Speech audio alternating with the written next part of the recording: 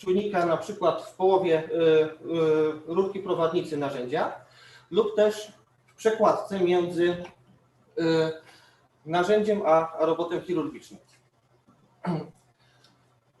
Budujemy także stanowiska testowe po to, żeby przetestować te nasze rozwiązania i jesteśmy teraz na etapie wyboru optymalnego spośród tych trzech. Przechodząc do robota, to podczas ostatniego roku zrobiliśmy następujące modernizacje. Zostało wymienione sterowanie osi głównych do standardu EPOS 4. Wymienione zostało sterowanie mini robotów pomocniczych w tym miejscu, po to, żeby umożliwić obrót o 360 stopni każdego z ramion, żeby nie było tak zwanych martwych stref. Budujemy teraz prototypy nowych narzędzi mechatronicznych, które będą miały 7 stopni swobody.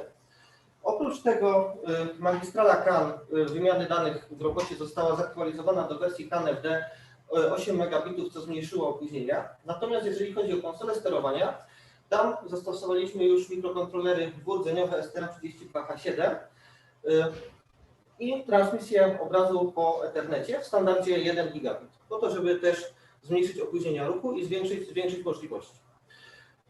Teraz może przejdziemy do joysticka. Tak wygląda ten nasz zadajnik ruchu. I widzimy tutaj, gdy naciśniemy na czujnik, wtedy zadajnik generuje siłę na rękę pod odpowiednim kątem, dokładnie tak, jakby robot dotykał tkanki. Do sterowania całego robota mamy przewidzianą taką konsolę sterowania, która składa się z dwóch zadajników ruchu i chirurg, siedząc w takiej konsoli, manipuluje dwoma robotami jednocześnie. Widząc tutaj na monitorze obraz wnętrza ciała pacjenta oraz na drugim monitorze obraz diagnostyczny i ma możliwość na przykład przeskalowania ruchu.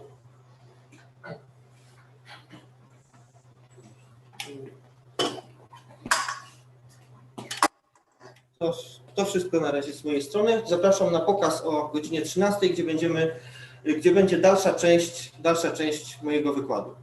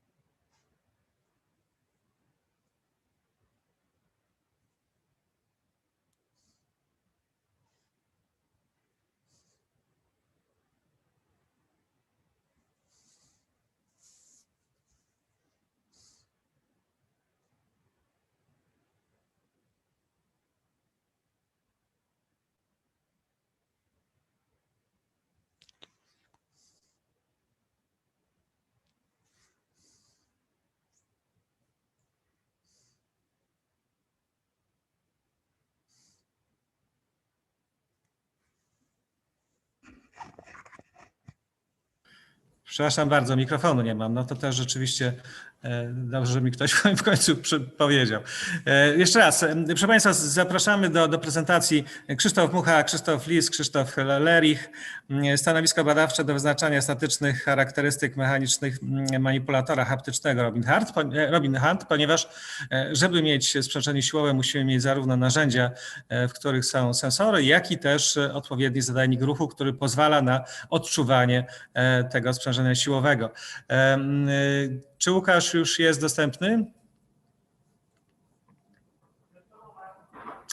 Dobrze, to za chwilę się połączy. W każdym razie zespół Łukasz Mucha, Krzysztof Lis, Krzysztof Lerich, Dariusz Krawczyk to obecnie podstawa zespołu pracującego nad uzbrajaniem Robin Hunta w nowe funkcjonalności, które pozwolą mu wejść na rynek w odpowiednich jakości, tak żeby mógł służyć chirurgii. W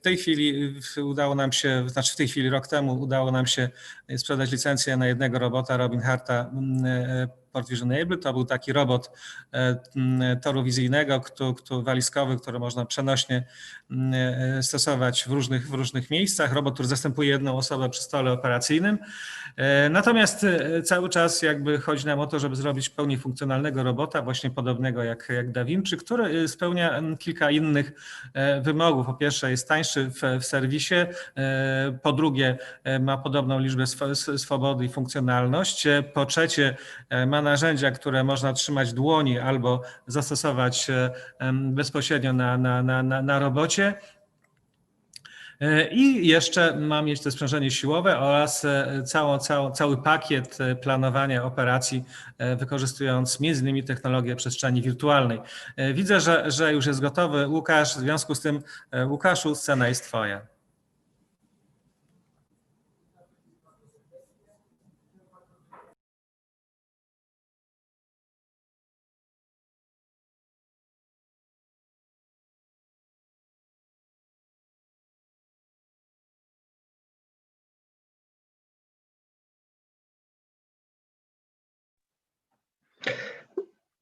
Łukasza nie słychać.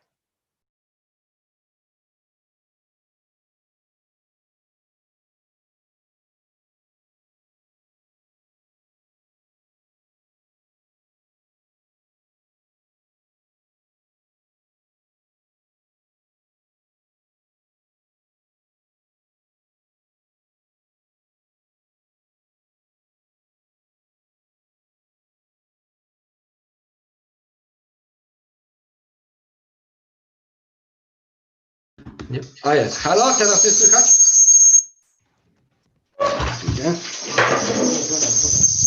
Ja wyjdę, bo będzie sprzętać. A. Teraz powinno się udać.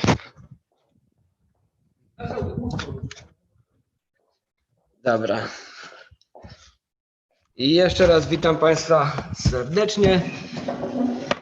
Chciałem Państwu zaprezentować stanowisko do badań i wyznaczenia charakterystyk mechanicznych zadajnika ruchu, ale co to jest ten zadajnik ruchu, może po kolei.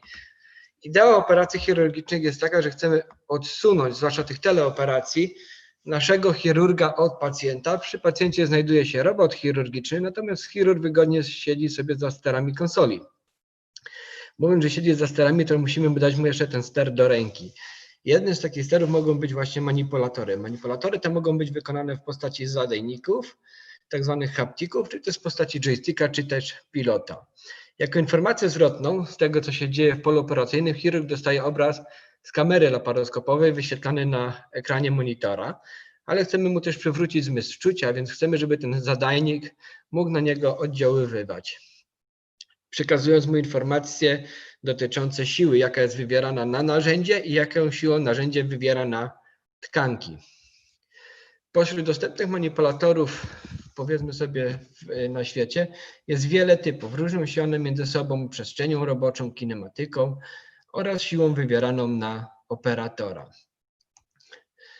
Cechy, które charakteryzują tego typu urządzenia, to przede wszystkim przestrzeń robocza, rozdzielczość, która jest tutaj definiowana przede wszystkim przez kinematykę oraz zastosowane systemy pomiarowe, generowana siła zależna od zastosowanych napędów oraz kinematyki urządzenia, sztywność, to także mamy do czynienia z napędami oraz kinematyką, a także dokładność odwzorowania siły, która jest wywierana na operatora i tu już potrzebujemy odpowiednie czujniki siły w tym narzędziu.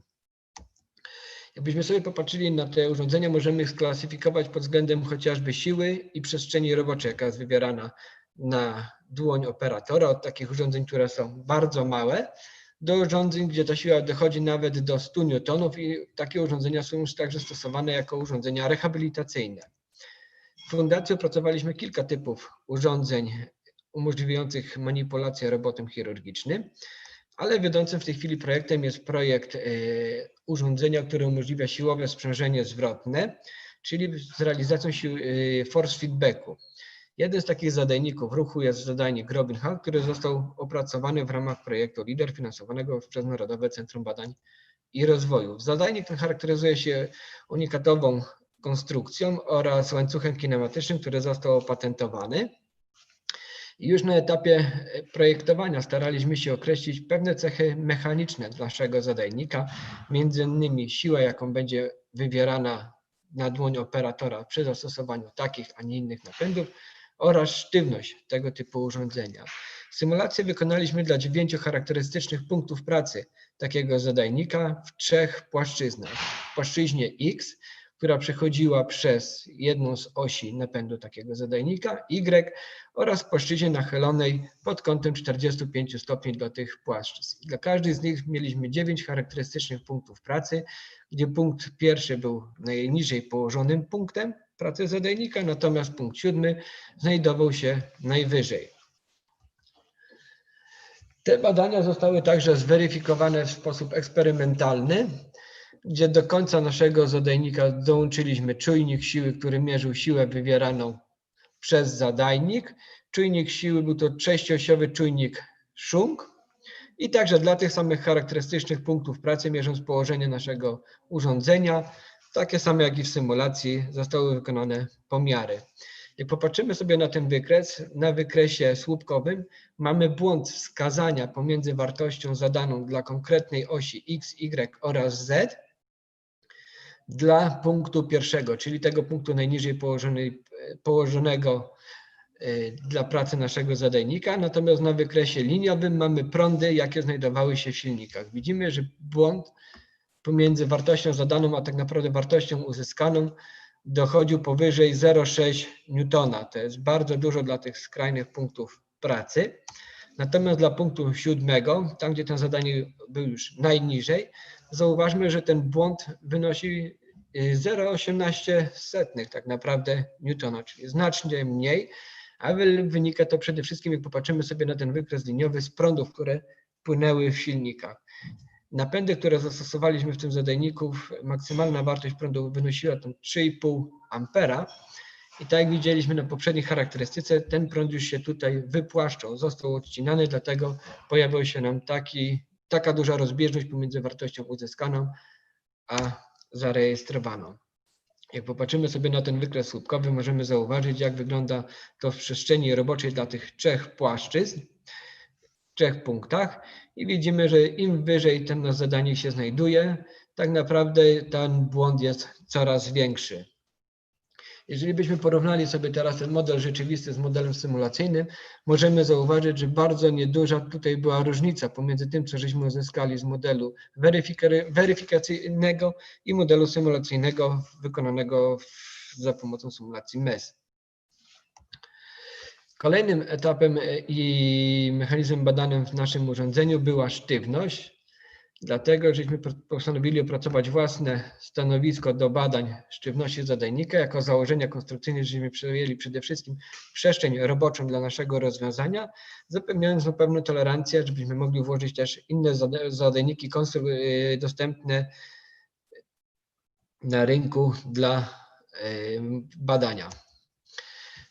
Założenia dla naszego stanowiska były takie, żeby przestrzeń robocza mniej więcej wynosiła 500 na 500 na 600 mm, pomiar siły do 100 newtonów oraz pomiar przemieszczenia z dokładnością do 5 mikronów, 0,5 mikrona.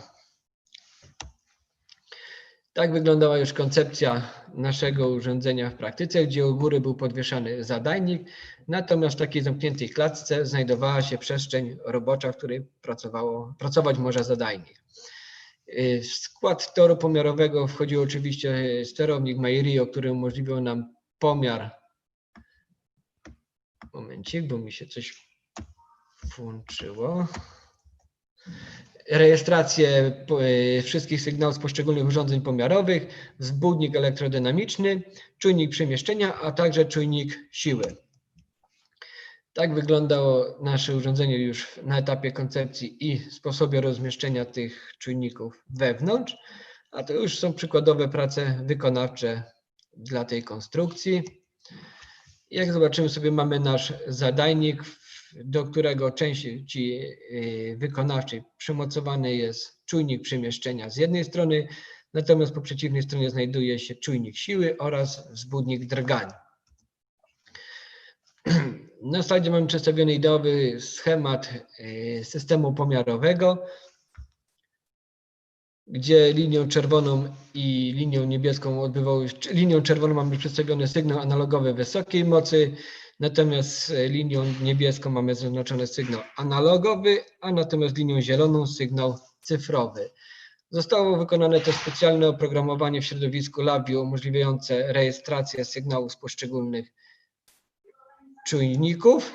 I tak możemy zauważyć, że mamy tutaj wartość sygnału zmierzonego przemieszczenia oraz siły, prąd zadany ze wzbudnika, czyli tak naprawdę siła, którą będziemy wywierać na nasz zadajnik, ustawienia dla automatycznego trybu pracy, zebrane dane, które możemy w każdej chwili prześledzić, tryby pracy, jeżeli chodzi o siłę stałą oraz siłę wywieraną przez sinusoidę oraz otrzymany wykres tak naprawdę, który jest generowany w czasie po zakończonym pomiarze, charakterystyka mechaniczna dla naszego zadajnika. Oprogramowanie wykonane w środowisku LabVIEW tak naprawdę składa się z pętli komunikacji z sensorami, regulatora PID oraz pętli sterującej algorytmem pomiarowym. I na tym slajdzie możemy zauważyć przykładowe wyniki otrzymane dla naszego zadajnika w punkcie, powiedzmy tym sobie maksymalnym, gdzie ta sztywność była dla niego jak najmniejsza. Dla dwóch różnych wartości PID, których parametry mamy przedstawione na slajdzie, oraz tak naprawdę charakterystykę histerezę, dlatego ten rysunek po lewej dla zadajnika, który w tym punkcie. Podsumowując, stanowisko charakteryzuje się uniwersalnością, otwartą architekturą programowania wykonaną w środowisku LabVIEW, umożliwia realizację i regulację siły, a także prądu, automatyczne pomiary, bo mamy tryb pracy automatycznej oraz możliwość pomiarów dynamicznych. Jeżeli mają Państwo jakieś dodatkowe pytania, zapraszam do kontaktu. Mam nadzieję, że się zmieściłem w czasie i dziękuję za uwagę. Dziękujemy, Łukasz, za przedstawienie prezentacji w imieniu swoim i swoich kolegów. Myślę, że po prostu jeśli na czacie będą jakieś tam pytania, to spróbujemy czatem również na nie odpowiedzieć, a spróbujemy przejść do kolejnej prezentacji, ponieważ jest to zgodne jakby z naszym terminarzem. Ja widziałem też, I tutaj chciałem zaprosić na scenę Mikołaja Baszę. Mikołaj Basza to jest ambitny student Śląskiego Uniwersytetu Medycznego, który założył startup. Jest również w Forbesie tam wśród tych 25, poniżej 25 najlepszych. I w ramach inspiracji związanych ze sztuczną inteligencją, Patient Centered Approach, Irba, co-founder of Schoolo, czyli dwa startupy, przepraszam, Mikołaj, że zapomniałem również o tym drugim. Śląski Uniwersytet Medyczny w Katowicach. Mikołaj Basza, scena jest twoja. A czekaj. Pobieranie, a wysyłanie jest... Nazywam się Mikołaj Basza i tak jak pan profesor wspomniał, jestem założycielem dwóch cały czas działających projektów, dwóch działających startupów. Jestem także doradcą do spraw nowych technologii w kilku firmach medycznych i to, czym się na co dzień zajmuję, to tworzenie nowych rozwiązań z wykorzystaniem opartych na nowych technologiach, takich jak urządzenia wearables, urządzenia przenośne, po to, żeby ułatwić pracę lekarza, a także usprawnić opiekę nad pacjentem. To, o czym chciałbym dzisiaj mówić, to patient-centered approach, ale zanim do tego przejdziemy, musimy poznać kilka wyzwań, przed jakimi stoi ochrona zdrowia w następnym stuleciu. Pomiędzy 2015 rokiem a 2050 rokiem populacja ludzi powyżej 60 roku życia podwoi się. Oznacza to, że w okolicach 2050 roku populacja ludzi powyżej 60 roku życia osiągnie około 2 miliardy, a w związku z tym, że wiek jest niemodyfikowalnym czynnikiem rozwoju wielu chorób cywilizacyjnych, takich jak choroby sercowo-naczyniowe, astma oskrzelowa, POHP, cukrzyca, to daje nam 2 miliardy nowych pacjentów, a także osób do opieki senioralnej. Jest to tym bardziej niepokojące, że aktualnie szacuje się deficyt pracowników ochrony zdrowia na 7,2 miliona osób, a do 2035 roku deficyt ten wyniesie około 18 milionów brakujących lekarzy, pielęgniarek, a także pracowników administracji ochrony zdrowia. Mimo wysokich starań, nawet w krajach wysoko rozwiniętych, szansa i prawdopodobieństwo na to, żeby uzupełnić ten deficyt, jest bardzo niska.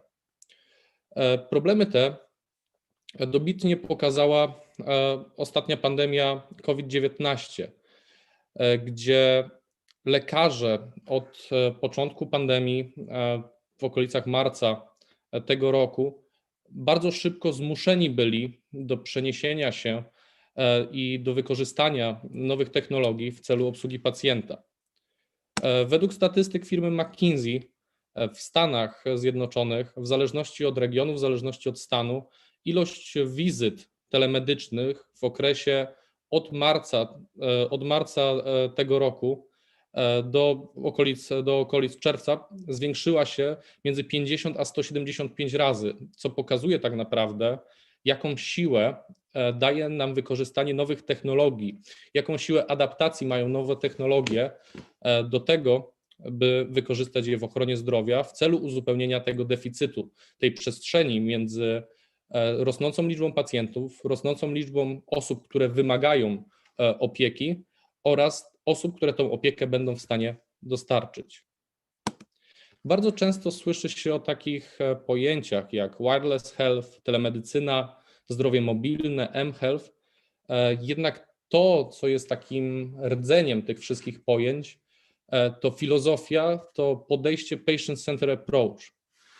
Podejście patient-centered approach to podejście, w którym stawiamy pacjenta w centrum obsługi medycznej.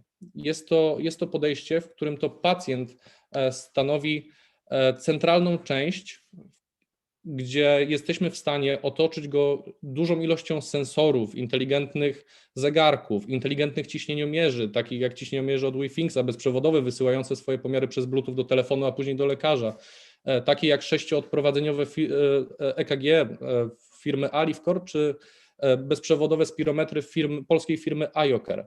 Te wszystkie urządzenia już teraz pokazują, że jesteśmy w stanie dostarczać wiarygodnych danych z domu pacjenta do obsługi i do analizy przez lekarza. Jednak to, co będzie stanowiło tak naprawdę przyszłość, to możliwość analizy tych wszystkich danych, których ilość cały czas rośnie, przez algorytmy, które początkowo będą wspierać lekarzy, a z czasem możliwe, że zastąpią ich w pewnych decyzjach. Grupą urządzeń, na której chciałbym się dzisiaj szczególnie skupić, są urządzenia wearables, tak zwane urządzenia ubieralne. Są to urządzenia takie jak popularne smartwatche, Apple Watch, Polar, Garmin, urządzenia takie, które niektórzy z Państwa podczas tej konferencji mogą mieć na swoich nadgarstkach. Jednak warto również wiedzieć, że do urządzeń ubieralnych należą także inteligentne kamizelki, należą także paski na klatkę piersiową, czy wiele innych, które towarzyszą pacjentowi czy użytkownikowi każdego dnia i całodobowo dostarczają wiarygodnych pomiarów, niezależnie od tego, czy pacjent o tym pamięta, niezależnie od tego, czy pacjent wie, jak prawidłowo wykonać pomiar. co jest znacznie dokładniejsze od powiedzmy co 3-miesięcznej kontroli u kardiologa, kiedy mamy okazję zmierzyć te parametry tylko raz czy dwa w warunkach gabinetu lekarskiego. Warto wiedzieć, że aktualnie mamy w 2020 roku podłączone ponad 500 milionów urządzeń wearables do sieci, co pokazuje nam, jaką potęgę, jeżeli chodzi o generowanie danych, dają te urządzenia, ponieważ te urządzenia co 5 minut, czasami co minutę, czasami co sekundę dostarczają kolejnych data points do chmur swoich producentów, które muszą zostać przeanalizowane i z tego, co wynika z mojej pracy i z tego, czym się na co dzień zajmuję, większość z tych danych mogą być wykorzystane przez lekarzy i stanowią wartość medyczną do analizy stanu zdrowia pacjenta, a także do kontroli terapii czy późniejszej jej optymalizacji. Tutaj warto wspomnieć o dokładności urządzeń, ponieważ jako segment medyczny musimy opierać się na wartościowych danych, musimy się opierać na dokładnych pomiarach, ponieważ od dokładności pomiarowej zależy zdrowie, a czasami życie pacjenta. Już w 2015 roku wiele prac udowodniło skuteczność pomiarową podstawowych parametrów życiowych mierzonych za pomocą takich urządzeń wearable jak Apple Watch 3 czy Fitbit Charge 2. W badaniu, które widać tutaj na slajdzie, porównano te dwa urządzenia w monitorowaniu użytkownika zdrowego podczas codziennych aktywności, takich jak siedzenie, takich jak bieganie, normalna codzienna aktywność czy sen, w porównaniu do 24-godzinnego zapisu holterem, co jest złotym standardem w długoterminowym monitorowaniu pacjenta. I badania te wykazały już w 2015 roku, że nie ma istotnych statystycznie różnic pomiędzy pomiarami tętna dla tych dwóch urządzeń wearables, a 24-godzinnym pomiarem za pomocą certyfikowanego urządzenia Holter EKG. Kolejnym badaniem, o którym chciałbym wspomnieć, jest badanie dotyczące bardzo popularnej funkcji, czyli EKG w zegarku, które jako pierwsze wprowadziła firma Apple, która porównuje, tutaj ta praca porównuje pierwsze odprowadzenie EKG, które wykonujemy z poziomu naszego nadgarstka, do analogicznego pierwszego odprowadzenia wykonanego za pomocą 12-odprowadzeniowego elektrokardiografu w warunkach szpitalnych. Tutaj również nie wykazano w żaden sposób istotnych statystycznie różnic między podstawowymi parametrami, które lekarz chciałby sobie opisać na tym pierwszym odprowadzeniu, co pokazuje już teraz, jaką siłę jesteśmy w stanie nosić w zegarku. Oczywiście zdajemy sobie sprawę, że oczywiście musimy zdawać sobie sprawę z ograniczeń, jakie dają te urządzenia, jednak w tej chwili z dużą skutecznością i z dużym sukcesem jesteśmy w stanie wprowadzać te urządzenia do prescreeningu takich stanów jak na przykład migotanie przedsionków czy bloki serca. Bardzo ciekawą modyfikacją tego badania, o które pokusili się tutaj naukowcy, badanie było opublikowane tutaj w Journal of Cardiology, z tego co pamiętam, było wykonanie 12-odprowadzeniowego EKG za pomocą zegarka. W tym wypadku kardiolodzy postanowili wykonać 12-odprowadzeniowe EKG przez przykładanie tych pojedynczych dwóch elektrod w różne miejsca na ciele pacjenta, tak jak tutaj widać to na załączonym slajdzie. Następnie porównali te zapisy do 12-odprowadzeniowego EKG w warunkach SOR-u u pacjentów z podejrzewanym uniesieniem odcinka ST, czyli z podejrzewanym zawałem STEMI. Również w tym wypadku nie wykryto istotnych statystycznie różnic między EKG wykonanym 12-odprowadzeniowym EKG wykonanym za pomocą zegarka, a wykonanym za pomocą złotego standardu, jakim jest 12-odprowadzeniowe EKG szpitalne.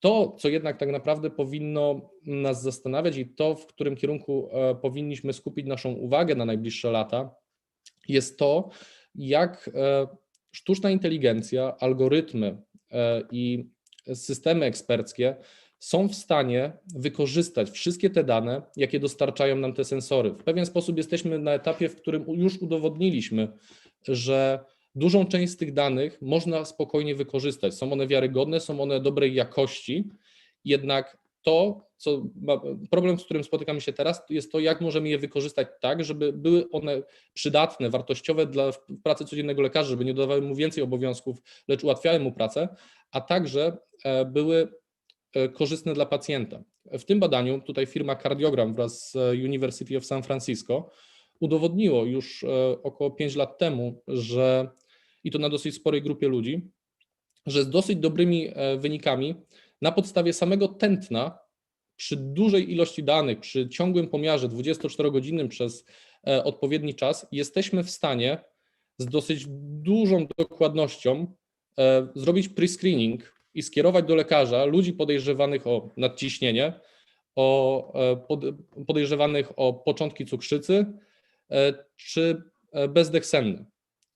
Tutaj odpowiednio dokładność pomiarowa na przykład dla cukrzycy wynosiła, dokładność predykcji wynosiła 84%, 74% i 80%, co oczywiście nie jest w ramach tutaj akurat algorytmów machine learningowych wynikiem świetnym, jednak pokazuje kierunek, w którym i szansę, którą powinniśmy wykorzystać i nad którą powinniśmy pracować. Tutaj jednym z popularniejszych badań, które zostało już udowodnione z 97% skutecznością, kiedy to badanie było prowadzone. Tak, tutaj mamy algorytm z 97% skutecznością predykcji, a z mojej wiedzy został on poprawiony już do 99%, jest wykrywanie migotania przedsionków w porównaniu do normalnego rytmu zatokowego, czyli funkcja, która istnieje już normalnie, komercyjnie w zegarkach i jest medycznie certyfikowana. W tej chwili każdy, kto posiada taki zegarek jak Apple Watch, Withings, czy każdy inny, czy powiedzmy nawet jednoodprowadzeniowe EKG firmy Alifcore, jest w stanie bez udziału lekarza zdiagnozować u siebie, czy wstępne podejrzenie migotania przedsionków, które będzie dotyczyć 10% populacji powyżej 60 roku życia. I tutaj mówimy już nie tylko o szansie, tylko o konkretnym rozwiązaniu, które istnieje na rynku i daje realną pomoc dla lekarzy, a także ratuje życia ludzi, ponieważ warto wiedzieć, że jedną z pierwszych manifestacji migotania przedsionków jest udar, więc często wtedy, kiedy jest to już za późno.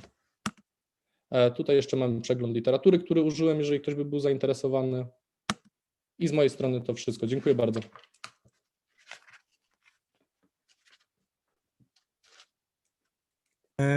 Dziękujemy Mikołaju za świetną prezentację.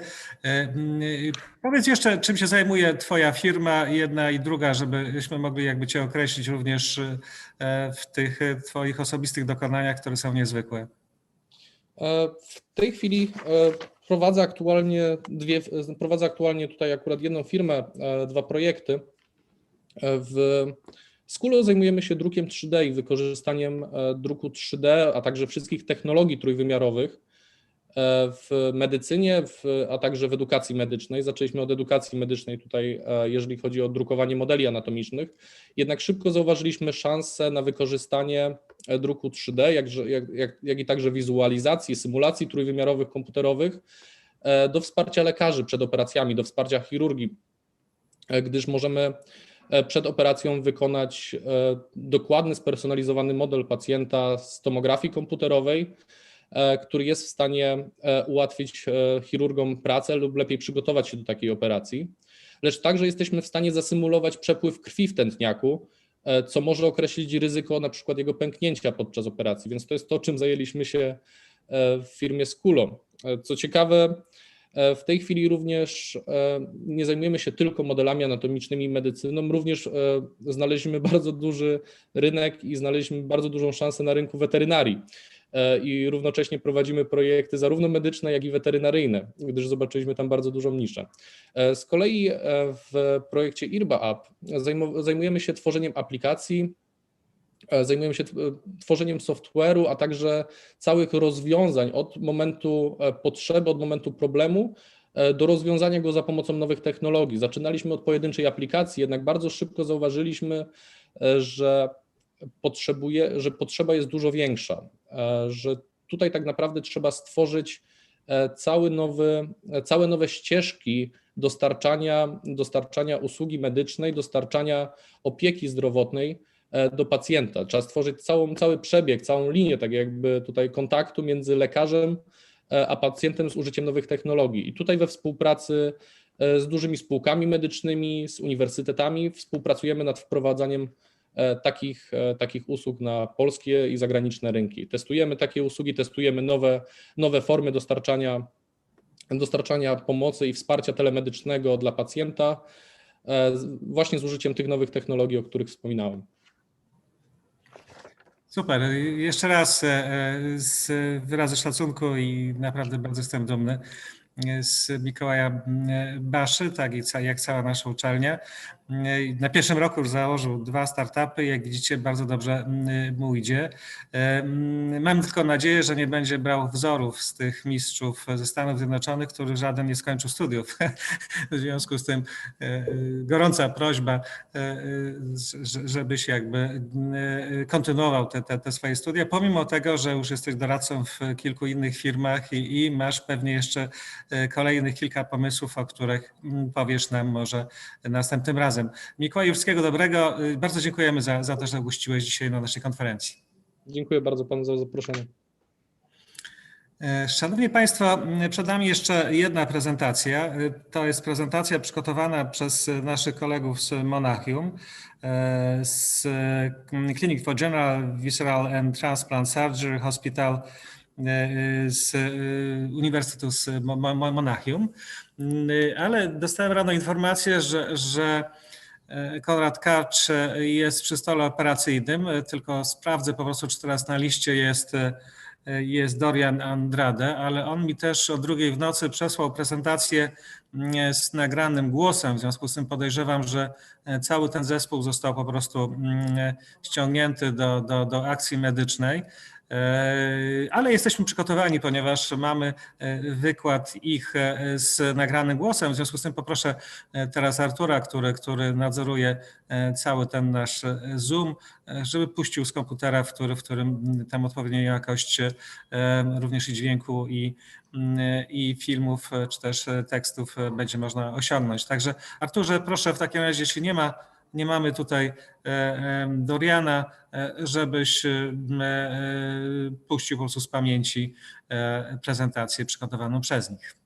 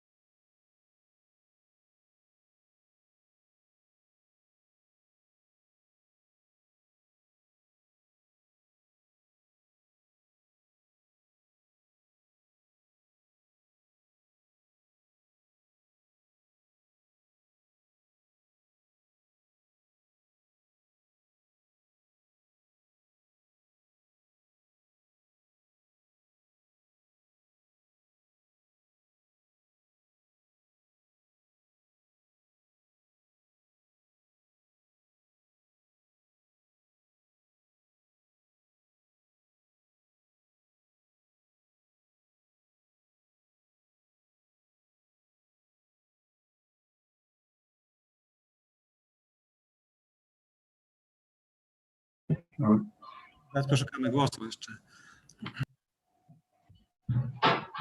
Muszę górę w tym wcisnąć ten, żeby...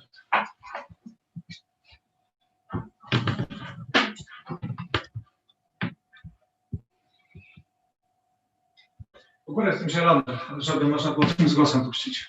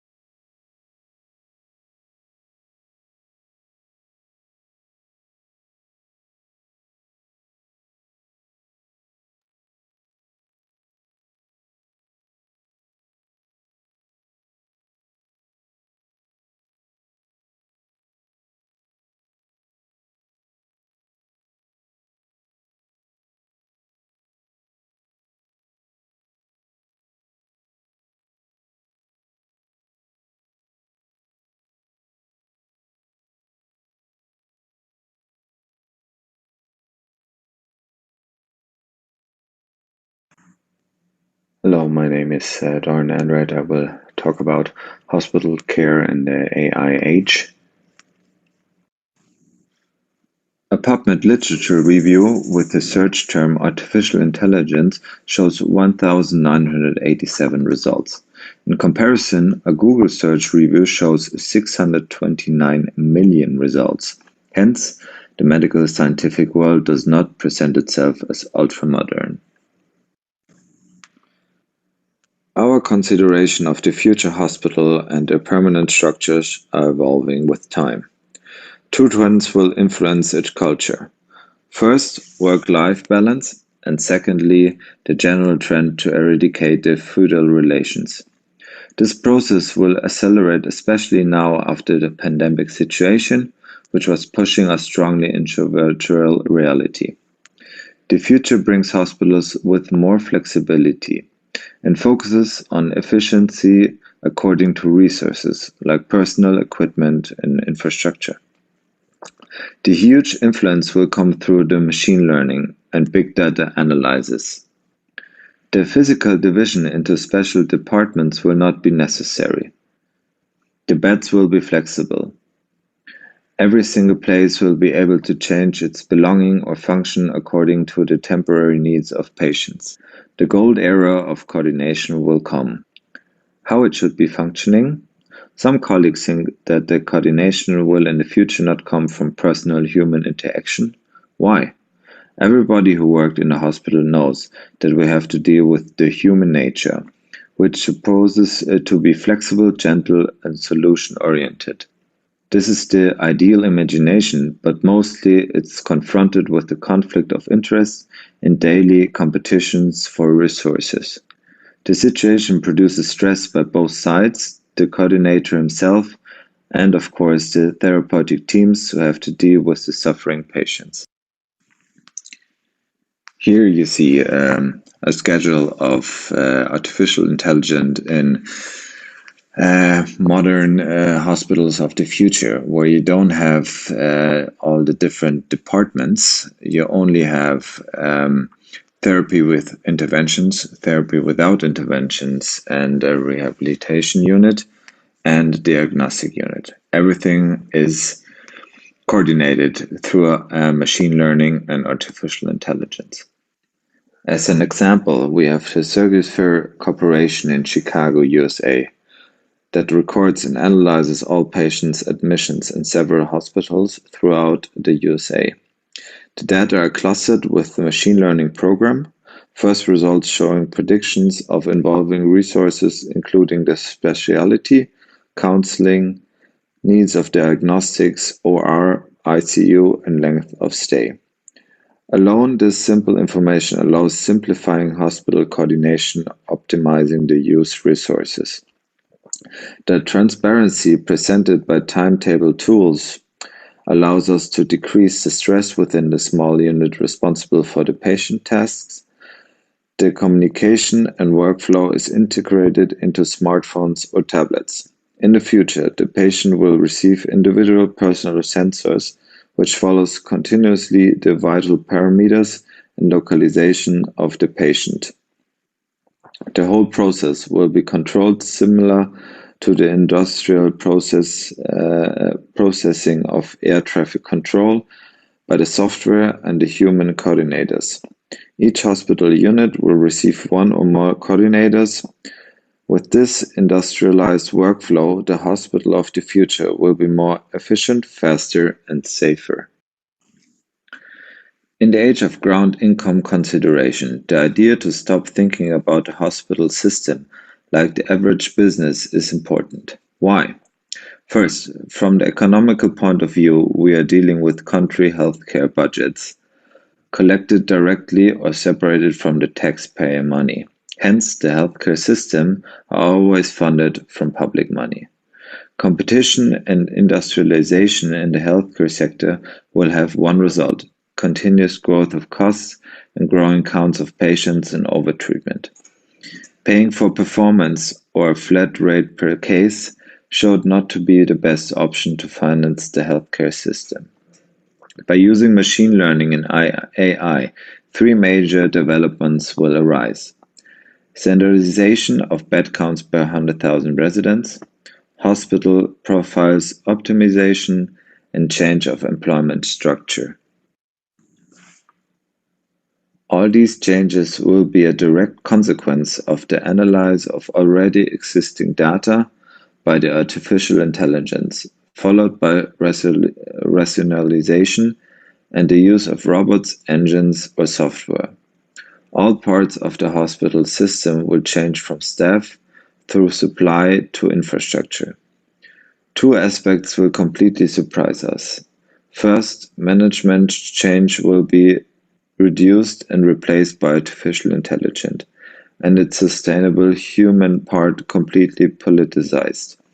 Second, logistics and constructing will be based on AI analysis of appearing medical innovation on the market and hospital waste.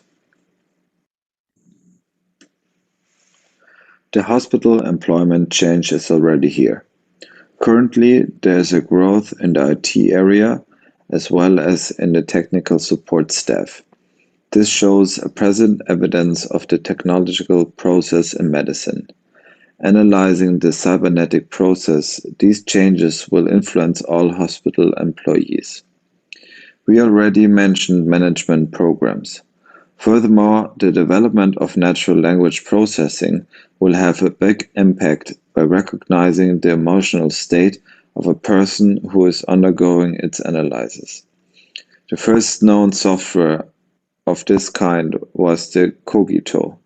Nowadays, its variations are used regularly in companies to identify customers interested in buying products.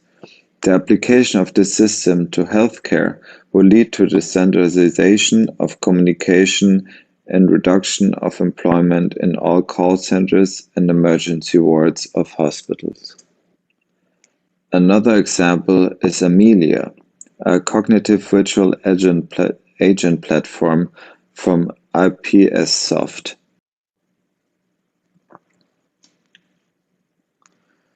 It demonstrates learning abilities and elements of emotional intelligence. It can perform automatic task management using conversational AI and manage some operational and administrative hospital processes. Amelia can play the role of a care protocol whisper agent, as well as a care operation agent, helping document a patient visit, admitting patients, retrieving medical history prior to the conversation, checking availability of hospital beds, retrieving lab results, and scheduling specialist appointments. The Amelia Health Agent, enabled by AI technology, learn continuously with every complete task, and can communicate through voice, mobile, web, and chat.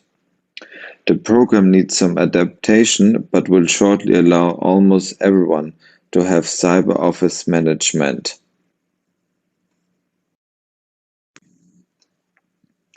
We observed the development of cleaning or transport robots. These developments will lead to employee reduction in hospitals. Furthermore, there are robots that distribute medication or food to patients on a normal ward. This will lead to the reduction of nursing staff. There will be no exceptions with doctors. There will be 5 steps of the employment amendments by medical specializations. First, there will be a reduction in all specializations that are dealing with static images. There are programs like DeepMind, a UK-based AI company owned by Google, which can describe the radiologist's diagnosis and is even better than a human specialist. The same will happen in pathology and dermatology. The next step will appear by all specializations which are dealing with the medical algorithms based on the reproducible and standardized examination like cardiology, diabetology, oncology, neurology, endocrinology, and further on. The alteration will not come from the medical societies, but more likely from the internet itself. Insurance companies will prefer AI-based diagnostic for its efficiency and lower costs. With automatic mobility in the rise, automatic invasive diagnostic and treatment will become the standard tool. The modifications will allow us to perform robotic punctations, endoscopic robotic intraluminal treatments, robotic tooth treatments, and furthermore. The 4th step will be a combination of technology tracking accuracy and operational safety. We do not know if operations will be obsolete in 30 years, but maybe biologic, nano, and picotechnology will solve the problem. The last step will be psychiatry. Here, the molecular biology will allow us to transfer the mind in an artificial environment. Healthcare is one of the major success stories of our times. Medical science has improved rapidly, raising life expectancy around the world. But as longevity increases, healthcare systems face growing demand for the services, rising costs, and a workforce that is struggling to meet the needs of its patients. Demand is driven by a combination of unstoppable forces: population aging, changing patients' expectations, a shift in lifestyle choices, and a never-ending cycle of innovation being but a few. But of these, the implications from an aging population stands out. By 2050, 1 in 4 people in Europe and North America will be over the age of 65. This means the health system will have to deal with more patients with complex needs. Managing such patients is expensive and requires systems to shift from an episodic care-based philosophy to one that is much more proactive and focused on long-term care management. Building an autonomous artificial intelligence has the potential to revolutionize healthcare and help address some of the challenges set out above. Thank you very much for your time.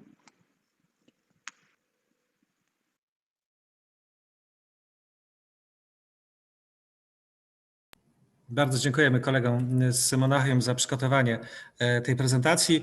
Mam nadzieję, że Konrad Karcz zdąży po operacji połączyć się z nami w tej sesji jeszcze dotyczącej chirurgii robotami Da Vinci i porozumie się, że tak powiem, co do wniosków wynikających z doświadczeń jego właśnie w tych kilku klinikach niemieckich. Szanowni Państwo, tak przez te wszystkie kłopoty, które Państwo byli świadkami, niestety doszliśmy do końca pierwszej sesji, pierwszej części konferencji Roboty medyczne. Również jutro jest część konferencji dotycząca roboty medycznej, w szczególności poświęcona rehabilitacji, w związku z tym serdecznie zapraszamy również jutro. Dzisiaj o 11 rozpoczynamy sesję związaną z sprawozdaniem, raportem projektu europejskiego cyfrowego hubu poświęconego robotom medycznym. Fundacja Rozwoju Kardiochirurgii jest polskim jakby liderem tego projektu. W związku z tym, jeśli ktoś chce budować roboty w Polsce, to bardzo zapraszam do kontaktu, ponieważ możemy udzielić informacji, które pozwolą na zdobycie środków, być może na waszego wymarzonego robota.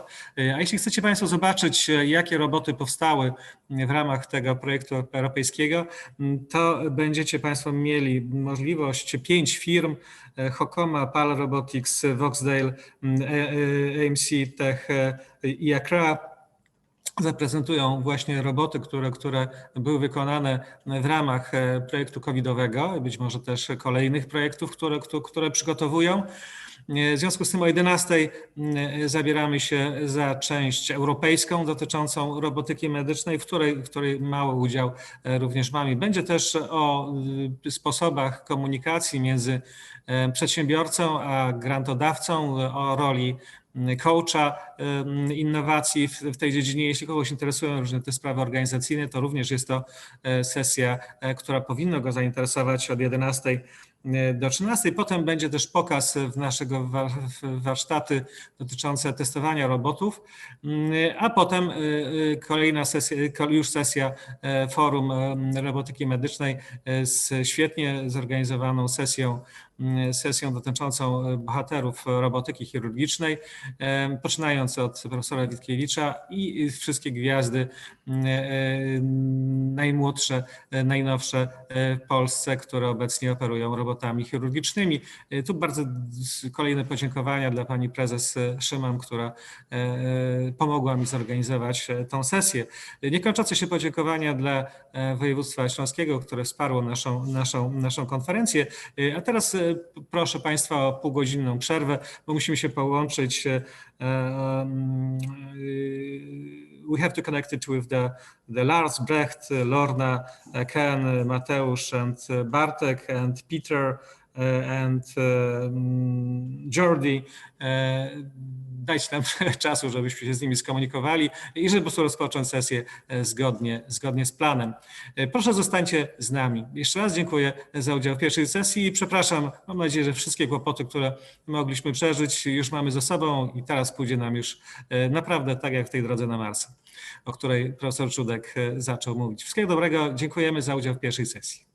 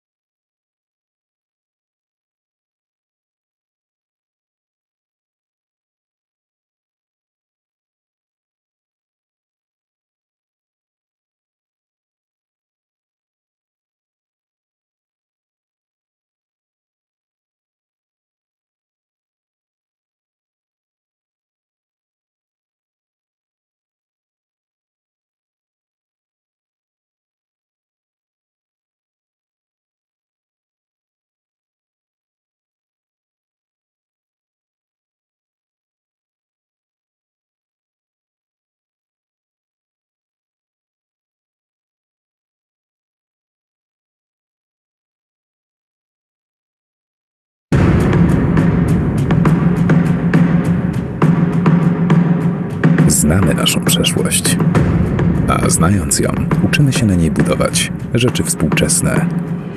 Sięgamy po wsparcie designu i wsparcie nauki, które wspólnymi siłami pozwalają nam oddać fragmenty naszej przyszłości ludziom.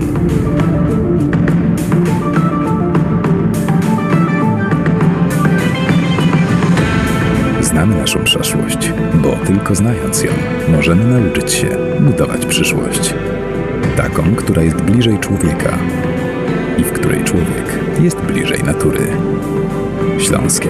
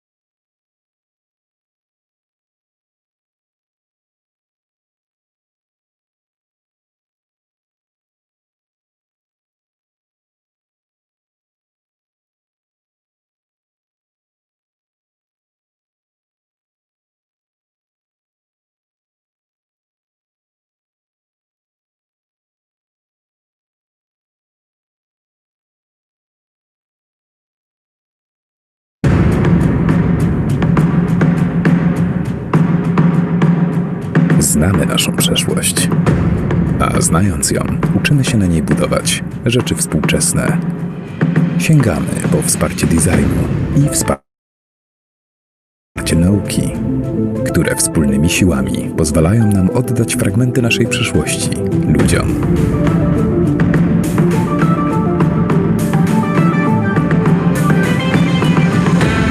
Znamy naszą przeszłość, bo tylko znając ją, możemy nauczyć się budować przyszłość. Taką, która jest bliżej człowieka i w której człowiek jest bliżej natury. Śląskie.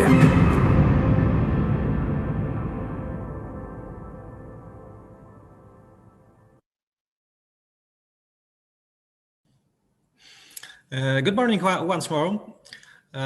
Now we are in the Foundation of Cardiac Surgery Development in Zabrze, in Poland, and we start the new session. Welcome to the session of the European project, the Digital Innovation Hub for Robotics in Healthcare. Today we will learn about the achievements of several companies that benefit from HERO project, creating new medical robots. The world is changing before our eyes. During the COVID-19 pandemic, science, technology, and the resulting companies are back in favor. Doctors have always been on the front of line, but today engineers come to the fore as well. Commercial technologies development for the fun are nowadays the backbone of education and administration. Remote communications technologies provides real help in organizing work, maintaining the quality of life, and of course, saving lives. After the phase of rapid developments in telemedicine, which means sending information, images, and decision remotely, now it is time for remote action. We need robots for that, especially since it is us humans who constitute the most dangerous element in the virus transmission. And we can see with our own eyes the cascade reaction in the healthcare system. More and more clinics, wards, and hospitals become unavailable due to the personnel shortage. Every medical diagnostic device that is able to send information remotely is now vital. Even more so, all devices that perform even the simplest action, such as room disinfection and handling of medicines waste, can be life-saving. This is very much the case of the devices that enable access to medical care wherever it is needed, at home, in the hospital, in the street, or in the retirement home. Medical robots are not used solely for diagnostic rehabilitation therapy. Robots are also successfully applied to prepare personalized medications or to assist the healthcare personnel by performing simple medical and nursing logistic tasks, such as patient handling or room disinfection. So we will get to know our European heroes of medical robots now. Digital Innovation Hub is an organization of about 20 companies, university led by Dutch 20 University, which make decisions regarding financial support for best projects and offer advisors, assistance in the implementations and promotion of results. That is why I invited both company representatives and also Digital Innovation Hero innovation coaches, advisors to the discussion to exchange experience, weakness, evaluate the effectiveness of the action taken, and finally to optimize the rules and practice of cooperation in the future. We'll start with the introduction on behalf of the organizers, leaders of the HERO project, Brecht Vermeulen from IMEC and Ghent University, who prepared the presentation, Digital Innovation Hub, Healthcare Robotics in last 2 years, 2019 to 20. Brecht, the floor is yours. I hope that you are with us now, and please connect it and start your lesson. Yeah, thanks, Zygniew. Thanks for inviting. I will share my screen. So you should see my screen now, I think. Yes, perfect. Okay, perfect. So thanks for inviting us. I will give you a short introduction on what the DIH Hero is. Zygniew already told a bit of it, but I will go into some more details. And then it's actually an introduction for the real work, the project that have created the robot. So DIH Hero stands for Digital Innovation Hubs in Healthcare Robotics. So the idea is to connect different locations, different digital innovation hubs throughout Europe, and to share the expertise between all the different countries there. So facilitating and accelerating the application of robotic technologies in healthcare, that's actually the goal, and especially on facilitating and accelerating. So DIH Hero itself does not really create new robots, but we try to bring people together to fund organizations to do that. So that we have actually a huge increase in healthcare robotics over the time. So if we look on what are the different types of partners present, so you typically have, of course, industry, you have the hospitals, clinics, and also academia. And there's a nice interaction between all three of them to increase the general know-how, to increase the number of products that are present in healthcare robotics. So for instance, academia do want to have a technical validation of their ideas in clinics. They also provide technology transfer to industry, while industry wants to validate their products, their business in clinics. And in the end, of course, clinics provide the needs towards both of those because they are actually the users of the systems. So that's the different types of partners present. So the main thing of DIH Hero is helping others. And so if we look, for instance, at the financial part, so there's the project itself has 60 million euro funding of Europe, different European partners, of course. And half of that, 8 million euros, has to go to small or medium-sized enterprises. So you see it on the slides. It's less than 500 employees, less than 100 million euros, and those companies can have funding from DIH Hero for different projects. So that's one of the base things. Besides that, connecting all those partners, bringing them together, engaging them. There's of course also other opportunities to collaborate. So that's the main goal. So there are a number of core partners. You see them on the slides. They are spread throughout Europe. EVRK is also one of the partners to give an idea for Poland.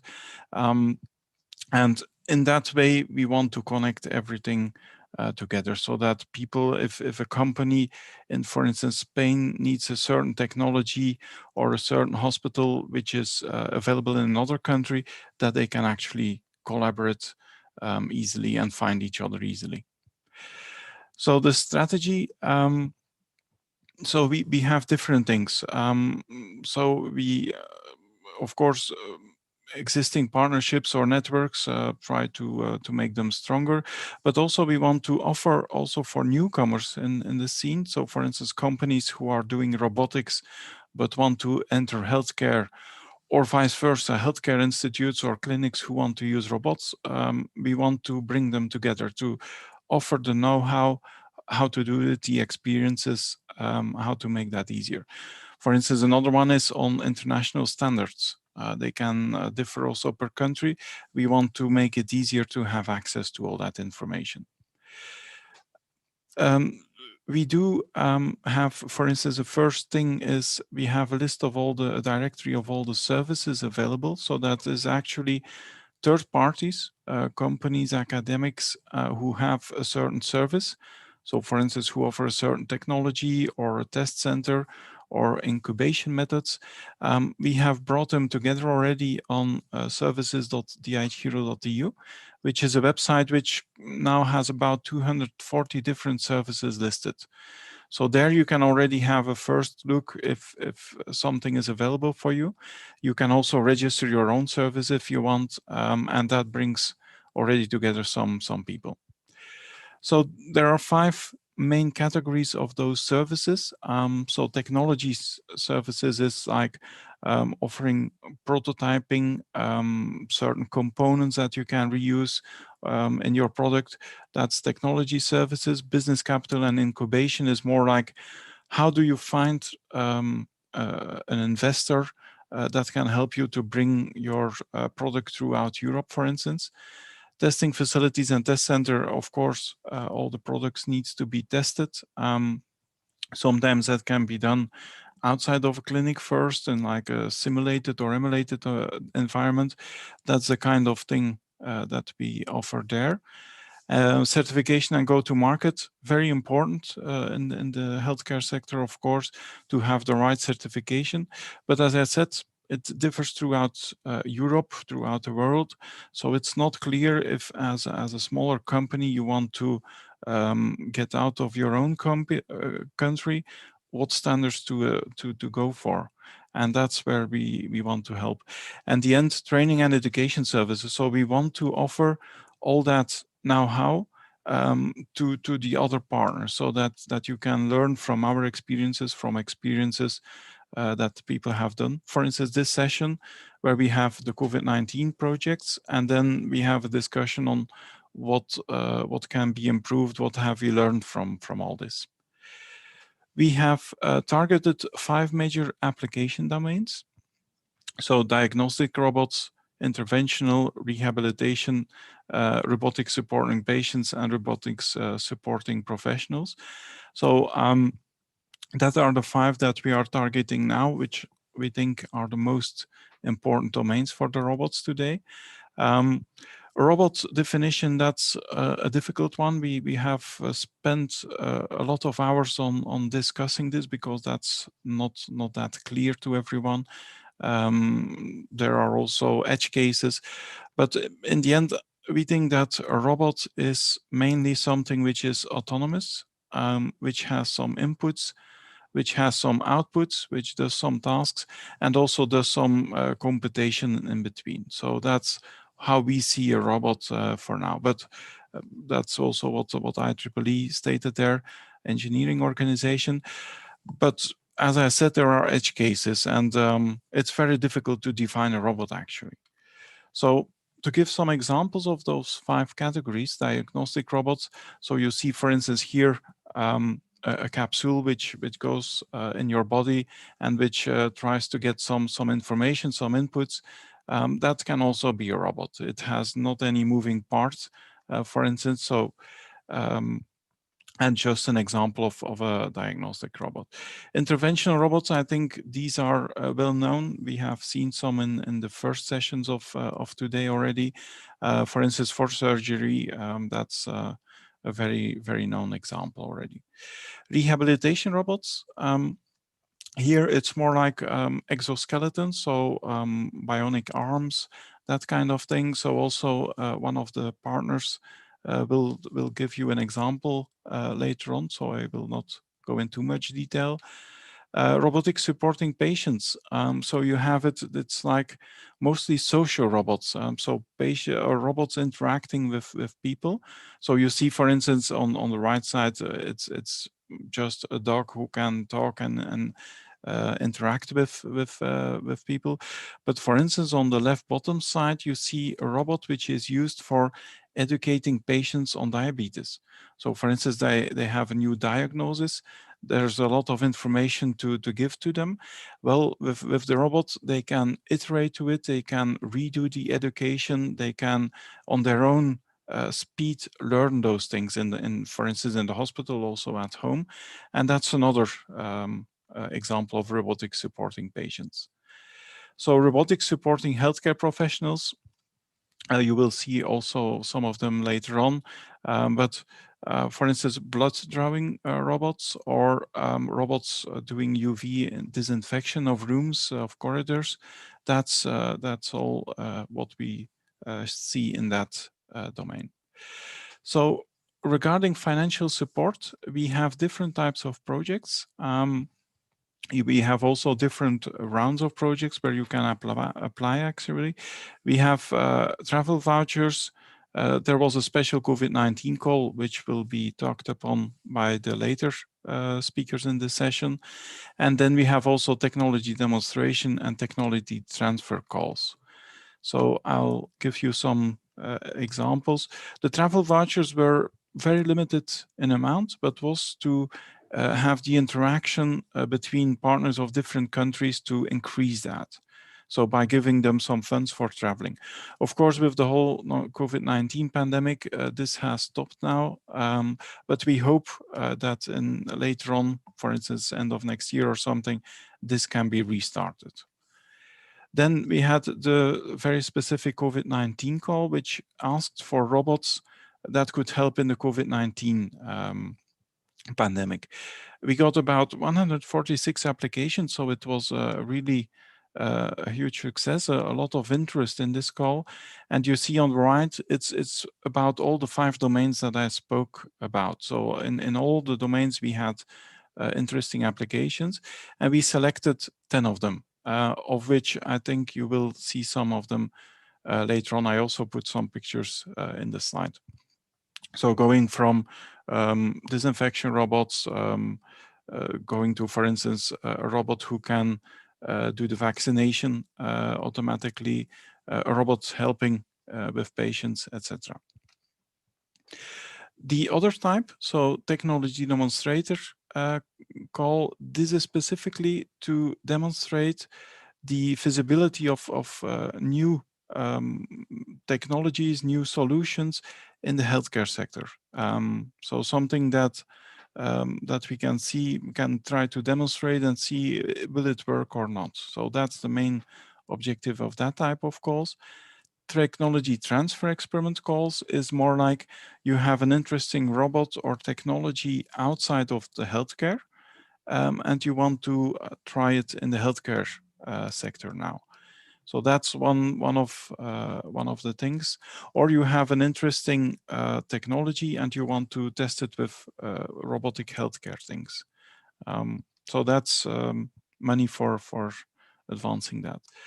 As I said, we also work around standards, especially on the multi-country, European-wide, worldwide standards. Try to give you the information, try to list them up so that it is easy to access that information. So in the end, what is in there for you? So we want to make actually a system, a network of the 3 types of partners, so academics, industry, hospitals, clinics, doctors, where we want to bring them together to actually close the gap and have them more collaborating, so that the healthcare robotics can increase in the end of all this. How we want to do that, I spoke already about those. They are also listed on the slides, but more specifically on the bottom you see we will start with a series of webinars. So it will not be a single webinar, but we will have regular webinars on different aspects of all that, so that we can actually transfer all the information to you. And that will start in February 2021. So there, from there on, we will bring the information to you. So that was actually my short presentation, short introduction on DIH Hero. If you want to contact us, you can go to the website dihero.eu, and there's a contact form there. My personal email address is also on the slide if you want to contact me especially. And I think the next speakers are then illustrating already what came out of the different COVID-19 projects. So thanks a lot for this possibility. Great, thank you. It is excellent summary of our 2 years work and the plan for future next 2 years for offering service for the small company to create it bigger and better robots for all of us. Currently, it is the time for the company presentation. We'll start from Hokoma, Lars and Ellen, and I hope we have it. Do you want to use the presentation on my computer? I can share it and you will get only the voice if you. Yes, that's okay for us. Okay, that I will share my monitor and.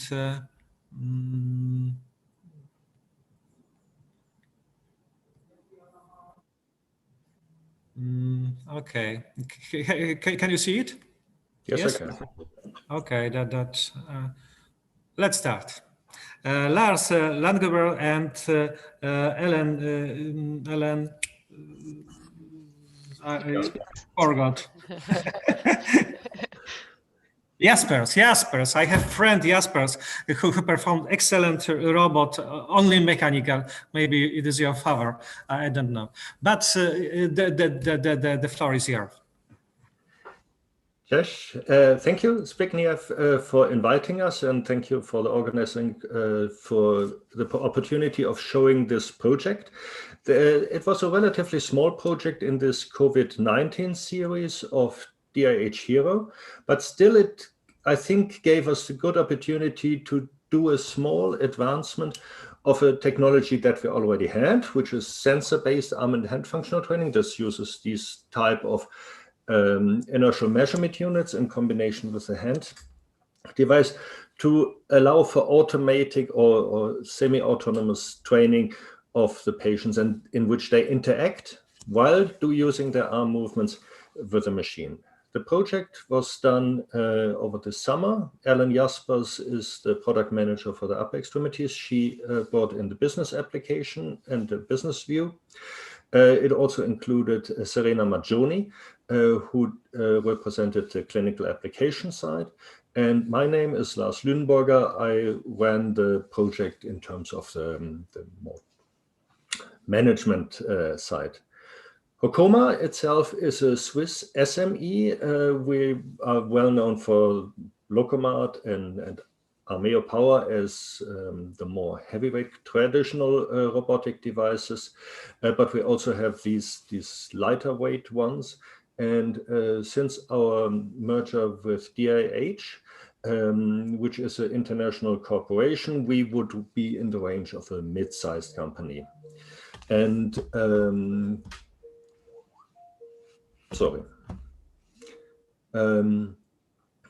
we are in the range of a mid-sized company, but this funding by DIH Hero actually allowed us to do something timely, which is tailor rehabilitation for the upper arm training. Next slide, please. Advance the slide, please. Or can I click myself, or can Ellen click? That would be good. I don't know why I. Oh, yes. I have, yeah, okay, because there's a few. Hi, so my name is Ellen. There's a few animations in the slide, so I will just ask you to click, and then you can do that for me. That would be great. Oh, yes. So where we started from, hold on, where we started from is when this COVID call came, was thinking, what do we have that could actually benefit our patients within this COVID-19 pandemic that then started and is currently still going on. So looking at the solutions that we had or currently have, the Armeo Senso actually came into mind, as the Armeo Senso is Hokoma's sensor-based device. So as Lars said, it's not a heavy robotic device. It's a device that comes with 3 inertial, can you please hold on clicking? With Okay. 3 inertial measurement units that are placed on the trunk, on the upper arm, on the forearm. Also a hand module, as you can see on the picture on the left, which contains another inertial measurement unit and also a pressure hand grip, so that the grasp training is also included. And then there's a laptop that has device-specific software, which is our Armeo control software. And with that software, therapists can actually assess a patient's range of motions, a patient's functional workspace, and define different therapy goals. And based on these therapy goals, a patient-specific therapy plan can be composed. And this plan actually consists of quite a few fun games, motivating games to play. And then what we have with the software is a simplified software interface where patients can actually log in themselves using a personal password. And when they do that, they load the therapy plan that was defined by the therapist. And this allows them to, for instance, in the hospital, take the laptop into their room, log into their personal therapy plan, and do some extra training outside of therapy hours with the therapist. And in this training, they are offered the different exercises that the therapist chose. And what they can do is they can pause, they can skip, but they cannot actually modify anything. So that's to protect also the therapy goals that I set out as a therapist to do with my patient. And at the end, we get a performance score, a high score, and a report. So how well did my patient do? Please click. So when we then talk to our clinical partners, for instance, Jose Lopez at Zen, is actually, he says, yeah, the Armeo Zenso would be a really great tool to give to the patient's home, especially if that would allow us to then also remotely monitor the patients and to update the therapy plan accordingly. And looking at the solution we had back then, that was actually a missing functionality. So the solution we had did not allow the therapist to remotely adjust the therapy plan. So to change exercises or to change difficulty levels or other settings. It also did not allow to remotely monitor the patient. How many times did my patient train this week? Does he systematically skip certain exercises, or is the score on other exercises really low in order for me to maybe, as a therapist, adjust the therapy plan? And with this missing functionality, this was really the focus for then the telerehab solution project that we're showing today. Next slide.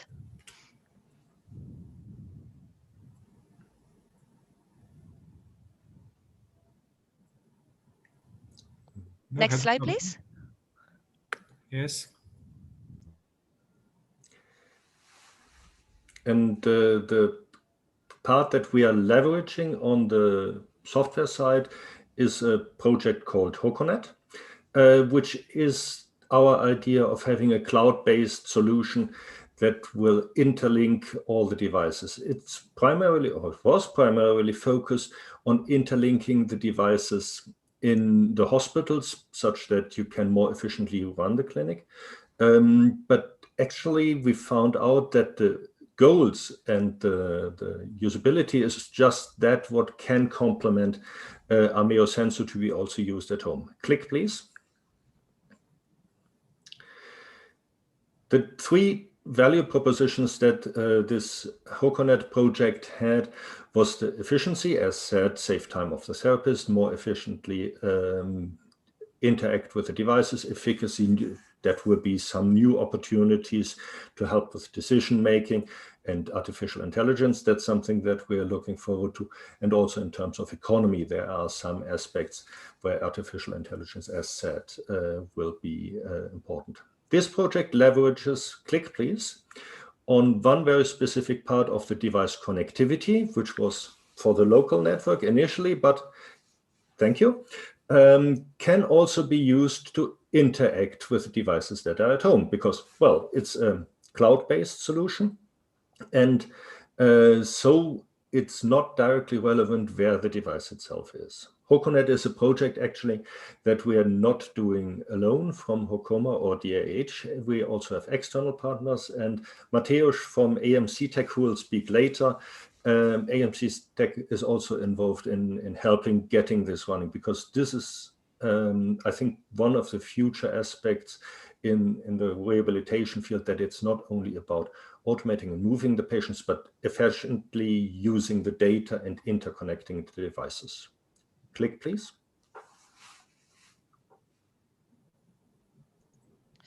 Then on the workflow, so that the way we designed is by combining these two technologies. What happens actually is that in the clinic, the therapist will guide the patient through the correct sensor placement. They will set up the profile, a tailored therapy plan, as explained in the first slides. So customized to the therapy goals of my patient and also their functionality. And by adding a telecommunication software on the laptop. This allows for the patient, when he is at home, to actually, one, do a remotely supervised training using the personalized password, a remote connection where the therapist can actually provide feedback and monitor the movements, but also the therapist can correct the patient if needed. A second functionality that we have is that there's an unsupervised training possible, and still the training data are recorded. So as a therapist in the clinic, click please, you actually get to see how well my patient trained.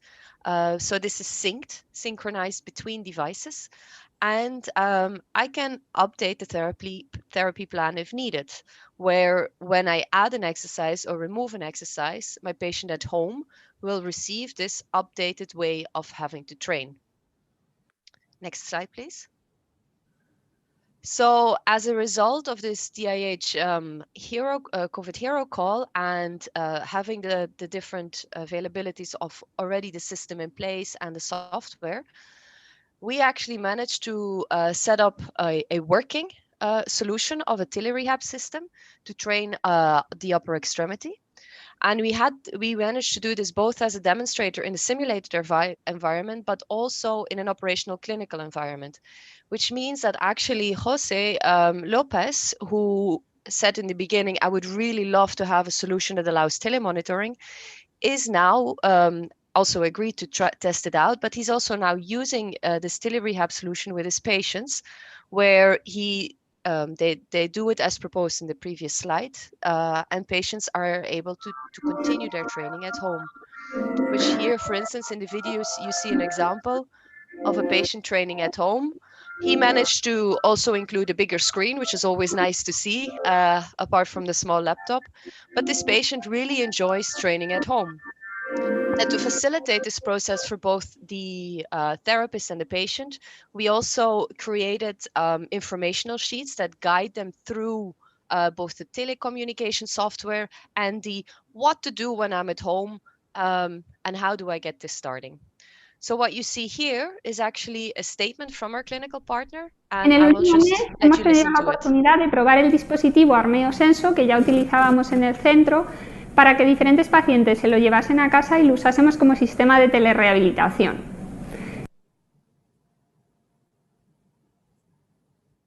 Se trata de un dispositivo muy sencillo de usar, lo que permite que los pacientes lo puedan colocar a sí mismos y utilizarlo en casa sin supervisión. Además, nos permite programar diferentes sesiones y mantenernos en contacto con los pacientes a través de alguna plataforma de videoconferencia. De este modo podemos complementar las sesiones de terapia y rehabilitación realizadas en el centro o bien mantener los objetivos conseguidos una vez finalizado el tratamiento. Los ejercicios son muy sencillos y proporcionan un feedback visual instantáneo, lo que convierte la terapia en más motivante para los pacientes.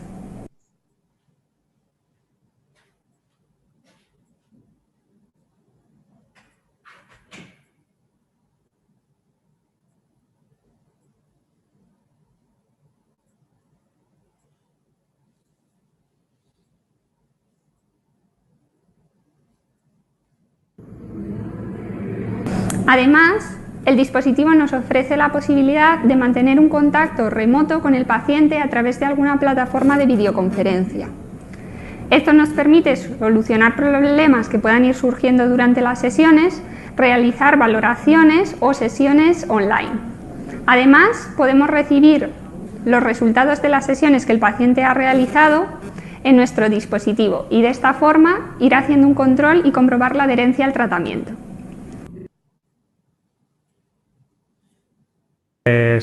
La verdad que el Armeo Senso desde casa ha sido una experiencia muy buena porque vamos, yo lo había conocido ya aquí en este centro y me lo he podido poner bien, no he tenido ningún problema en eso, en poder ponérmelo, en configurarlo, porque ya conocía la plataforma un poco y lo he sabido hacer bien.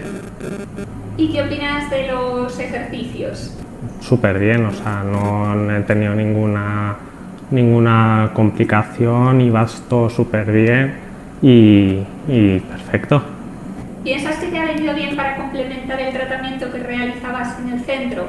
Sí, porque así el tiempo que utilizaba yo aquí haciendo esa actividad, pues he podido complementarlo desde casa.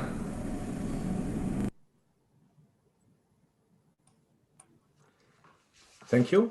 Next slide, please. Oh. Thanks. As you've seen, the therapist as well as the patient are very positive. It was great that we had that opportunity to do this small but effective project in this time where it's so relevant. And what we could show was that the telerehabilitation setup with the Ameo sensor is feasible, and it allows the patients to train at home, and they like it, while they are being still appropriately supervised by the therapists in terms of that data transmission through the cloud, such that they can see that they're doing the training. The other part that you might have seen in the video where you saw the patient training at home, it's really checking that the patient is doing the movement correctly. It would not have been enough to just move like this. It's really checking that the arm was moved, but that's relying on the robotic or sensor-based components of the device. So that's, I think, the balance, that it's monitored and transmitted to the therapist, but still the device can autonomously work while the patient is at home. Of course, the exposure based on the SARS-CoV-2 is reduced because the patients can stay at home. But as the patient said, it also gives anyway a good complementary training while they're at home, in addition to the times when they're allowed to go to the clinic if there's no lockdown. We think that the results that we could get is a good commercial exploitation road towards telerehabilitation. That's a setup that's technically and feasibly there for the patient and the therapist. One thing that still has to come, but we see these trends, is that the rehabilitation, that the reimbursement systems, such that the insurances pay for this form of therapy, is also moving. That has been something that has been lacking for several years now, and now it's moving. I want to thank the DIH Hero for the funding, and I also want to thank our collaborators. Thank you, Lars and Helen, for this interesting presentation. And we are going to the PAL Robotics by Lorna McKinley. Please. Thank you very much. Good morning, everyone, and thank you for the opportunity to join this morning. My name is Lorna McKinley, and I'm the Communications Manager at PAL Robotics, which is a robotics company based in Barcelona, Spain. I'm just now going to share my screen to show you our presentation. Okay, so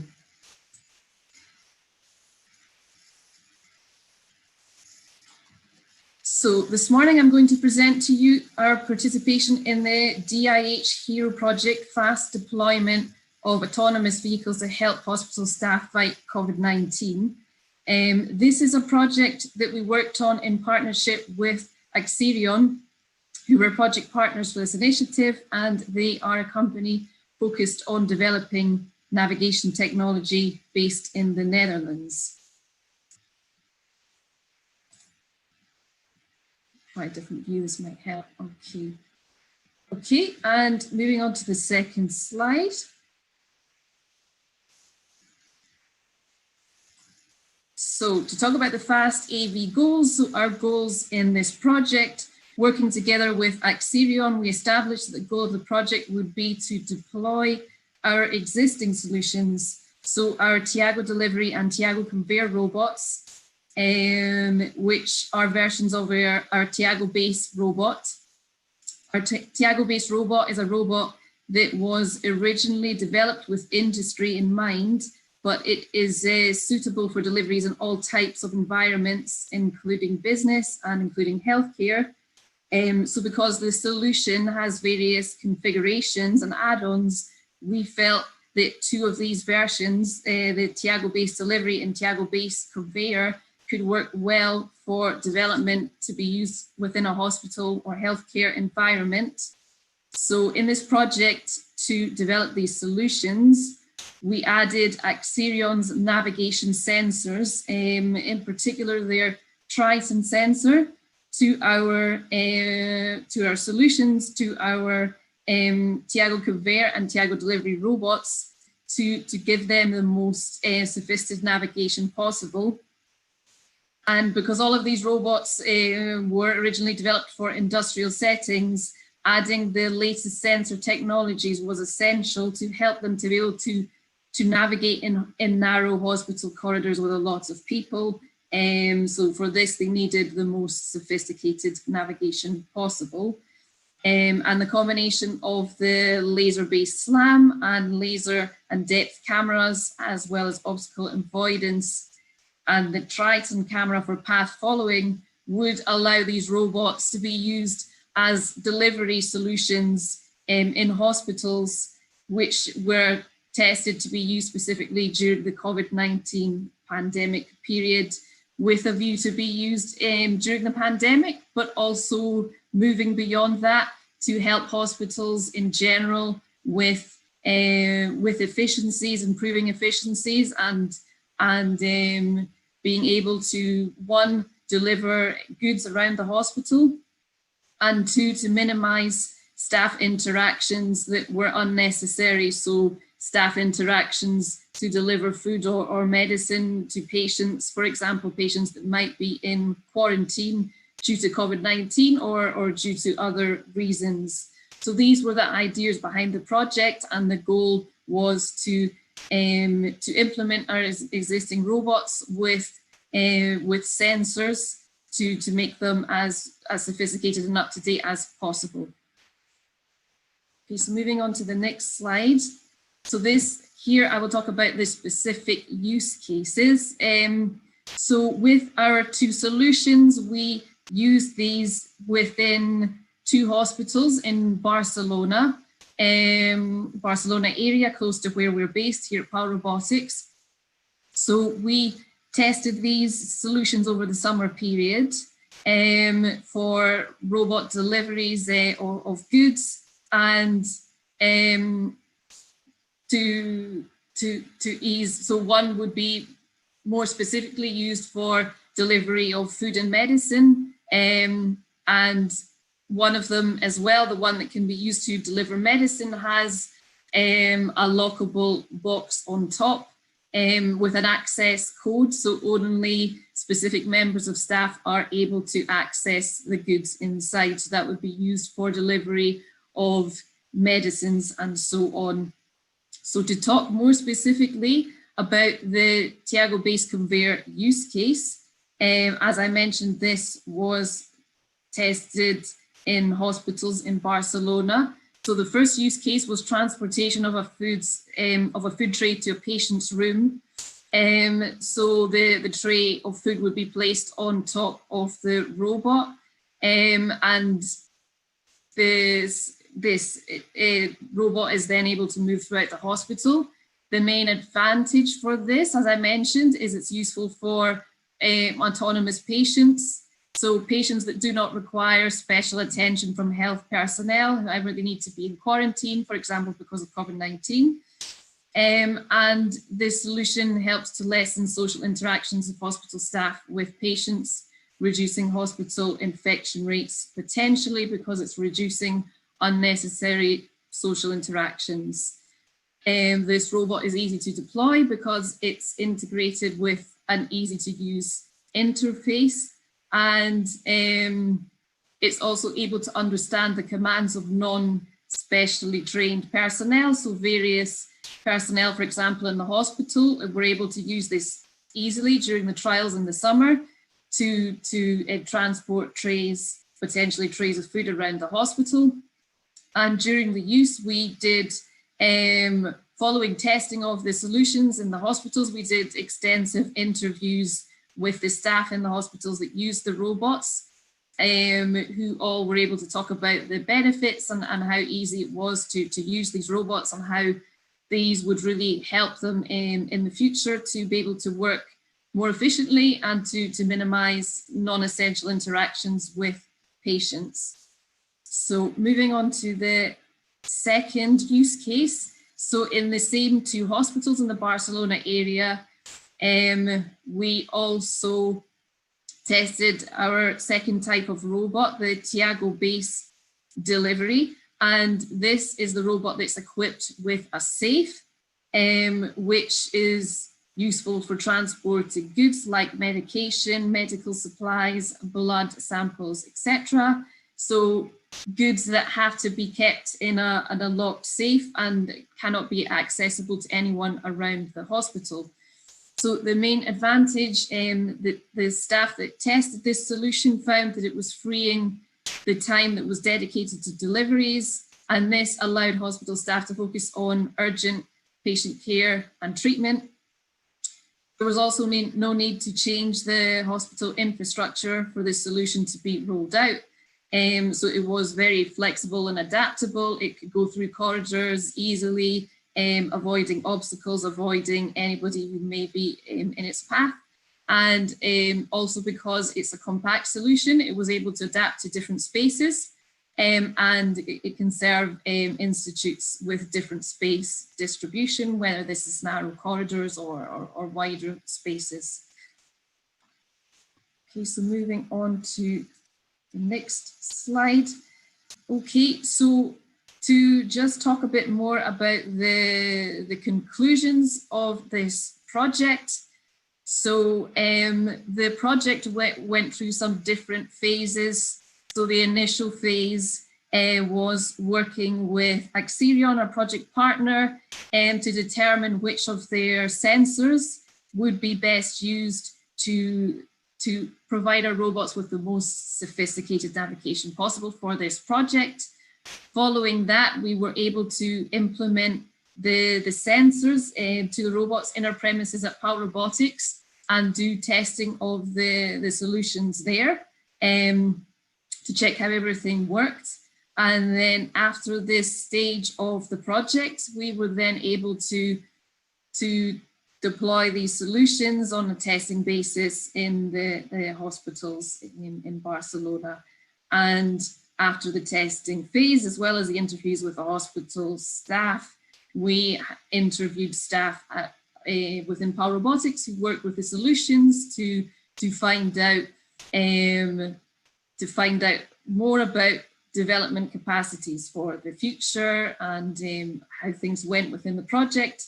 And we also had various interviews with the innovation coach at DIH Hero throughout the project on how to implement and develop these solutions for these use cases.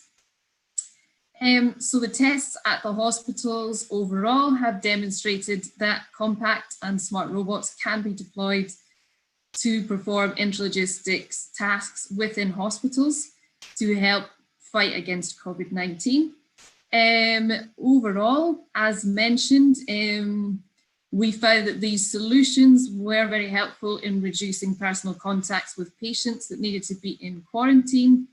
So potentially reducing infection rates, in particular during this pandemic period, as well as releasing health staff from repetitive low-value tasks, such as delivering food or delivering certain types of supplies around the hospital.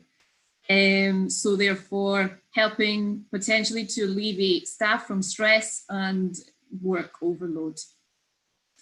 So in terms of the future, PAL Robotics will continue working with the hospitals to extend the use cases and provide commercial solutions to address their current needs, to refine use cases and explore new ones. So we continue to keep testing these solutions. And also for us at PAL Robotics, healthcare is one of our major focuses. So we are always on the lookout for new opportunities to deploy our healthcare solutions, such as these ones mentioned in this presentation. We also continue to be open to development of new healthcare solutions and working with new project partners in new initiatives. So I am just going to try to show you now a brief video of the project. It's short, 2 minutes, not more. Okay, 2 minutes is the length of the video, so I can show you if there's enough time.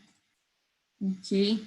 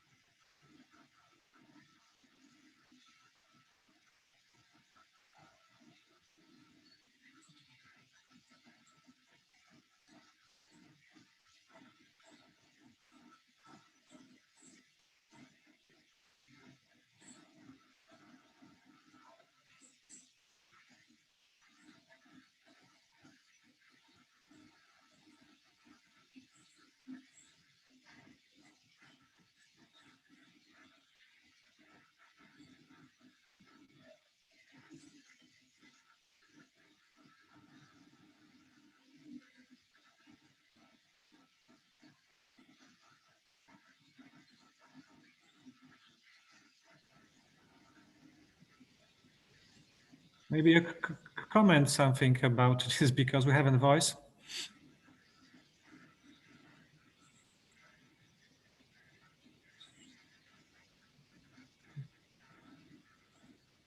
My jesteśmy tam w pogotowiu, my to powiesz, to odejdziemy. Dobra, dzięki.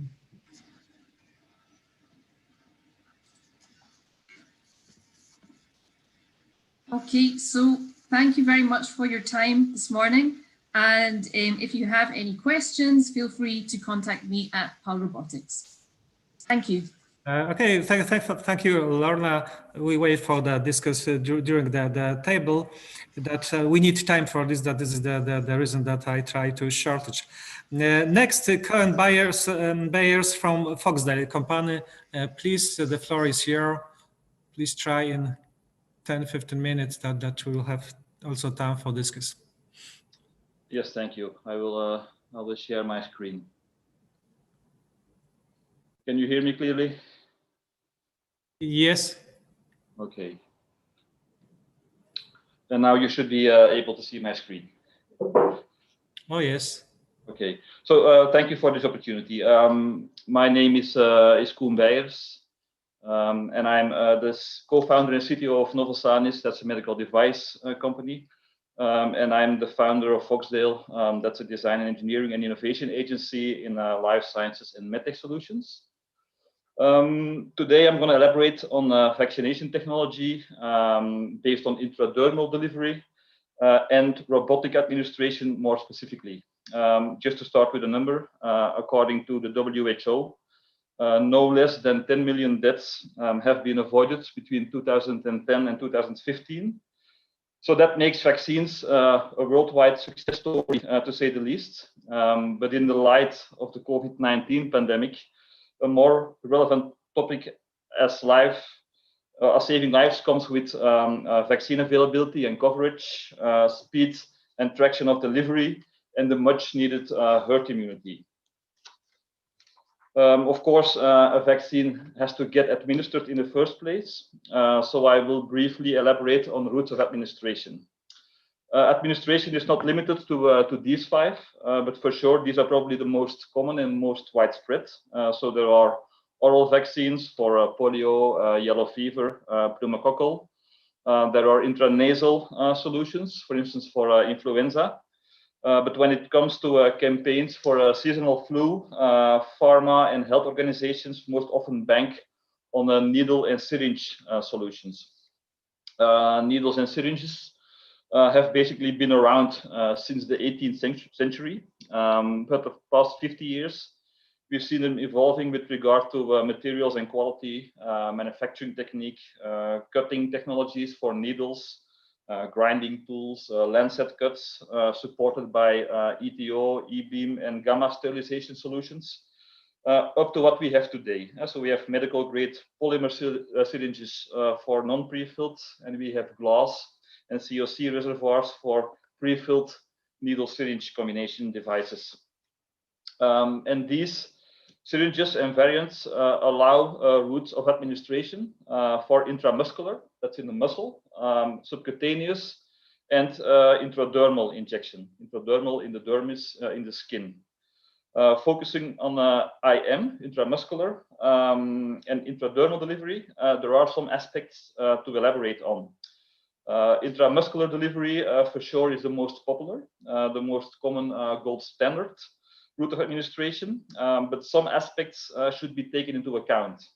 As I said, it's very popular and it's very straightforward, but you need a very large dose, 500 up to 1,000 microliters per shot.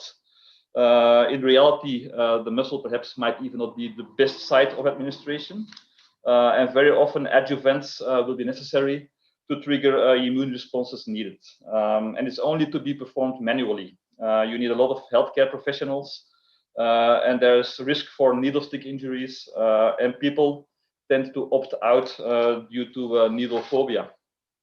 As an alternative, there's ID, intradermal delivery in the skin. The main motivation for intradermal delivery is its dose sparing potential. The skin is highly populated with dendritic cells, triggering very high immune responses.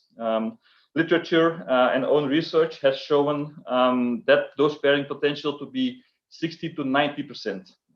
And because of that dose sparing effect, ID delivery is very popular for vaccines that are very expensive, like yellow fever, or vaccines that have a suboptimal immunogenicity, like hepatitis A, or that are supply constrained indeed.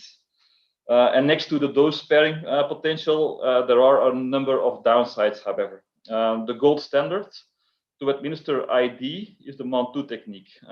This is a technique that uses a syringe and a 23G needle to be penetrated under a very shallow angle in the skin, an angle of 5 to 10 degrees. The MAN2 technique has proven to be very error prone, with up to 70% of the injections incorrectly administered, mostly too deep. And additionally, the injection is perceived as very painful by the vaccinee.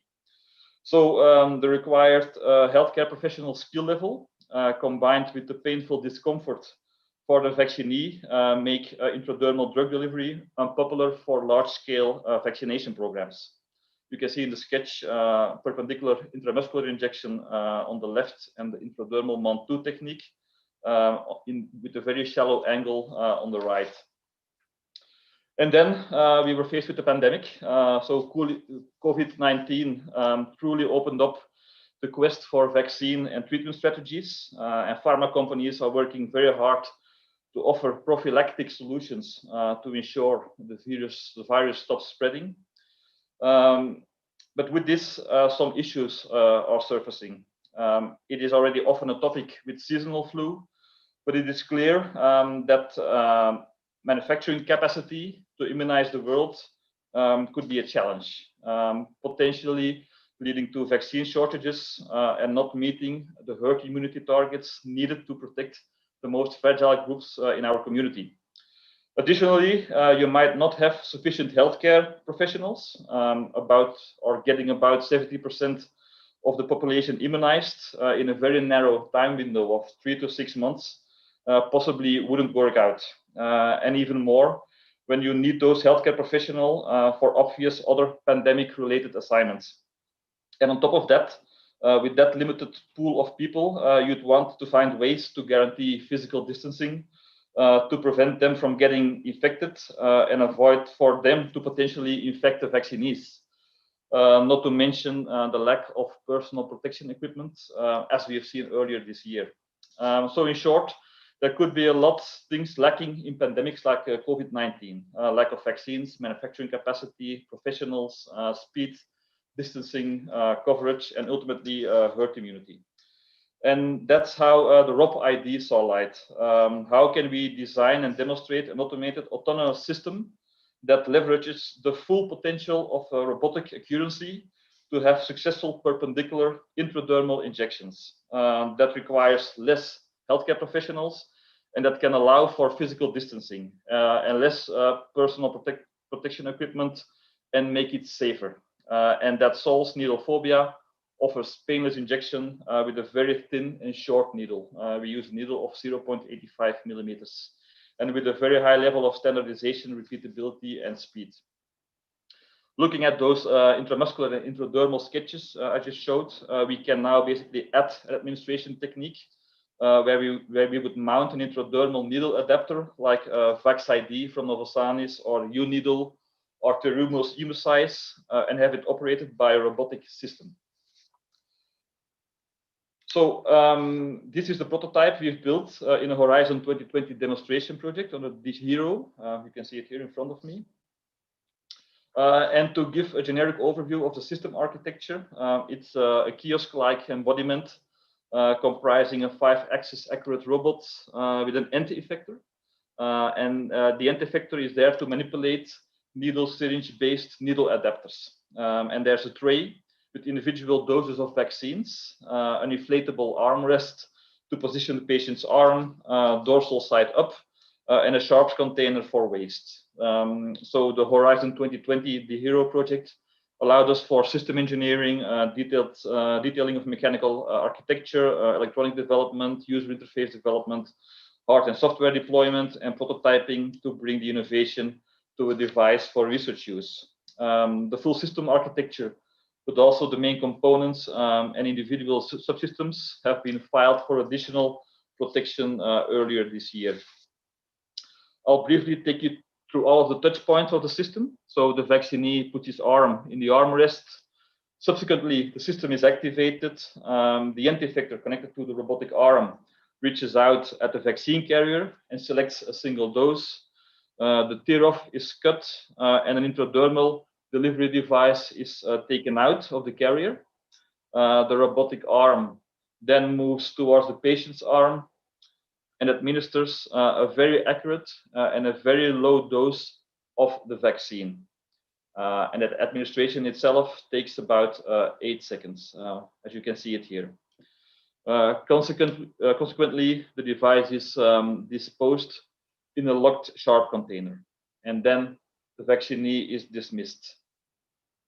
The armrest deflates, and the vaccinee can leave. Some more detailed footage. So a tray or a carrier will hold 12 to 20 individual doses of vaccine. Here you see some pre-filled devices with the tear-off to guarantee sterility. We have worked on the semantics of the armrest and the correct positioning of the site of injection. It kind of works like a blood pressure inflatable system. Upon activation, an unused device is selected. The tear-off is cut with a hidden cutting tool. The end effector takes out the device. As you saw before, it moves to the patient's arm and delivers the vaccine in the skin, in the dermis, so not in the muscle. It's a very accurate and a very basically painless operation. And the device is disposed consequently. And then when the vaccinee leaves, the system is ready for disinfection with ethanol-based wiping or, for instance, with UVC light in the future. We are looking into that. The entire procedure takes less than a minute. So one unit, one ROBOTY could immunize up to 100,000 subjects per year. So basically with 3,000 to 5,000 of these units, you'd cover the whole of Europe. With regards to speed of immunization, there's more to it due to the robustness and the high level of autonomy of the system. One healthcare professional could operate 4 to 6 ROBOTY kiosks, depending on where they're installed, like a practitioner cabinet or a vaccination hub for pandemic campaigns, or perhaps even at airports. They can be connected, combining supplies and power, separated by screens.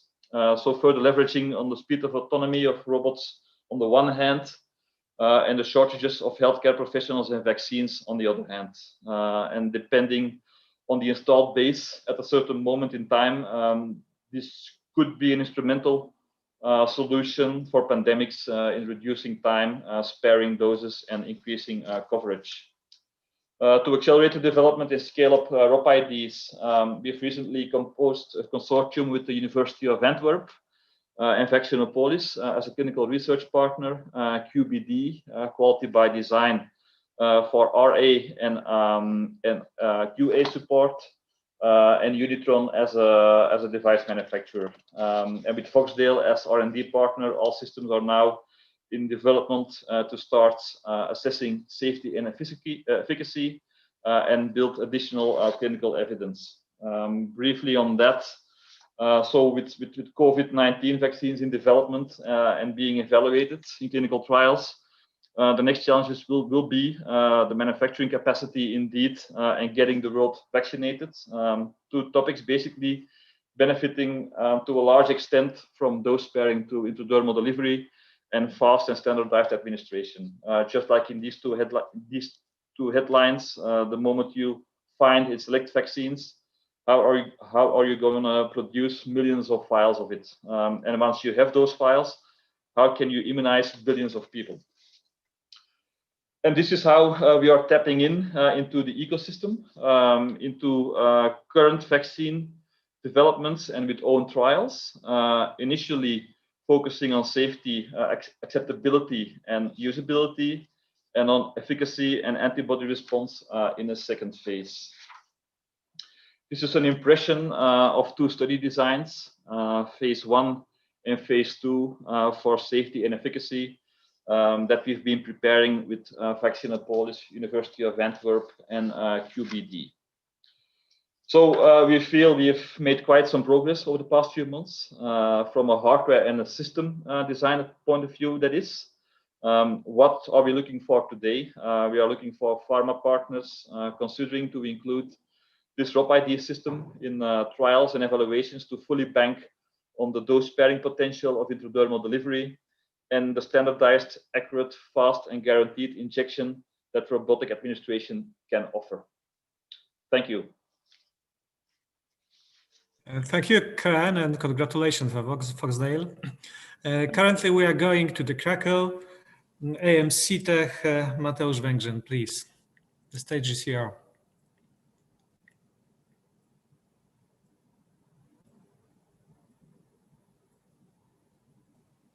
Hello, everyone. Do you hear me? Yes, we hear. Okay, so I will upload the presentation.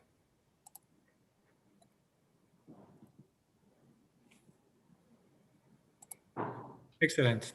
Okay, so I would like to introduce my company and then show you a few examples of our projects which are related to the healthcare market. So we are independent expert in advanced software and electronic solutions for home and industry. We specialize in condition monitoring, diagnostic, testing, and control systems. And we are divided into three companies. AMC Tech is responsible for electronics, mechanics, and software design for industry. AMC Works is responsible for electronics, mechanics, and automatic contract assembly, and AMC Vibro is selling machinery maintenance products and services. We have provided services for more than 300 clients in 20 countries in 15 different industrial branches, for example, automotive, chemical, military, or consumer electronics. We also cooperate with the technical universities from around the world. It gives us a lot of benefits. For example, we have access to know-how, or we can use laboratories where we can test our prototypes. Our team consists more or less 100 engineers. We can find electronics, diagnostic, automation, and software engineers on our board. We have a lot of technical and management certificates. For example, we can run SEAL or ATEX projects.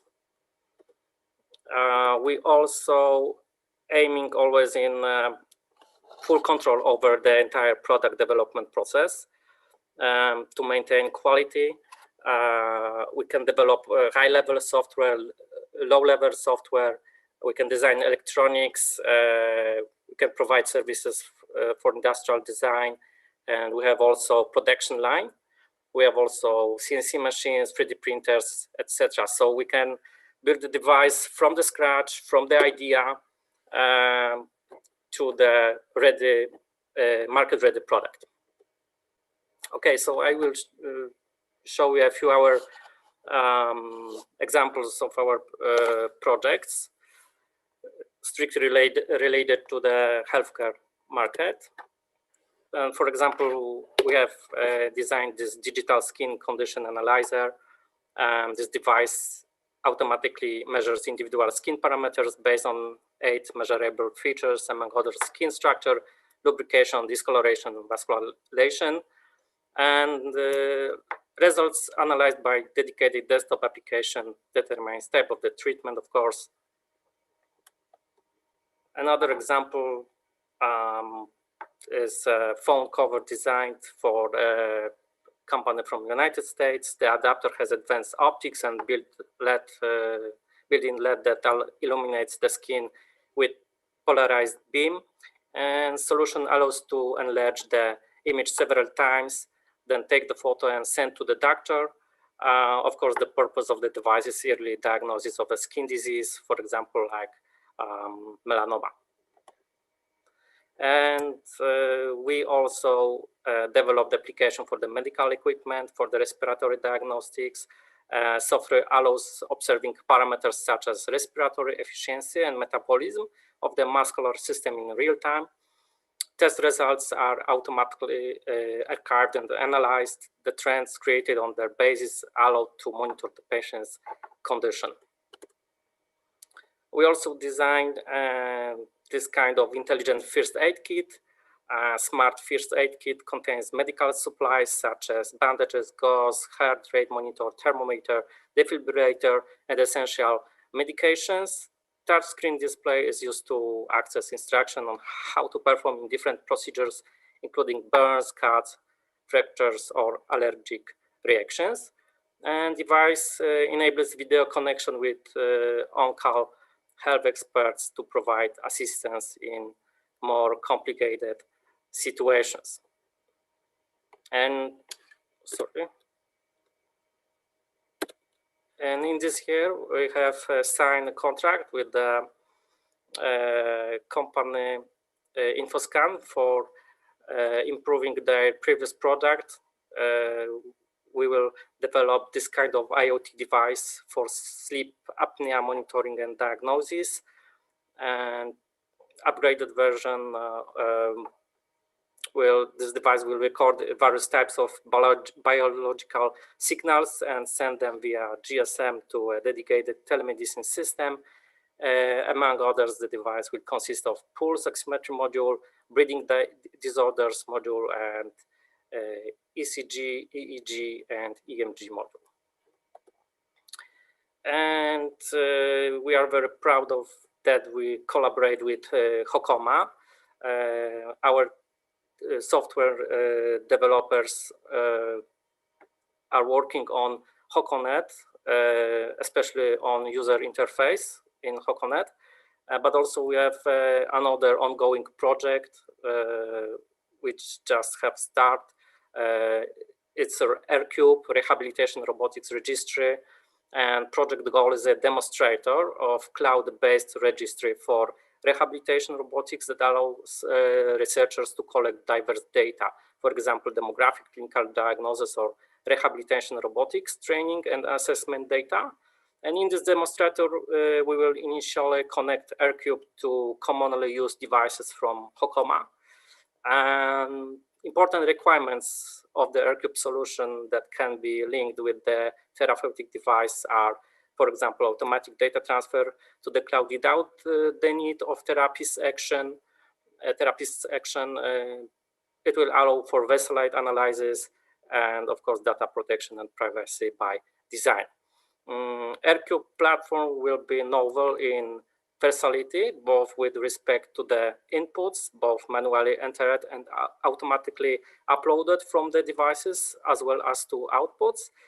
And it will allow researchers to query and analyze the data without advanced engineering background.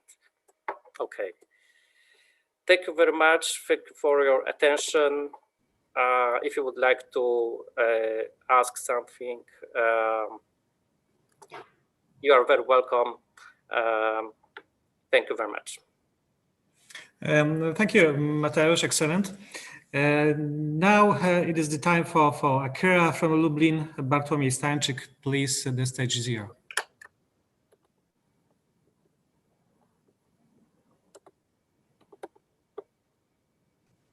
Hello, hello. Hello? Good. I'm trying to share my screen. I need to share the right one because I have a few.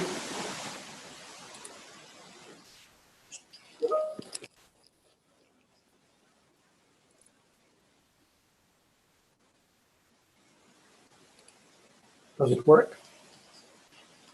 Yes. Okay, so thank you everyone.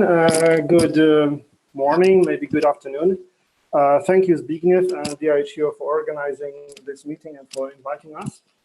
As far as I understood, Zbigniew, I will speak not only about the one project, the COVID project we got funded by DIHU, many thanks at this point again, but also about two other projects we will be, one of them has already started, we will be doing in the close future. So I hope I will not take too much time. Okay, I give this title to this presentation, Reaching the Unreachable, because we try to empower doctors with robots to reach to the places which would be out of reach otherwise. We are essentially an engineering company. We started in 2006, and we basically make robots, custom-made robots for R&D, for universities, for commercial partners. We have our own workshops. We have CNC machines, so we can produce also parts in our workshops. And we were involved in several R&D projects by European Commission, by State of Bavaria, by Polish local. So we were working on remote ultrasound robot, on dementia robot, on a intelligent walker, on social robots.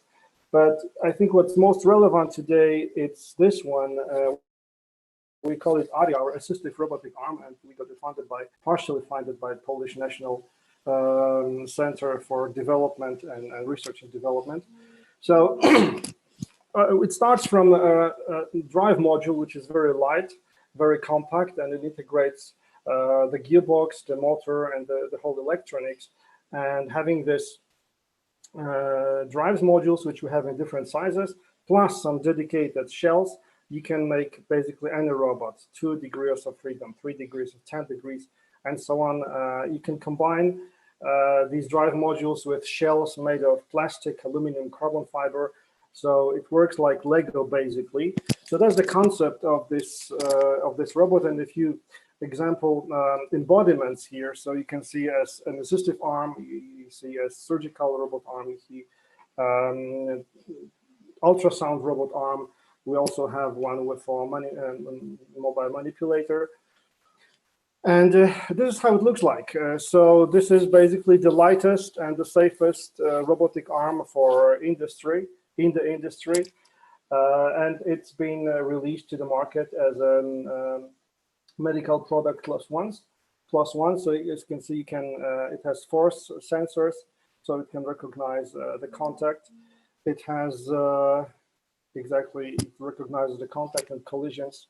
It's very light, it's less than 4 kilograms, and you can use it for various use cases. So the first use case, and that's actually the commercial product I talked about, is an arm for a wheelchair for patients who are tetraplegic and cannot move their arms and their legs. So the arm is used for providing them with the ability of eating and drinking autonomously. So they control the arm using a joystick, and they basically can do this on their own, which is really improvement of their quality of life. Okay, so having this arm as a robotic medical product class 1, we are looking into other use cases, and this is one of them. A project which we call AVROS. It's just auxiliary versatile robot for surgery, and it's funded by DIHU. Many thanks again. So what we are looking at is the problem of very challenging current situation. That every surgery requires not only a surgeon, but a number of assistants who do nothing else but holding various instruments, cameras, retractors, or just something helping out during the surgery. So this is how it looks like, and this is how we would like it to look like, so that the surgeon can operate autonomously. Therefore, the DIHU name SolarBot comes from Solo Surgery, but we find Avros name much nicer. So it will be very, very lightweight and very slim, just like you've seen before. It will be modular. It will have various shapes for various applications. It will be, again, equipped with force sensing. It will be compliant. We will give it different adapters for endoscope, uterine manipulator, retractor, and so on and so on. We're going to have either a standalone version or a bed-mounted version, and it will be possible to apply it in laparoscopic surgery, in open surgery, and in robotic surgery too. So this is our intended product portfolio. We're going to have passive arms. We're going to have active arms with different number of axes and different adapters. And this is the status as of today. We have those prototypes more or less in place, and we are evaluating them to have the next development cycle starting in the new year. Another project, which is also the IH Hero founded project, we call it ROPAC. It comes from robotic punctures, robotic assisted punctures. It is essentially a needle guidance alternative for existing navigation systems. And we target the problem of, for example, the liver cancer. You have 800, 40,000 new cases a year, 700,000 deaths, 30% complications. We want to solve this by using the robotic needle positioning, and we hope we will have a 30% reduction of the treatment costs. We're going to have faster diagnostics, fewer complications, and a number of benefits for doctors and for patients too. And at the end of the day, we want to have increase the profitability for the hospitals. We also have a prototype of this system. It consists from an arm with a needle guidance plus a navigation system where you do the pre-planning based on CT scans. We don't have a scan here, so in this demo we do it actually the other way around. Normally you would have a patient and you would scan the patient with CT. This way, in this prototype, we had a scan and we 3D printed a patient. But it allows us to test the procedures, the workflow, and our navigation algorithms. Okay, we had also another project from DIH Hero. It's devoted to disinfection robot. We call it Desert. And our solution to the disinfection is a mobile platform with some disinfection means, which autonomously will disinfect an area in a hospital, in an office, in a train, in a shop. So the use cases are very broad. So as I said, we have various disinfection means: UV light, nebulization, ozone generator. We have a mobile platform which is basically doing the job and moving the thing around. It will interact with operators in a very intuitive way and will produce a disinfection report. It will also be very safe. We want to have a human detector on top of the robot so that it will not hurt anyone. The UV light is rather dangerous, which I can confirm. What we did, we used one of our EU-funded projects. It was called Remedy, and we recycled basically the mobile platform with a navigation software plus remote console to control the motion of the robot. And we added the, in this case, UV light, but we have also adapters to, as I said, other disinfection means. So this was our first prototype. We made basically with those recycled parts, but thanks to the IH Hero, we were able to perform proper design, product design from the beginning with various options for look and feel. And We also developed a dedicated software and user interface for disinfection, because what we had wasn't really applicable to this. Plus algorithms for planning the amount of light or light energy we distribute in an area. So it works.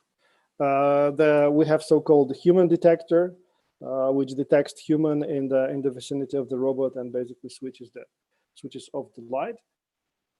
And we evaluated in various areas. What you can see here is an art gallery.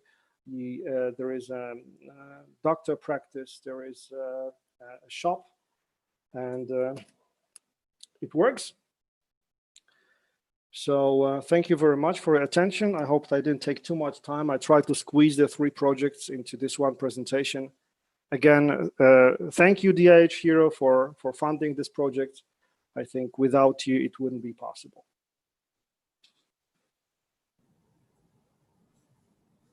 Excellent. Bartek, in time and full of results. Very interesting presentation. Thank you for this. And of course, I invite you to discuss during the table of entrepreneurs. Congratulations to Lublin. Thank you. And currently we're back to next in my strategy point, the 2 tables. We will start from the table of innovation coach. That you already have wonderful guests waiting, so I invite you to the stage. Jordi Escuder, who advised to PAL Robotics, Brecht Vermeulen advice Voxdale, Peter Wolf AMC and Hokoma, and me, I advise Acrea. Please tell the question is that please tell me what you do professionally and on the daily basis for presentation yourself, and how you like the role of advisor for medical robotic companies. So what do you have more problems with robots or medicine, people or economy? What makes you happy and satisfies when performing this service? And what depress limits? What opportunities do you see for developing and improving digital innovation hub offer? Maybe I will start from me. That will be the more convenient for you. And next will be the Jordi. I work in foundation of cardiac surgery development and medical school. I'm a teacher also. We work on artificial organs, especially artificial heart, valve, and also the robots. PolVAD has been saving lives in clinics in Poland for over 27 years. 2 years, one patient, for instance, that we designed it very good. Robin Heart depends on the version. Robin Heart Vision we have sold since last year.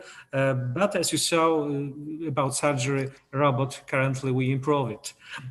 So for me, the opportunity to participate as an advisor of Acrea was a great pleasure to observe how great a company, cool people work on a good robot.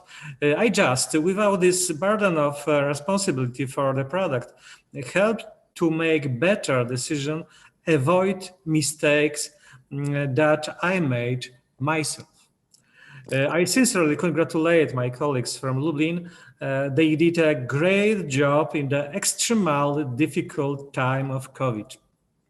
I also think that our 8 million euros, when we add such to good engineers, will give Europe a chance to fight for the robotics market with a small startup existing or will start in Europe. That thank you for this occasion. For me, it is a great pleasure, and also improve me as a person who can advise something to better than me.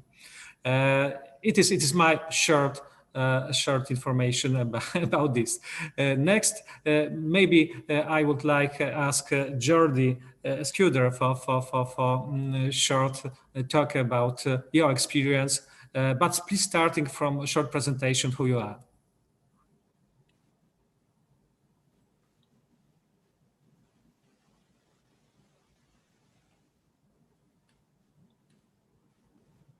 Have we, Jordi?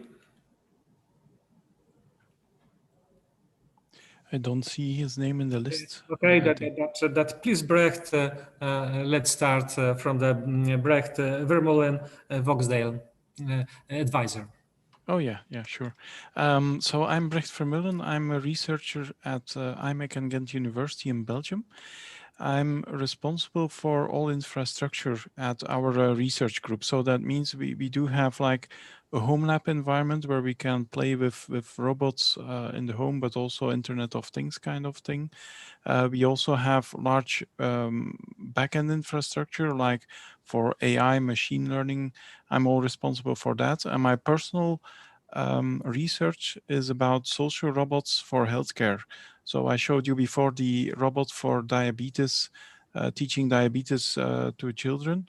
That's actually my research there. So for instance, how to calculate the right amount of insulin to use for diabetes. The robot helps with weighing the items, etc. So that's what I do personally. In DH Hero, I'm responsible for the work package on services, where we try to make a directory of all services to interact with different partners throughout Europe. And I'm also guiding there the subcontracting on these specific calls on, for instance, for COVID or the technology demonstrator and so on. Specifically for Voxdale, I was their innovation coach. They're also a Belgian company. The interesting thing here is I didn't know that company beforehand, so it was really nice to meet them. And the nice thing is it's a vaccine delivery robot, so it's something we didn't thought of at DH Hero. So for instance, things like disinfection, that was something we thought that was available and would be present, but a vaccine delivery robot was a very nice idea, and they are on the right time. I mean, everyone is speaking about the vaccines currently for COVID-19, how to deliver all those millions of vaccines, and I hope really that they get forward in the industry. They are now, because that's very important, the clinical trials, of course. And that's, I think, one of the things from DH Hero that we should try to improve. For instance, very small companies are not really used to clinical trials, do not know what exactly is needed. And I think there we can help as a project. And well, Voxdale was already used in clinical trials, and they're now trying to build this up. So how did I advise them? Is, well, to stay focused, working towards the right direction, because it was very limited in time. It was only 2 months, the project. The budget was also limited. And I think they really, because with the COVID-19, there was a problem of delivery of items, as everyone knows, and they were able to deliver it in time. So I think it was very successful and very nice to see also from the DH Hero. That's it, Zbigniew. Okay, thanks. I hope that Peter Wolf is here. The time is for you now. So welcome from my side. Many thanks. So I work at ETH, and I'm currently leading the Sensor-Motor Systems lab there. Our lab focuses on haptic interactions between humans and robots. Field of application is to basically understand how we can facilitate learning of complex motor tasks. Among others, we develop arm rotation robots and other devices providing haptic support. And one of these robots has brought onto market by Okoma. And as we have done several projects together, I was quite happy that they were supported by one of the DH Hero calls, the COVID-19 call. and that I can join in there as well. And in this project, I was able to be one of the test cases or users there and to give some feedback. So I was not that much involved in any kind of business development there, but in terms of giving really feedback on the development phase. And that was really a pleasure. And now with the second project now with AMC, it's the same somehow because they are linked as they presented to Hokoma. And there, this is also for me as a researcher, because this is my background, I'm a researcher, quite interesting to see how they can facilitate the data that we can get out of the training sessions they do, because there's this big thing like big data, and we always, many people are talking about that, but I think in rehabilitation, it's really tricky because it's not that easy to generate all the data so that we can have or develop sophisticated models. So I'm really interested and have this exchange. They can always bring me in there from the point of a researcher who may benefit even from the development. So I'm quite happy about that. Oh, thanks. Have you an idea, Brecht and Peter, to how to improve our role for these entrepreneurs? I still feel that we don't know enough because the robots, these multidisciplinary products, and I know that I am not so good for answer for all the questions. Very important if you look for short time and not enough money to help it. But I hope that I try to do what is possible. Have you an idea?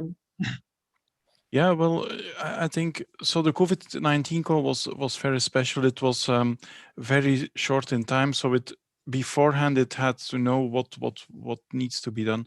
Our other calls, technology demonstrator and technology transfer, are longer, like 9 months, maybe even 1 year, I think. And there, I think the innovation coaches will be able to play a bigger role in maybe putting contacts with other partners. And something I think that might be interesting is, so we in DH Hero, we do have more clinical people and we do have more technical people.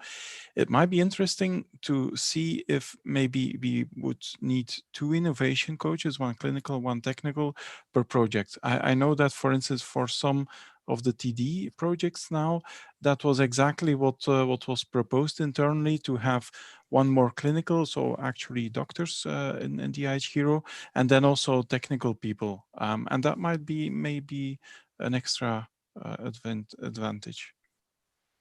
Okay, thanks.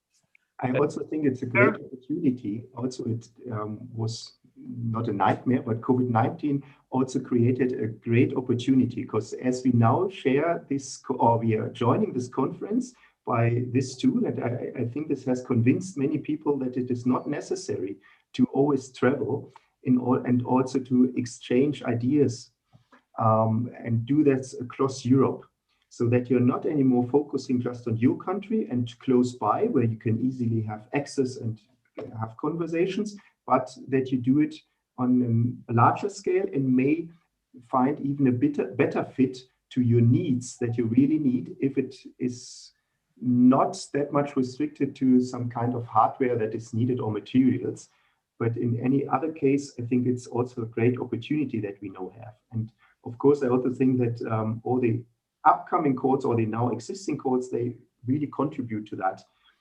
As also Brecht mentioned, with us as innovation coaches, we may have an overview and have this exchange and can open new doors across Europe, which I think is also business related, a good opportunity. Thanks. Very interesting to point to understanding and improve our role. And maybe that we try to find this answer asking the entrepreneurs. Okay, that now we are going. Thank you, Peter. Thank you, Brecht. And we are going to the other side. Entrepreneurs, please share your experience of cooperation with the coach and the hero, your disappointed hopes and pleasant surprises, troubles and joys. you will explain what we should improve, how to be more helpful to you and robots to improve medicine. I would like to thank all the participants and invite you to the second workshop after a few minutes, after 15 minutes, but till now we wait for the opinion of company. That let's start at the next table, entrepreneurs right table. Bartłomiej Stańczyk, Akria, Mateusz Węgrzyn, AMC Tech, Lars Lagerkvar, Lorna McKinley, PAL Robotics, and Ken Voxdale. Please, the stage is here. Let's start from maybe Lorna as a woman, please. Hello, thank you. So first of all, we would like to discuss the experience of working together with the team. So I didn't work personally with the coaches, but my role has been more, on the communication side of things. So I visited some of the hospitals to meet the members of staff working with the solutions, to make the videos. I worked on the press coverage. I worked with Axerion to discuss the ongoing collaboration with them, to discuss communication and disseminations of the project. And I worked with the wider team at PAL Robotics in order to produce videos to disseminate the results of the project overall. For me, it was a very positive experience. I found the different partners very collaborative and very supportive. And I would really like to be involved in more projects of this nature. I found it definitely the team very encouraging, and I think working together we achieved really positive outputs. Okay, thanks. Ken Byers.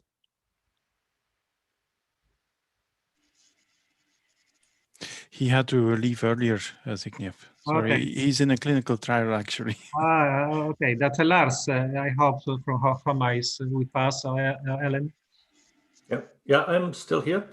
Ellen had to leave for another meeting.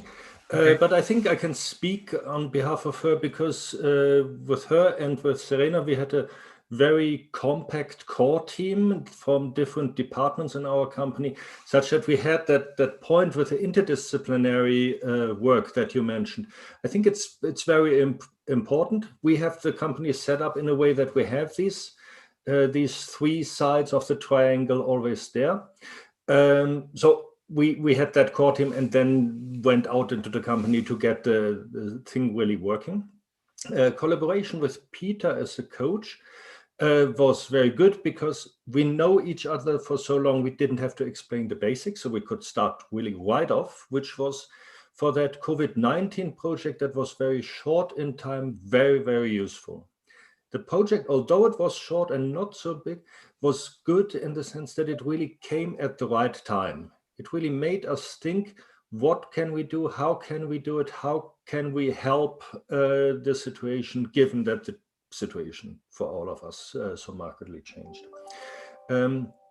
Peter's background in research and approach of seeing it from through a different pair of eyes was very useful, really to recalibrate, rethink for the project now, for the Ameo-Sensor project that I mentioned, that I showed before.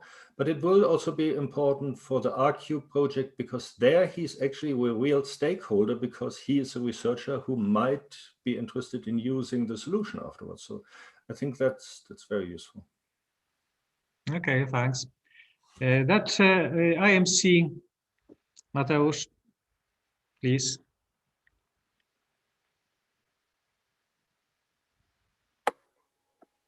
Okay, do you hear me? Yes.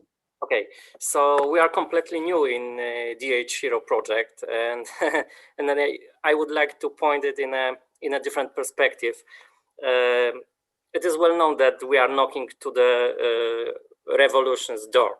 100 years ago, if you wanted to build some device, you needed some contribution of experience of 10 or 100 people.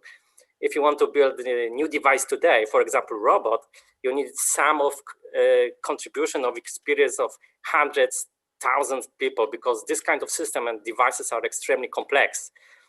But let's assume that the technology is fully accessible, which really is, but where is the challenge? And I think the challenge is in creating new devices like robots, a strong leadership, vision, consistency, and resources and help. And I'm very, very happy that we are participating in a DH Hero project, because all these demanding factors are fulfilled and delivered in this program. So thank you very much. Okay, thank you. The experience at Bartłomiej Stańczyk on the end, because he created 3 projects corresponding to our job. Please, Bartłomiej. Okay, thank you, Zbigniew, and thank you for being a great innovation coach. Everyone already said that everyone likes and loves Institution of Innovation Coach. So again, thank you. We are a great company and we have a great team, but sometimes we forget about it. So I think we were the most thankful to Zbigniew for reminding us about this. So it was very rewarding and motivating to my team to hear it from Zbigniew, that we are actually on the right track, and we just run in the right direction. Maybe thanks to him, we were running a bit faster, or for sure more motivated. If I could express some wishes for the future, I know that the DH Hero is a great, in the size, it's a great network of people, which we cooperate rather little. And each innovation coach has his or her own specialization. So, and as we already heard, that to build a robot, you need different technologies, different specializations. And I'm pretty sure we have these know-how within the DIH Hero. And I think the role of innovation coach could be also to facilitate this exchange, because we as a company, we don't really know what's inside and who's there. We have a catalog of the services, but I don't know if anyone is using it. So if I could express a wish no innovation coach can be a specialist in all subjects. So, but as a facilitator to the DIH Hero services and the whole know-how available, the whole body of knowledge, I wish to have a little bit more of access to this body of knowledge. So maybe we could, or DIH Hero could I don't know, improve this. We as small companies, we struggle with regulatory, with clinical, with all these competences we don't have, but each company is different. So the innovation coach could facilitate this. Yes. Other than that, I really loved the job Zbigniew did for us. You're muted. It's nice to hear such sentence, but we have 5 minutes for conclusion. Please, both entrepreneurs and coaches, if you want something to say, that it is time for this as a conclusion for this short talk and table. Yeah, thanks, Zbigniew. Could I come back on that last question? Because I think that's interesting for us to learn. So our idea was that there was one innovation coach per project, and he was actually the gateway to all the other innovation coaches. So maybe if you could give some examples of what you think could be done better, or what kind of information you didn't have available, that would help us, I think. Bartłomiej. Well, it's maybe not about the innovation coach per se, but it's about the way this hub is working in general. We have this catalog of services, and we should be doing networking within the hub. I don't know if there is any of these activities done. So it looks like not very active. I don't want to say dead, but it's not very active. So. And I'm sure the innovation coaches know inside out, because you guys probably know each other much better than we know the whole hub.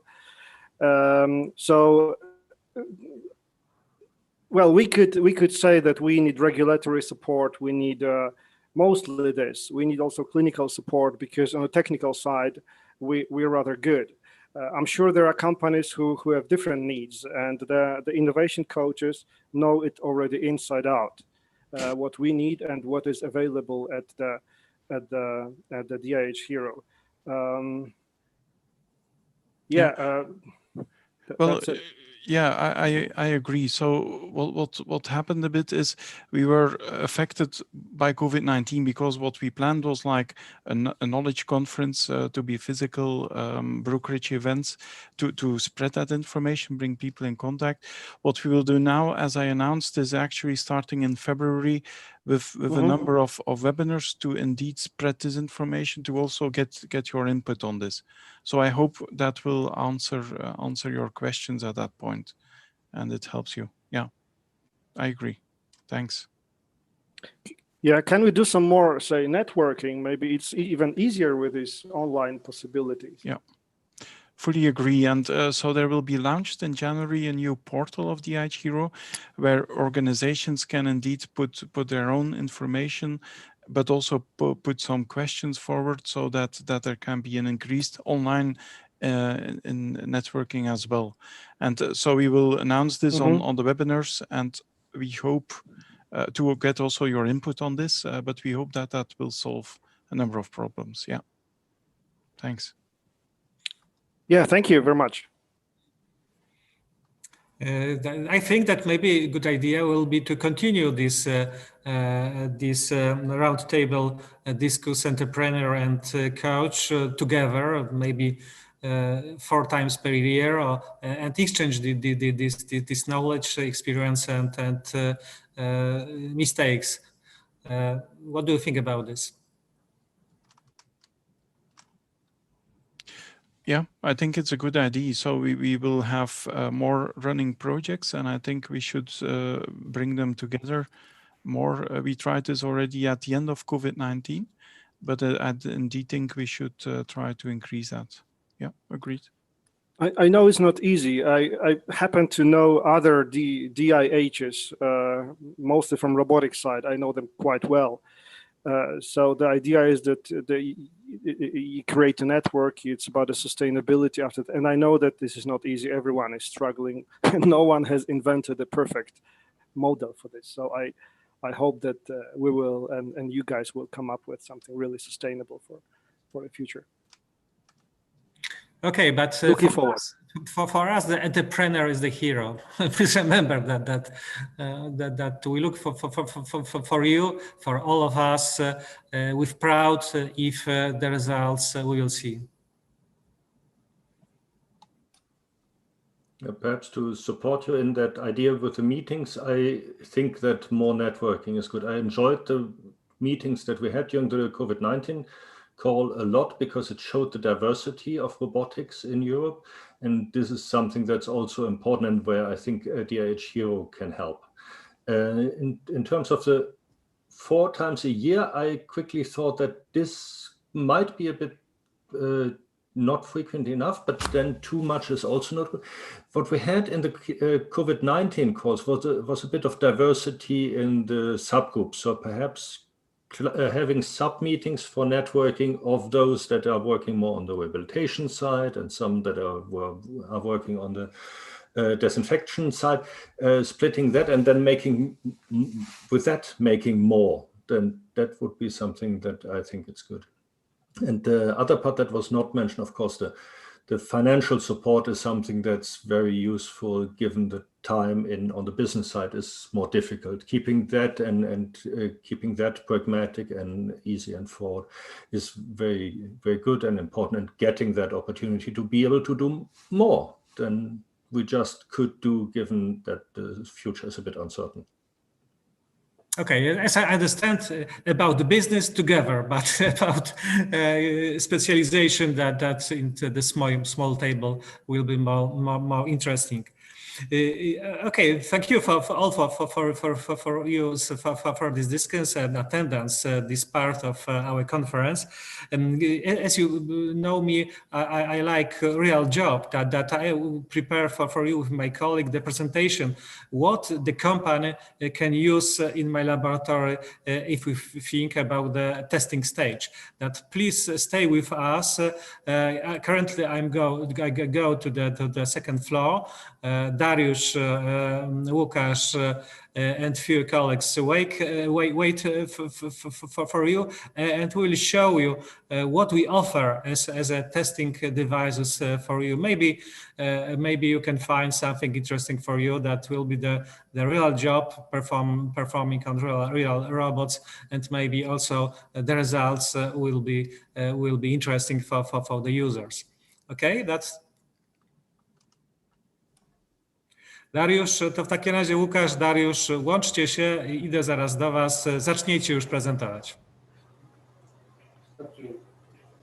Witam Państwa bardzo serdecznie z Laboratorium Robotyki Medycznej. Oprócz budowy robotów budujemy także stanowiska umożliwiające nam testy i weryfikację poprawności działania naszych konstrukcji. Między innymi możemy zobaczyć tutaj stanowiska umożliwiające nam badania nad zadajnikami ruchu, badania nad przekładniami stosowanymi cięgnami, oraz także stanowiska do badań haptycznych, siły wywieranej na użytkownika i sposobów sterowania takimi napędami w zależności od zastosowanego sterownika oraz silnika dostarczonego przez producenta. Mamy tu także stanowiska umożliwiające badania kinematyk i weryfikację naszych kinematyk na różnych zadajnikach w zależności od tego, jaka jest prostość konstrukcyjna takiego urządzenia. Mamy kinematykę typu delta, którą możemy zapiąć do innego tego typu urządzenia. Jednym zadajnikiem, można by powiedzieć, badamy drugi zadajnik, ale także to stanowisko umożliwia nam weryfikację oprogramowania. Na nim możemy testować nasze sterowanie i różne napędy w danych konfiguracjach dla tego typu zadajnika. Widzimy, że tu mamy taką wirtualną w tym momencie ścianę, którą możemy dotykać, wzdłuż której możemy się przemieszczać. As you can see, it was the example of the interface unit for robots, and Łukasz is one of the best specialists in these devices in Poland. He prepared the PhD at Stra, but I hope that the picture shows you the effect.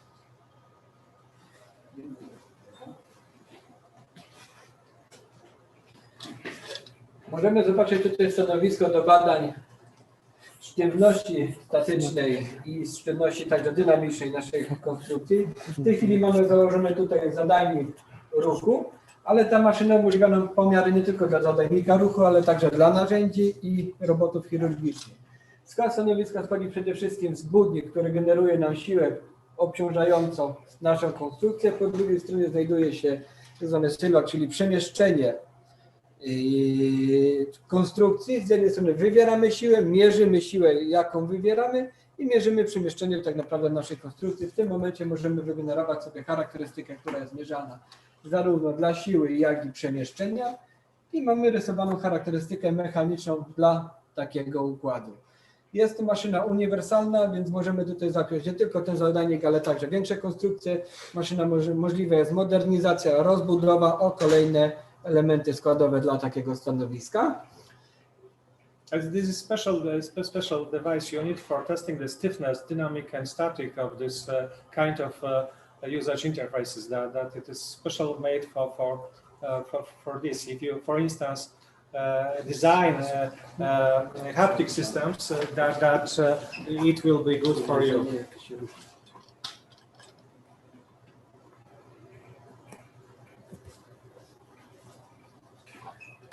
Next station.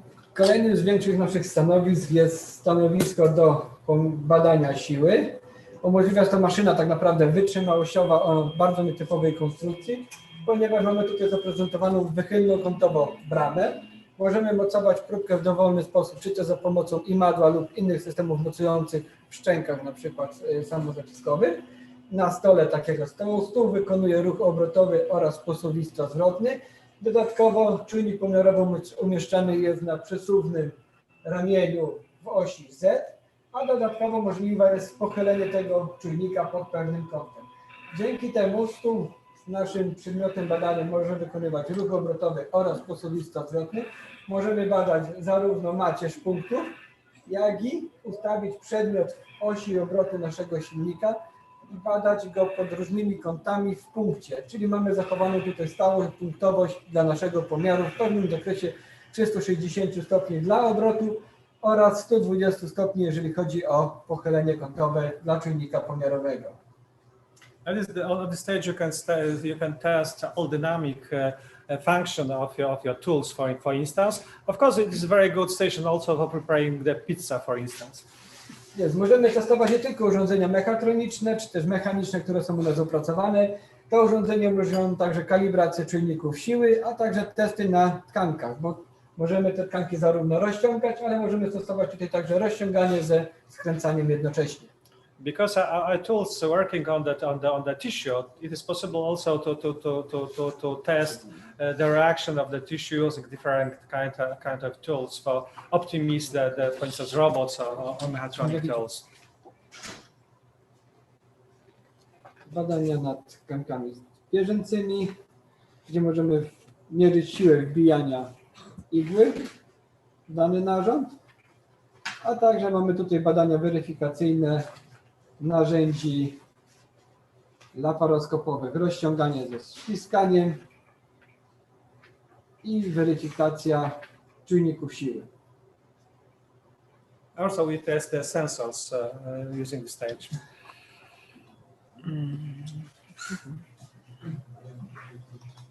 Dariusz Krawczyk. It was Łukasz Mucha, thanks, and Dariusz Krawczyk now. Dzień dobry, moje nazwisko Dariusz Krawczyk, jestem doktorantem instytutu medycznego. Prezentuję tutaj robota Robin Hartitele. Jest to robot medyczny składający się z dwóch głównych ramion, w pierwszy i do drugi, do bazowania robota nad pacjentem i z dwóch mikrorobotów, które służą do pozycjonowania narzędzia wewnątrz ciała pacjenta. Mamy tutaj jeszcze trzecie ramię, gdzie jest mocowany tor wizyjny.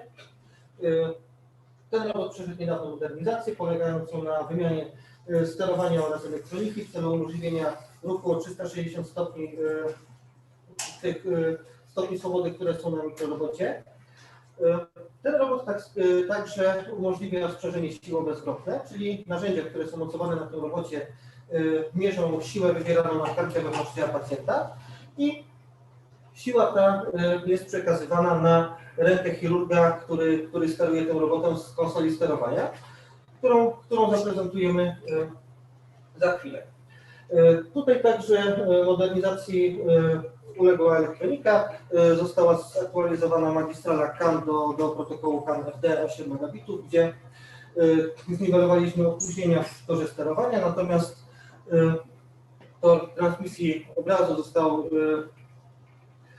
zaktualizowany do wersji 1 gigabitowej, gdzie możemy przesyłać obraz Full HD 3D z kamery umieszczonej na robocie do monitora w konsoli sterowania. This tele-Robin Heart was created for testing the teleoperation a few years ago, but now Dariusz and a few colleagues improved it for testing the force feedback. It is very interesting robot. If you can see the space of the tools, it's really great, interesting job made for using this construction. That I hope that in a few weeks we will show the results of the work with this robot. And Dariusz explained step by step what kind of improvement was done. I cały ten system sprzężenia siłowego też musi być w odpowiedni sposób testowany i modernizowany. I w związku z tym tutaj zbudowane zostały stanowiska testowe, które zaprezentuje teraz Łukasz. This is very interesting testing stage for the tools and robots. So let's see. Jest to bardzo nietypowy robot i stanowisko testowe, ponieważ to stanowisko umożliwia nam weryfikację oraz pracę za pomocą klasycznych narzędzi laparoskopowych w środowisku wirtualnym. Więc składając takie narzędzie do wnętrza takiego robota, mogę nim manipulować i odczuwać kontakt, tak jakbym odczuwał kontakt z tkanką, jeżeli narzędzie by go dotykało i pod jakimś kierunkiem, w jakim kierunku i z jaką wartością ta siła jest wybierana na moje narzędzie w przypadku pracy takiej wirtualnej.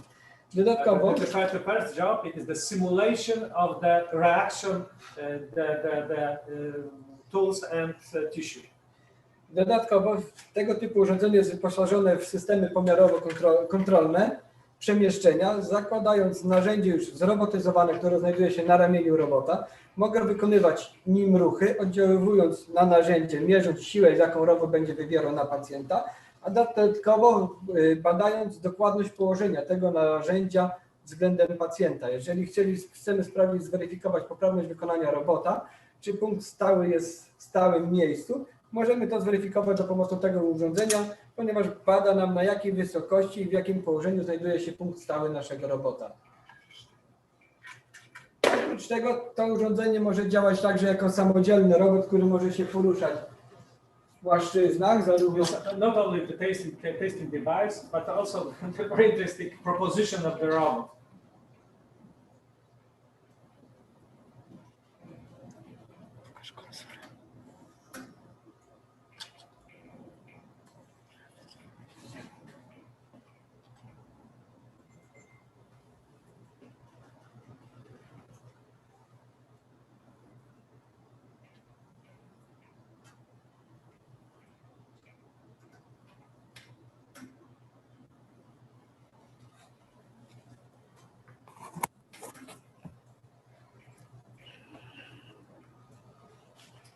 Maybe Steven Spielberg might make use in next film.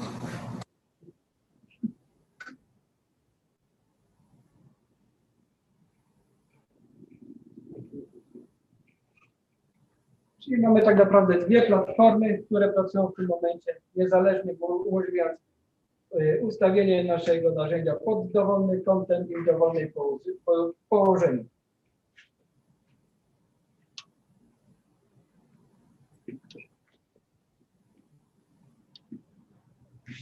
Zaprezentujemy konsolę sterowania, która jest ergonomicznym miejscem sterowania robotem przez chirurga.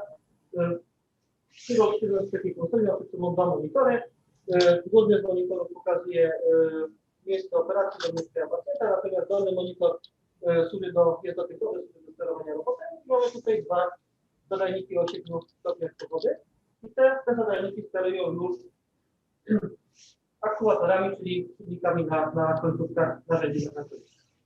I teraz, gdy ja tutaj wykonuję ruch, widać jak roboty wykonują dokładnie tak jak się. I oczywiście w drugą stronę, jeżeli tam robot wykryje kontakt z tkanką, siła zostanie przekazana na moje ręce. As you can see the console. On one monitor, you can see the picture is inside the body, and the touch monitor for control the tremor, the scaling of the movements, and 7-degree interface haptic systems.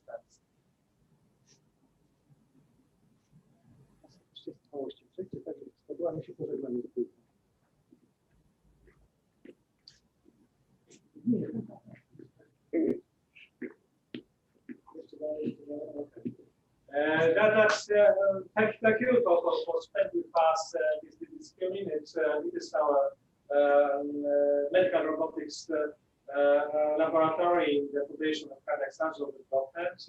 I hope that few of these robots will come to the market in near future. We have not such occasion like here because I don't use the hero money for this. But if you want to test something, if you find something interesting as advice or testing here, that we help you with the pleasure. Please remember about subject, please remember about Darek, Łukasz, and me. If you have any problem, especially with the surgical robot or endoscopic tools. Till now, thank you. We organized the next session after a few minutes. That is break for coffee. Thank you all hero entrepreneurs, all hero innovation coach, and all friends of hero that spent with us these 2 hours or more. Thank you.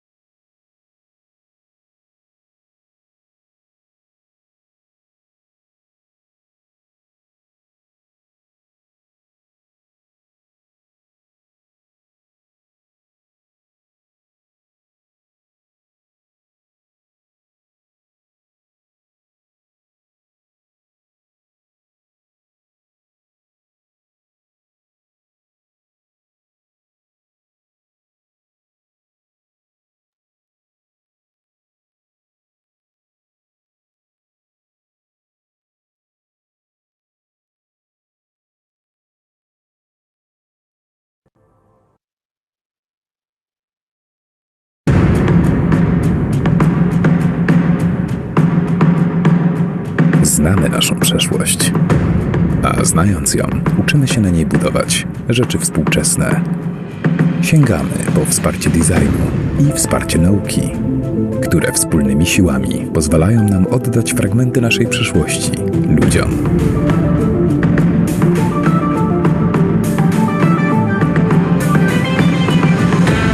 Znamy naszą przeszłość, bo tylko znając ją, możemy nauczyć się budować przyszłość. Taką, która jest bliżej człowieka i w której człowiek jest bliżej natury. Śląskie.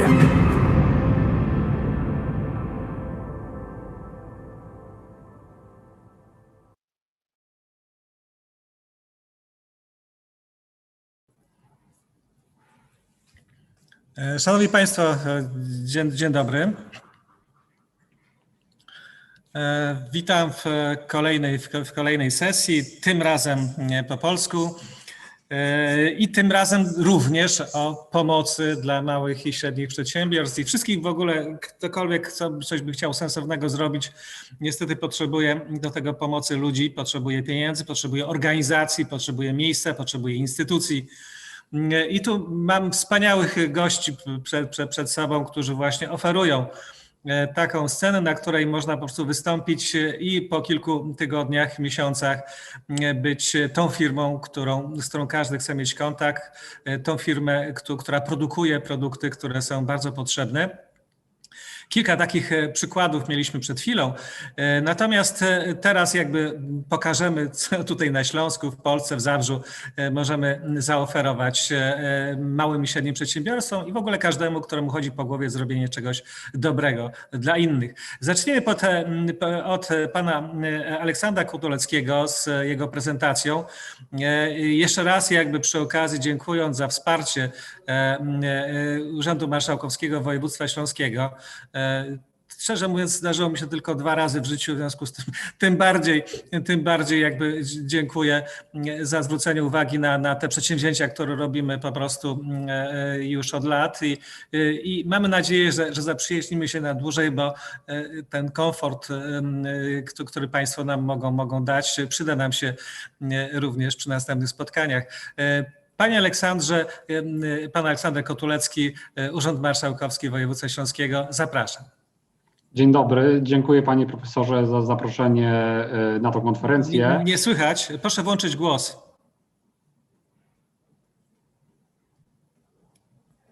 Dzień dobry, słychać mnie teraz? Tak? Świetnie. Panie profesorze, dziękuję za zaproszenie na tę konferencję. Dziękuję wszystkim Państwu za to, że zechcecie posłuchać tego, co my jako województwo śląskie mamy do zaproponowania. Ja włączę sobie swoją prezentację.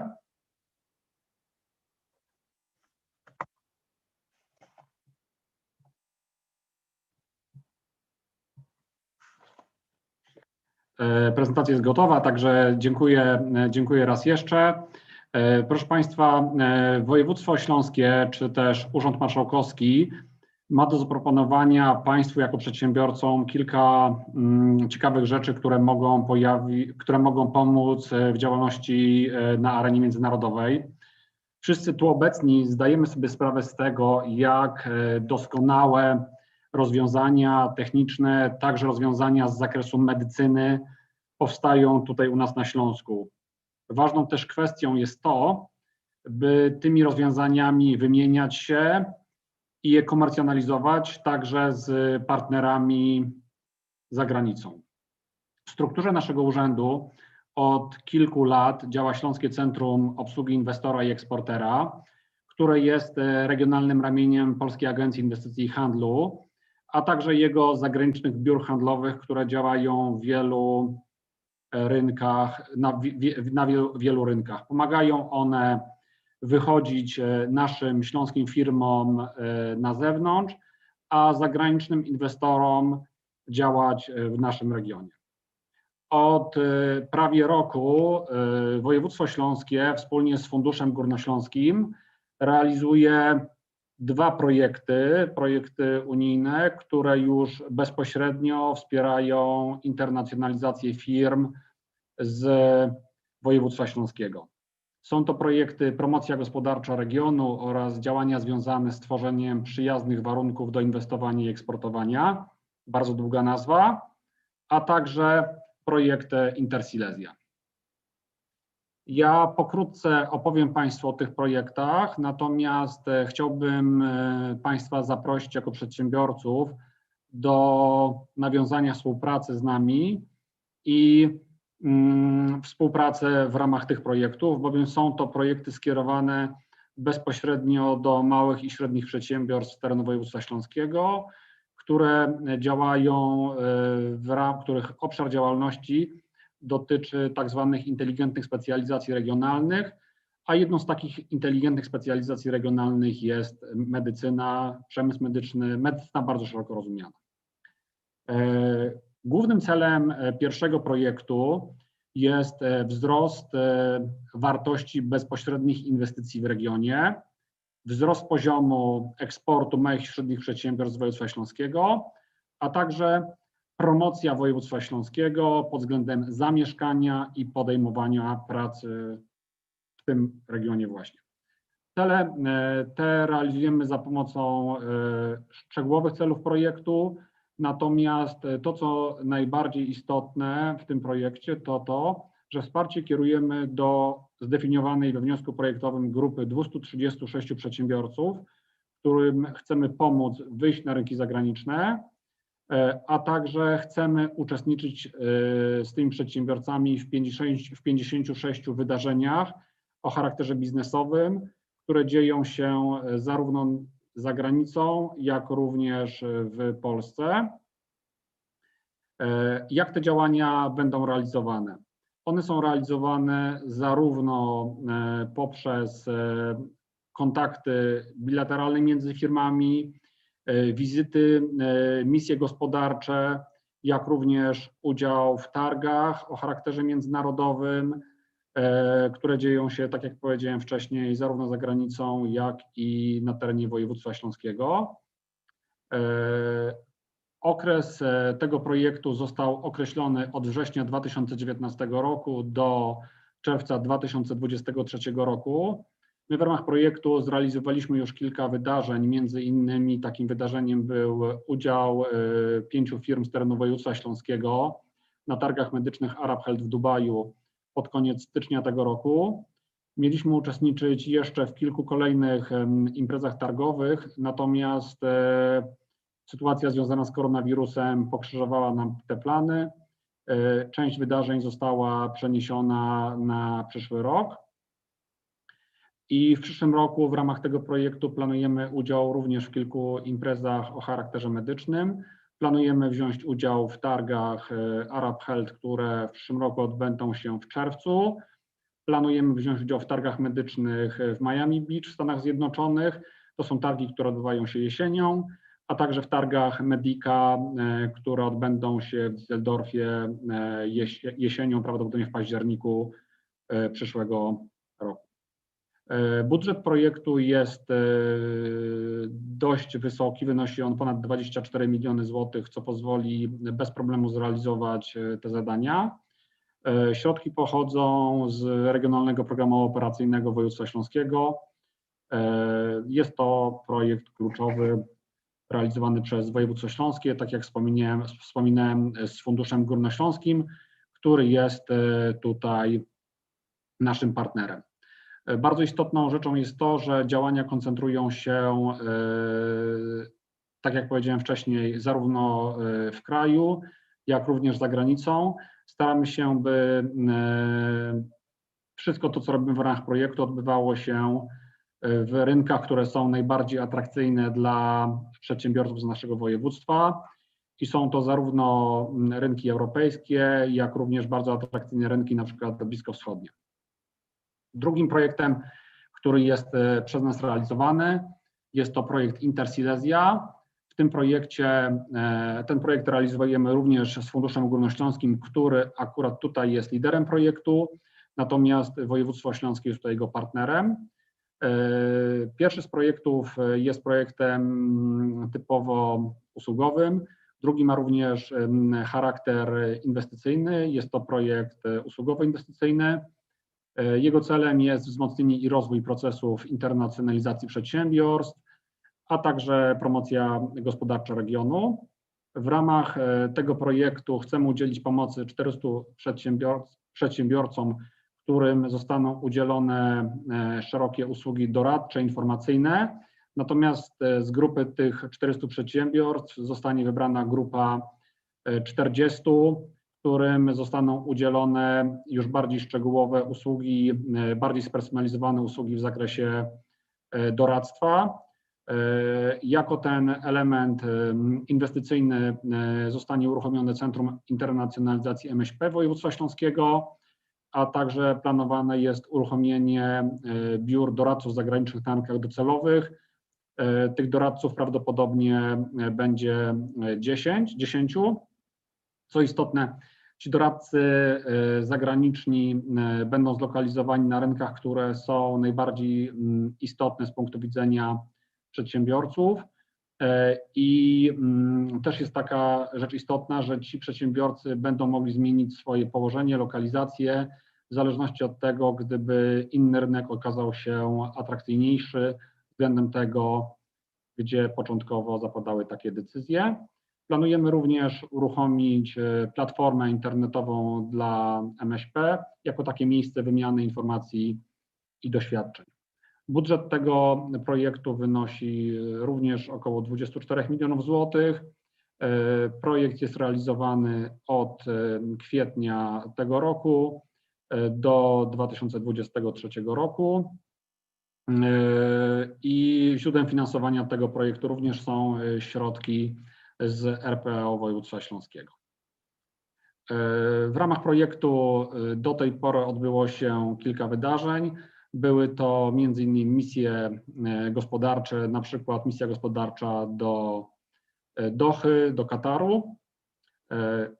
Uczestniczyliśmy w targach medycznych Arab Health w Dubaju. Jest to jedna z 3 największych imprez medycznych na świecie. 5 firm z województwa śląskiego wybranych w drodze otwartego naboru uczestniczyło w tej imprezie targowej.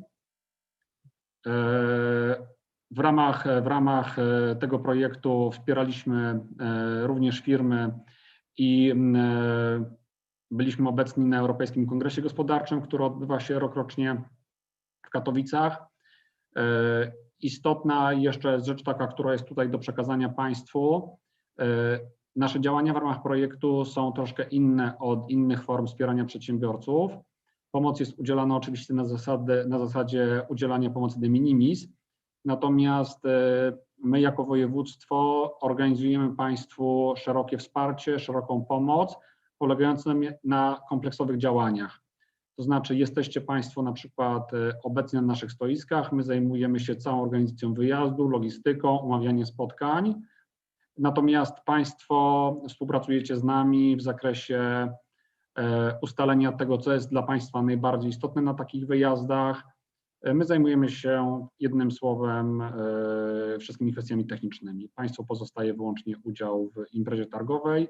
Nie musicie Państwo w żaden sposób rozliczać z nami z udziału w tym projekcie, dlatego że rozliczać finansowo, dlatego że wszystkie wydatki są przez nas opłacane. Natomiast Państwo otrzymujecie pełne świadczenia od nas. No i na koniec oczywiście oświadczenie o przyznaniu pomocy de minimis. Jeżeli Państwo będziecie mieli jakiekolwiek pytania względem tego projektu, to zapraszamy do kontaktu. Zapraszamy do kontaktu z nami, zapraszamy również do kontaktu z Funduszem Górnośląskim. Także to tyle. Dziękuję Państwu bardzo. Z Urzędu Marszałkowskiego Śląskiego. I teraz jakby po kilka minut, przepraszam, nie mamy więcej czasu, ale poproszę teraz może pana Kazimierza Murzyna, który prezentuje Life Science, zaprzyjaźnione z nami województwo i klaster tym bardziej, czyli przechodzimy do klastrów. Klaster Life Science, Kazimierz Murzyn, co u Was się ciekawego dzieje? Dzień dobry. Dzień dobry. Teraz się widzę, to wiem, że mnie widać. Dziękuję za zaproszenie. Ja nie przygotowałem z prezentacji. Dobrze, bardzo mało czasu, także przepraszam. Właśnie spróbuję zreferować tak bardzo szybko. Wszystkie informacje zresztą są dostępne u nas na naszej stronie, to mam nadzieję, że stamtąd można szybko się zorientować. A z takich programów, które są dedykowane wsparciu przedsiębiorstwom, może skupię się właśnie na tych programach, bo one są najważniejsze. W tej chwili właśnie rozpoczęliśmy realizację programu, który jest bardzo podobny do tego, o którym słyszeliśmy przed chwileczką, w ramach Regionalnego Programu Operacyjnego. Program nosi też bardzo długą, skomplikowaną nazwę Promocja Gospodarcza Małopolski na arenie międzynarodowej. My używamy akronimu, ponieważ realizujemy ten projekt już po raz drugi z rzędu, w sensie drugi raz rozdanie, to samo, ProBio Małopolska, promocja gospodarcza sektora biogospodarki w Małopolsce. I on w zasadzie polega na dość złożonym, to jest taki projekt, o którym nam zresztą mówiono, że to jest projekt, który się składa z kilku projektów, bo tam między innymi oprócz tego, że przygotowujemy przedsiębiorstwa, albo może zacznę od tego, że mamy jakby 3 komponenty wsparcia dla startupów w udziale w międzynarodowych imprezach dedykowanych startupom. Mamy komponent o podobnym charakterze dla firm, które są bardziej zaawansowane i potrzebują udziału w takich dość popularnych w tym środowisku imprezach typu BioConvention, BioEurope i tym podobnych, gdzie celem jest nawiązywanie partnerstw i głównie chodzi tam o komponent, bardzo drogi komponent partneringowy. I trzecia oferta dla przedsiębiorstw, które mają już ofertę, mają sprzedaż i chcą się odnaleźć na rynkach międzynarodowych z ofertą swoich produktów, czy już ze sprzedażą i znowu tu wspieramy w udziale, czy organizujemy dla nich misje. Te misje tak to skonstruowaliśmy, że de facto są zwykle powiązane z jakąś imprezą targową o charakterze targowym na całym świecie i tam możemy je wspierać w udziale. Pokrywamy koszty, dla tych wszystkich 3 grup pokrywamy koszty pobytu, wstępu i podróży. No i oczywiście to, co wszystkich dotknęło w tym momencie, kiedy pisaliśmy ten projekt, to nie było mowy o COVID-zie. W tej chwili mamy sytuację zupełnie inną i de facto następuje pewnego rodzaju zmiana, ponieważ projekt będzie trwał przez następne 2 lata, więc zakładamy, liczymy bardzo, że to się zmieni, ale w tej chwili wysyłamy wirtualnie, to znaczy wspieramy w takim udziale wirtualnym, kiedy można brać, i to się opłaca, de facto to ma sens dla uczestnictwa, tym bardziej, że takie imprezy jak Medyka na przykład oferują teraz kilkumiesięczny pobyt na Medyce zamiast tygodniowy i tak dalej. Więc to jest jedna z formuł, którą realizujemy w ramach takiego programu jako klaster. I jak wspomniałem, robimy to już po raz drugi i w ramach tego samego programu przygotowujemy tych samych przedsiębiorców do takich wystąpień poprzez jakby system szkoleń, znaczy gdy ktoś tego potrzebuje. Oprócz tego również wspieramy ich w sposób nie bezpośredni, a pośredni. Mianowicie mamy taki komponent, który służy bezpośredniej promocji sektora na arenie międzynarodowej, kiedy to my jakby udajemy się na tego samego typu imprezy i je tam staramy się wypromować, inaczej mówiąc, działalność tego, co się u nas dzieje, przyciągnąć zainteresowanie do nas, do regionu, w tym przyciągnąć zainteresowanie do imprez, na przykład takich o charakterze branżowych, które się u nas dzieją. I to jest jakby kolejne i w ramach tego samego programu budujemy platformę współpracy, czyli taką rozwijamy de facto, bo już ją mamy, tylko rozwijamy taką platformę współpracy, która ułatwi przedsiębiorstwom z kraju nawiązywać współpracę z przedsiębiorstwami z zagranicy i odwrotnie, czyli inaczej mówiąc jakby pokazujemy tym z zagranicy, w jaki sposób nawiązywać współpracę z tymi, którzy są u nas. To jest dość jakby złożone i wszystko to razem tworzy pewnego rodzaju komponent promocji gospodarczej regionu. A drugi projekt, który jest interesujący dla środowiska, w którym wspieramy środowisko i który też został dotknięty COVID-em i tu wprowadza pewne zakłócenia, to jest projekt realizowany w ramach europejskiego programu InnoSAP, programu, którego celem jest stworzenie tzw. europejskich partnerstw dziedzinowych związanych z jakąś dziedziną. W tym wypadku współpracujemy z trzema bardzo dobrze rozwiniętymi klastrami w Europie, czy z Monachium, czy z Walonii, i te 2 najbardziej rozpoznawalne i trzeci mniej rozpoznawalny z Nantes we Francji. Tworzymy takie europejskie partnerstwo w zakresie medycyny spersonalizowanej. I to partnerstwo, i w ramach tego partnerstwa, oprócz tego, że tworzymy wspólną strategię współpracy pomiędzy tymi klastrami, współpracy ukierunkowanej na wsparcie małych i średnich przedsiębiorstw, oczywiście w tej współpracy, to w tym projekcie realizujemy taki komponent pilotażowy misji czy wymian, które są finansowane przez Komisję Europejską, kiedy mamy za pomocą takiego narzędzia, taki jest cel, za pomocą takiego narzędzia przygotowanego przez Komisję Europejską doprowadzać i ułatwiać do nawiązywania takich bardziej praktycznych, zorientowanych na konkretne rezultaty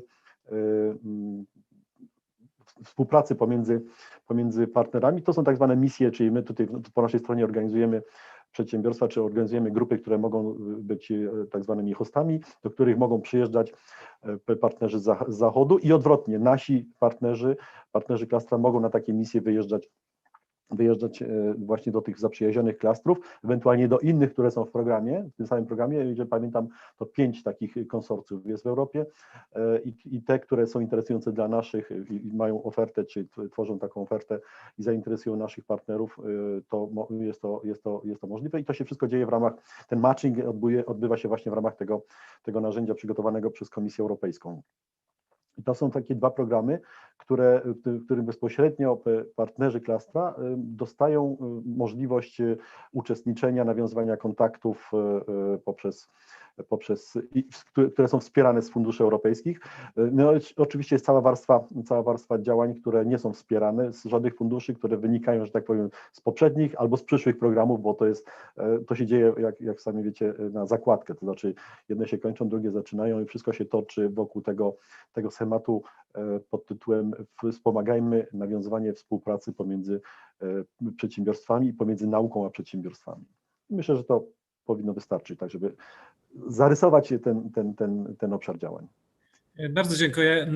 Tutaj widzicie Państwo, jakbyście się na Śląsku nudzili, to możecie przejść i potem wrócić oczywiście na Śląsk, ale przyjaciół tam znajdziecie, tak zresztą jak i my. Ja tu chciałem podziękować tutaj za pomoc, bo się uczyliśmy tego Zooma od zupełnie fantastycznego gościa Grzegorza Janika. Jeśli są jakieś błędy, to tylko z naszej głupoty są i z różnych po drodze, które dzieją się rzeczy, które są między waszym mikrofonem a naszym ekranem. Ale w każdym razie bardzo dziękuję również za pomoc, bo musieliśmy tam w kilka dni przegospodarować nasze zasoby i umiejętności pozyskać. Więc jeszcze raz dziękuję tutaj za pomoc i pozdrowienia dla pana Grzegorza. A teraz poproszę panią Izabelę Czaremchę, z którą się też przyjaźnimy już od wielu lat. Dziękuję bardzo. Ja przygotowałam prezentację, nie będę jej puszczać, powiem tylko tyle. Robimy rzeczywiście to, co Kazimierz w Małopolsce, my robimy na Śląsku. Mamy dużo projektów. Nie mieliśmy tego szczęścia, co wy w Małopolsce, nie mieliśmy programów dedykowanych klastrom i promocja gospodarcza regionu poprzez klastry nie była w taki sposób realizowana jak w Małopolsce. Mamy nadzieję, że tak będzie. Tak jak pan profesor powiedział, przyjaźnimy się już, bo klaster to już kilkanaście lat współpracy i FRK było założycielem klastra Med-Silesia i to jest nasz czas, powiem szczerze, bo wyroby medyczne, tak jak było powiedziane przez Agencję Badań Medycznych, mają być narodową polską specjalizacją, więc to jest ten czas robotów, czas wyrobów medycznych, czas tego, żebyśmy rzeczywiście wykorzystali go dobrze. My mamy to szczęście w klastrze Med-Silesia, że mamy teraz na chwilę obecną 128 partnerów, ponad 100 są to przedsiębiorstwa i ci partnerzy to są producenci wyrobów medycznych, czyli zawsze medycyna była inteligentną specjalizacją województwa śląskiego, bo ten potencjał i badawczy, i jeżeli chodzi o producentów wyrobów medycznych, największy jest na Śląsku, ale de facto narzędzi, instrumentów takiego wsparcia tej branży, de facto docenienia jej, bo ona zawsze sobie dobrze radziła i ten potencjał rzeczywiście, jak patrząc na dzisiejszą konferencję, najstarszą jedną, jeżeli chodzi o roboty, to przedstawiając to, patrząc, to są nasi partnerzy w klastrze, Akrea, Exotech, jesteśmy dumni, że Deloitte też docenia gliwickie firmy i Inmed to są nasi partnerzy, Fundacja Rozwoju Kardiochirurgii, tematy, które realizujemy. I ja, tak jak pan profesor, nie wiem czy wspominał, ale ten polski robot medyczny to jest coś, co rzeczywiście mam nadzieję, że to się w końcu stanie i ta zapowiedź tego 1 miliarda złotych przez Agencję Badań Medycznych na wyroby medyczne, na tą specjalizację, da nam jeszcze więcej możliwości, bo klaster ma ich bardzo dużo. To, co powiedział Kazimierz. My też posiadamy wiele projektów, które są związane z wsparciem przedsiębiorczości. Mamy nie bezpośrednio z Urzędu Marszałkowskiego, ale z Polskiej Agencji Rozwoju Przedsiębiorczości jako kiedyś krajowy klaster kluczowy takie możliwości i możliwości międzynarodowe, bo to też projekty międzynarodowe. Ale to, co pan profesor i zawsze mówimy, to wszystko są ludzie i to jest wszystko właśnie w klastrze, to partnerstwo i ten dostęp do przedsiębiorców, którzy tworzą tak naprawdę i generują przychody dla regionu. Czyli jesteśmy tą platformą współpracy, tym miejscem łączenia nauki i biznesu, generowania tych innowacyjnych też pomysłów na wspólne przedsięwzięcia między nauką i biznesem, ale także też wsparcia przedsiębiorstw. Jesteśmy też dobrym miejscem, żeby ten głos przedsiębiorstw usłyszeć i w kontekście tworzenia nowej naszej regionalnej strategii innowacji my też jesteśmy tym źródłem przekazywania informacji o potrzebach branży, potrzebach związanych z nowymi regulacjami w zakresie MDR-u, wsparcia branży naszej, bo to jest coś, co klastry robią. I one są tak naprawdę teraz w nowej perspektywie przez różne przypadki odmieniane, bo Komisja Europejska zawsze doceniała rolę klastrów w rozwoju gospodarczym. My, mam nadzieję, tak jak Kazimierz Life Science, będziemy w tym uczestniczyć jako kraj, dostrzeżemy te środki rzeczywiście namacalnie w naszych regionach i na poziomie centralnym i użyjemy narzędzia, klastrów jako narzędzia tej promocji gospodarczej Polski, a ja z naszego podwórka mam nadzieję, że polskie wyroby medyczne, polski robot medyczny to jest coś, co będzie ze Śląska i to jest właśnie przy współpracy oczywiście partnerów spoza Śląska, ale to jest to serce, w którym rzeczywiście pan profesor jako ta osoba, która tą branżę scala i jak gdyby ma doświadczenie, jeżeli chodzi o ten temat, największe chyba w Polsce, będziemy mogli wspólnie rzeczywiście już niebawem się pochwalić. Mówię, jeżeli chodzi o wyroby medyczne, o aparaturę, mówmy o tym, że COVID nauczył nas czegoś, mówmy o nacjonalizacji, jeżeli chodzi o wyroby medyczne, o tym, żeby zaawansowany sprzęt i aparatura medyczna powstawała i była produkowana na Śląsku, także to są nasze cele. Ja zapraszam do współpracy, bo MedSilesia ma bardzo szeroką ofertę jako GAP, Ogólnośląska Agencja Przedsiębiorczości i Rozwoju. Myślę, że to jest dobry czas, nasz czas i wykorzystajmy ten czas przy współpracy oczywiście partnerów z różnych środowisk, ze szczególnym uwzględnieniem środowisk międzynarodowych, Digital Innovation Hub, DIG-Hero i nasz Smart Labs, który powstaje tutaj na Śląsku, to też mam nadzieję nasza możliwości do współpracy i pomocy przedsiębiorcom, bo instrumentów będzie wiele, nowa perspektywa to też perspektywa związana właśnie z instrumentami dedykowanymi dla firm. Ja mam nadzieję, że również poprzez klastry my Państwu pomożemy, tak jak to robimy i staramy się to robić od wielu lat z Kazimierzem. Bliskość, Krakowice, Katowice, Gliwice, to są te nasze połączenia, które wykorzystujemy. Mam nadzieję teraz ze wsparciem Urzędu Marszałkowskiego, naszego śląskiego, ono jeszcze będzie ten efekt synergii kumulować, bo też na Medyce jesteśmy, w wielu wydarzeniach uczestniczymy, ale tak naprawdę to jest synergia wielu czynników, wielu partnerów i mam nadzieję, że wykorzystamy ten potencjał, który zawsze był w województwie śląskim i zawsze się nim chwaliliśmy, oby teraz był doceniony, dofinansowany, tak jak jakie są potrzeby i jakie są jego możliwości. Także dziękuję bardzo i zapraszam medsilesia.com do współpracy z nami. Bardzo dziękuję Iza, bardzo dziękuję Kazimierz, bardzo dziękuję Pani Aleksandrze. Jeszcze dodam tylko dwa zdania, ponieważ przygotowujemy się do sesji. Słuchajcie, to jest po prostu jak Real Madryt, taki zestaw chirurgów po prostu zaraz się z nami połączy, że szczerze mówiąc aż dziwne, że nasze państwo stać na taki zespół, ale to rzeczywiście tak będzie. W związku z tym o 14 zaczynamy i musimy tam jeszcze jedną rzecz sobie sprawić. Będziemy mieli połączenie z Chicago, z Monachium, z Wrocławiem i ileś tam miejscami, nie wiem gdzie teraz są. Jak pamiętacie, zaczęliśmy z Pragi z profesorem Czutkiem i to różnie bywa. W związku z tym bardzo dziękuję wszystkim za to. Natomiast muszę powiedzieć jeszcze dwie rzeczy. Muszę przeprosić pana Janusza Dramskiego, którego zaprosiłem tutaj, żeby przedstawił Startup City Zabrze, ponieważ to jest świetna idea, która w Zabrzu tutaj rośnie i Janusz, że tak powiem, zajmuje się nią od samego tutaj do początku, gromadzi tych startupowców, są organizowane regularne spotkania, jakieś oferty, które ułatwiają im zasiedzenie się w Zabrzu. Także Janusz, bardzo Cię przepraszam, jakieś kłopoty techniczne, prawdopodobnie moja wina, w związku z tym od razu biorę to na siebie. Ale w każdym razie proszę pamiętajcie, że Zabrze, czyli oferta miejska również jest, Startup City Janusz Dremski i cała ta grupa, która pomaga średnim przedsiębiorcom. Na zakończenie chcę tylko powiedzieć, że jeszcze są stowarzyszenia. Wśród tych stowarzyszeń jest Międzynarodowe Stowarzyszenie Robotyki Medyczne, które założyliśmy i tutaj w Zabrzu jest ono, że tak powiem, zarejestrowane. Wydajemy czasopisma Medical Robotic Reports, które są dostępne na Medical Robots EU i też na Medical Robotics Reports EU, które za chwilę będzie uruchomione. Także mamy czasopisma, mamy konferencje, mamy wspaniałych przyjaciół po różnych stronach świata, ale też i w różnych dziedzinach.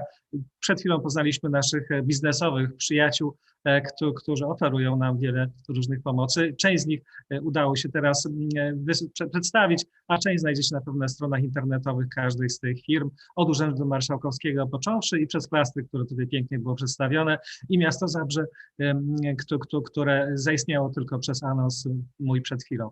Jeszcze raz bardzo dziękuję za pomoc, za przedstawienie tej opinii i za to, że możemy na Was liczyć w tych chwilach, kiedy nam się coś udaje, bo możecie to promować i wywieźć nas w różne strony świata, żebyśmy zaistnieli tam, gdzie nigdy nas stać by nie było, żeby się dostać. To dziękuję bardzo. Kończymy tą sesję wsparcia i przygotowujemy się do sesji, która zaczyna się o drugiej sesji dotyczącej chirurgii robotowej. Także dziękuję Państwu. Chwila przerwy organizacyjnej. Poczekaj, bo to...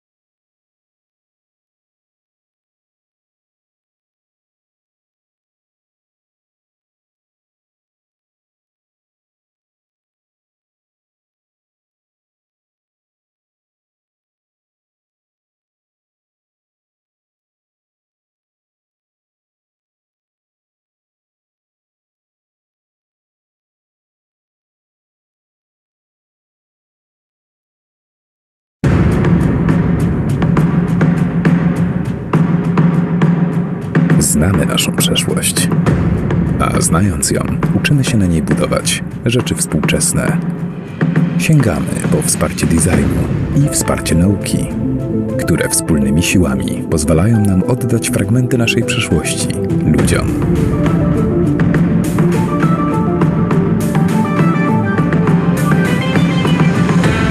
Znamy naszą przeszłość, bo tylko znając ją, możemy nauczyć się budować przyszłość. Taką, która jest bliżej człowieka i w której człowiek jest bliżej natury. Śląskie.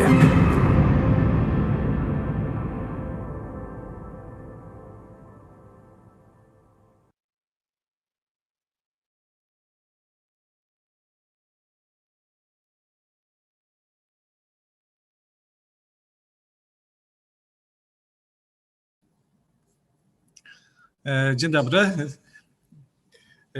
Witam serdecznie w sesji, która jest absolutnie niezwykła. Wymarzona moja sesja od 18 lat, jak rozpocząłem myślenie o robotach medycznych. Nie wyobrażałem sobie, że będziemy mogli w gronie kilkunastu osób porozmawiać o robotyce chirurgicznej jako praktyce, która działa w Polsce. Zaczęliśmy dzisiaj wykładem Stanisława Czutka, który 2 lata temu, jak umożliwił nam połączenie bezpośrednie z Czechami, to zazdrościliśmy Czechom i tej liczby robotów, i tej liczby operacji, którą tymi robotami prowadzą, i w ogóle organizacją w ogóle tej robotyki chirurgicznej, która tam po prostu w stosunku do naszej była wzorem. Dzisiaj dzięki ludziom, którzy zakupili te roboty, i to w znacznej mierze są również ludzie z prywatnych firm, okazało się, że Polska w tym roku osiągnęła liczbę operacji chirurgicznej podobną jak w Czechach. W związku z tym jestem zachwycony tym, że dzisiaj będziemy mogli spotkać się z prawie każdym z tych ludzi, dla których ten sukces jest. A zaczniemy od profesora Witkiewicza, który pierwszy zakupił robota Da Vinci, i Marka Zawadzkiego, również profesora, który, pamiętam, bo byłem przy tym, zdecydował, że z Chicago wróci tutaj i we Wrocławiu będzie kontynuował swoją drogę związaną również z robotyką, więc gdyby profesor Witkiewicz po prostu nie kupił tego robota i nie umożliwił coś takiego, to po prostu tak świetni ludzie właśnie jak tu Marek Zawadzki i wielu innych, których poznamy za chwilę, do kraju by nie wrócili, ponieważ nie mogliby wykonywać swojego zawodu na takim poziomie, do jakiego są przygotowani, na takim poziomie, jak chcą zaoferować swoim pacjentom. No bo koniec końców w gruncie rzeczy przecież chodzi o jakość wypełniania usług medycznych, a jak Państwo wiedzą, chirurgia ma to do siebie, że ciągle ona jest mistrzowska, prawda? Czyli ciągle wiemy, że mamy tych kilku mistrzów, kilkudziesięciu mistrzów w każdej z tych dziedzin, w każdej z tych specjalności, i bardzo trudno się od nich nauczyć i bardzo trudno osiągnąć tą doskonałość. Być może robot umożliwi to łatwiej właśnie przez to, że między ręką chirurga a narzędziem wewnątrz pacjenta jest komputer, i też są zupełnie nowe możliwości edukacyjne, które roboty pokazują. Będziemy dzisiaj o tym wszystkim rozmawiali, ale z wielkim honorem i szacunkiem kłaniam się tutaj naszym gościom z Wrocławia i proszę ich o przejęcie tej sceny na te kilkadziesiąt minut. Zapraszam.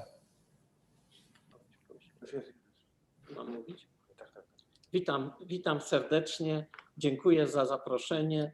Cieszę się bardzo, że mimo drogi przez mękę, jeżeli chodzi o wprowadzanie innowacji w Polsce, a szczególnie to się tutaj, jak pokażemy w tym krótkim wystąpieniu, pokażemy, jak to wyglądało.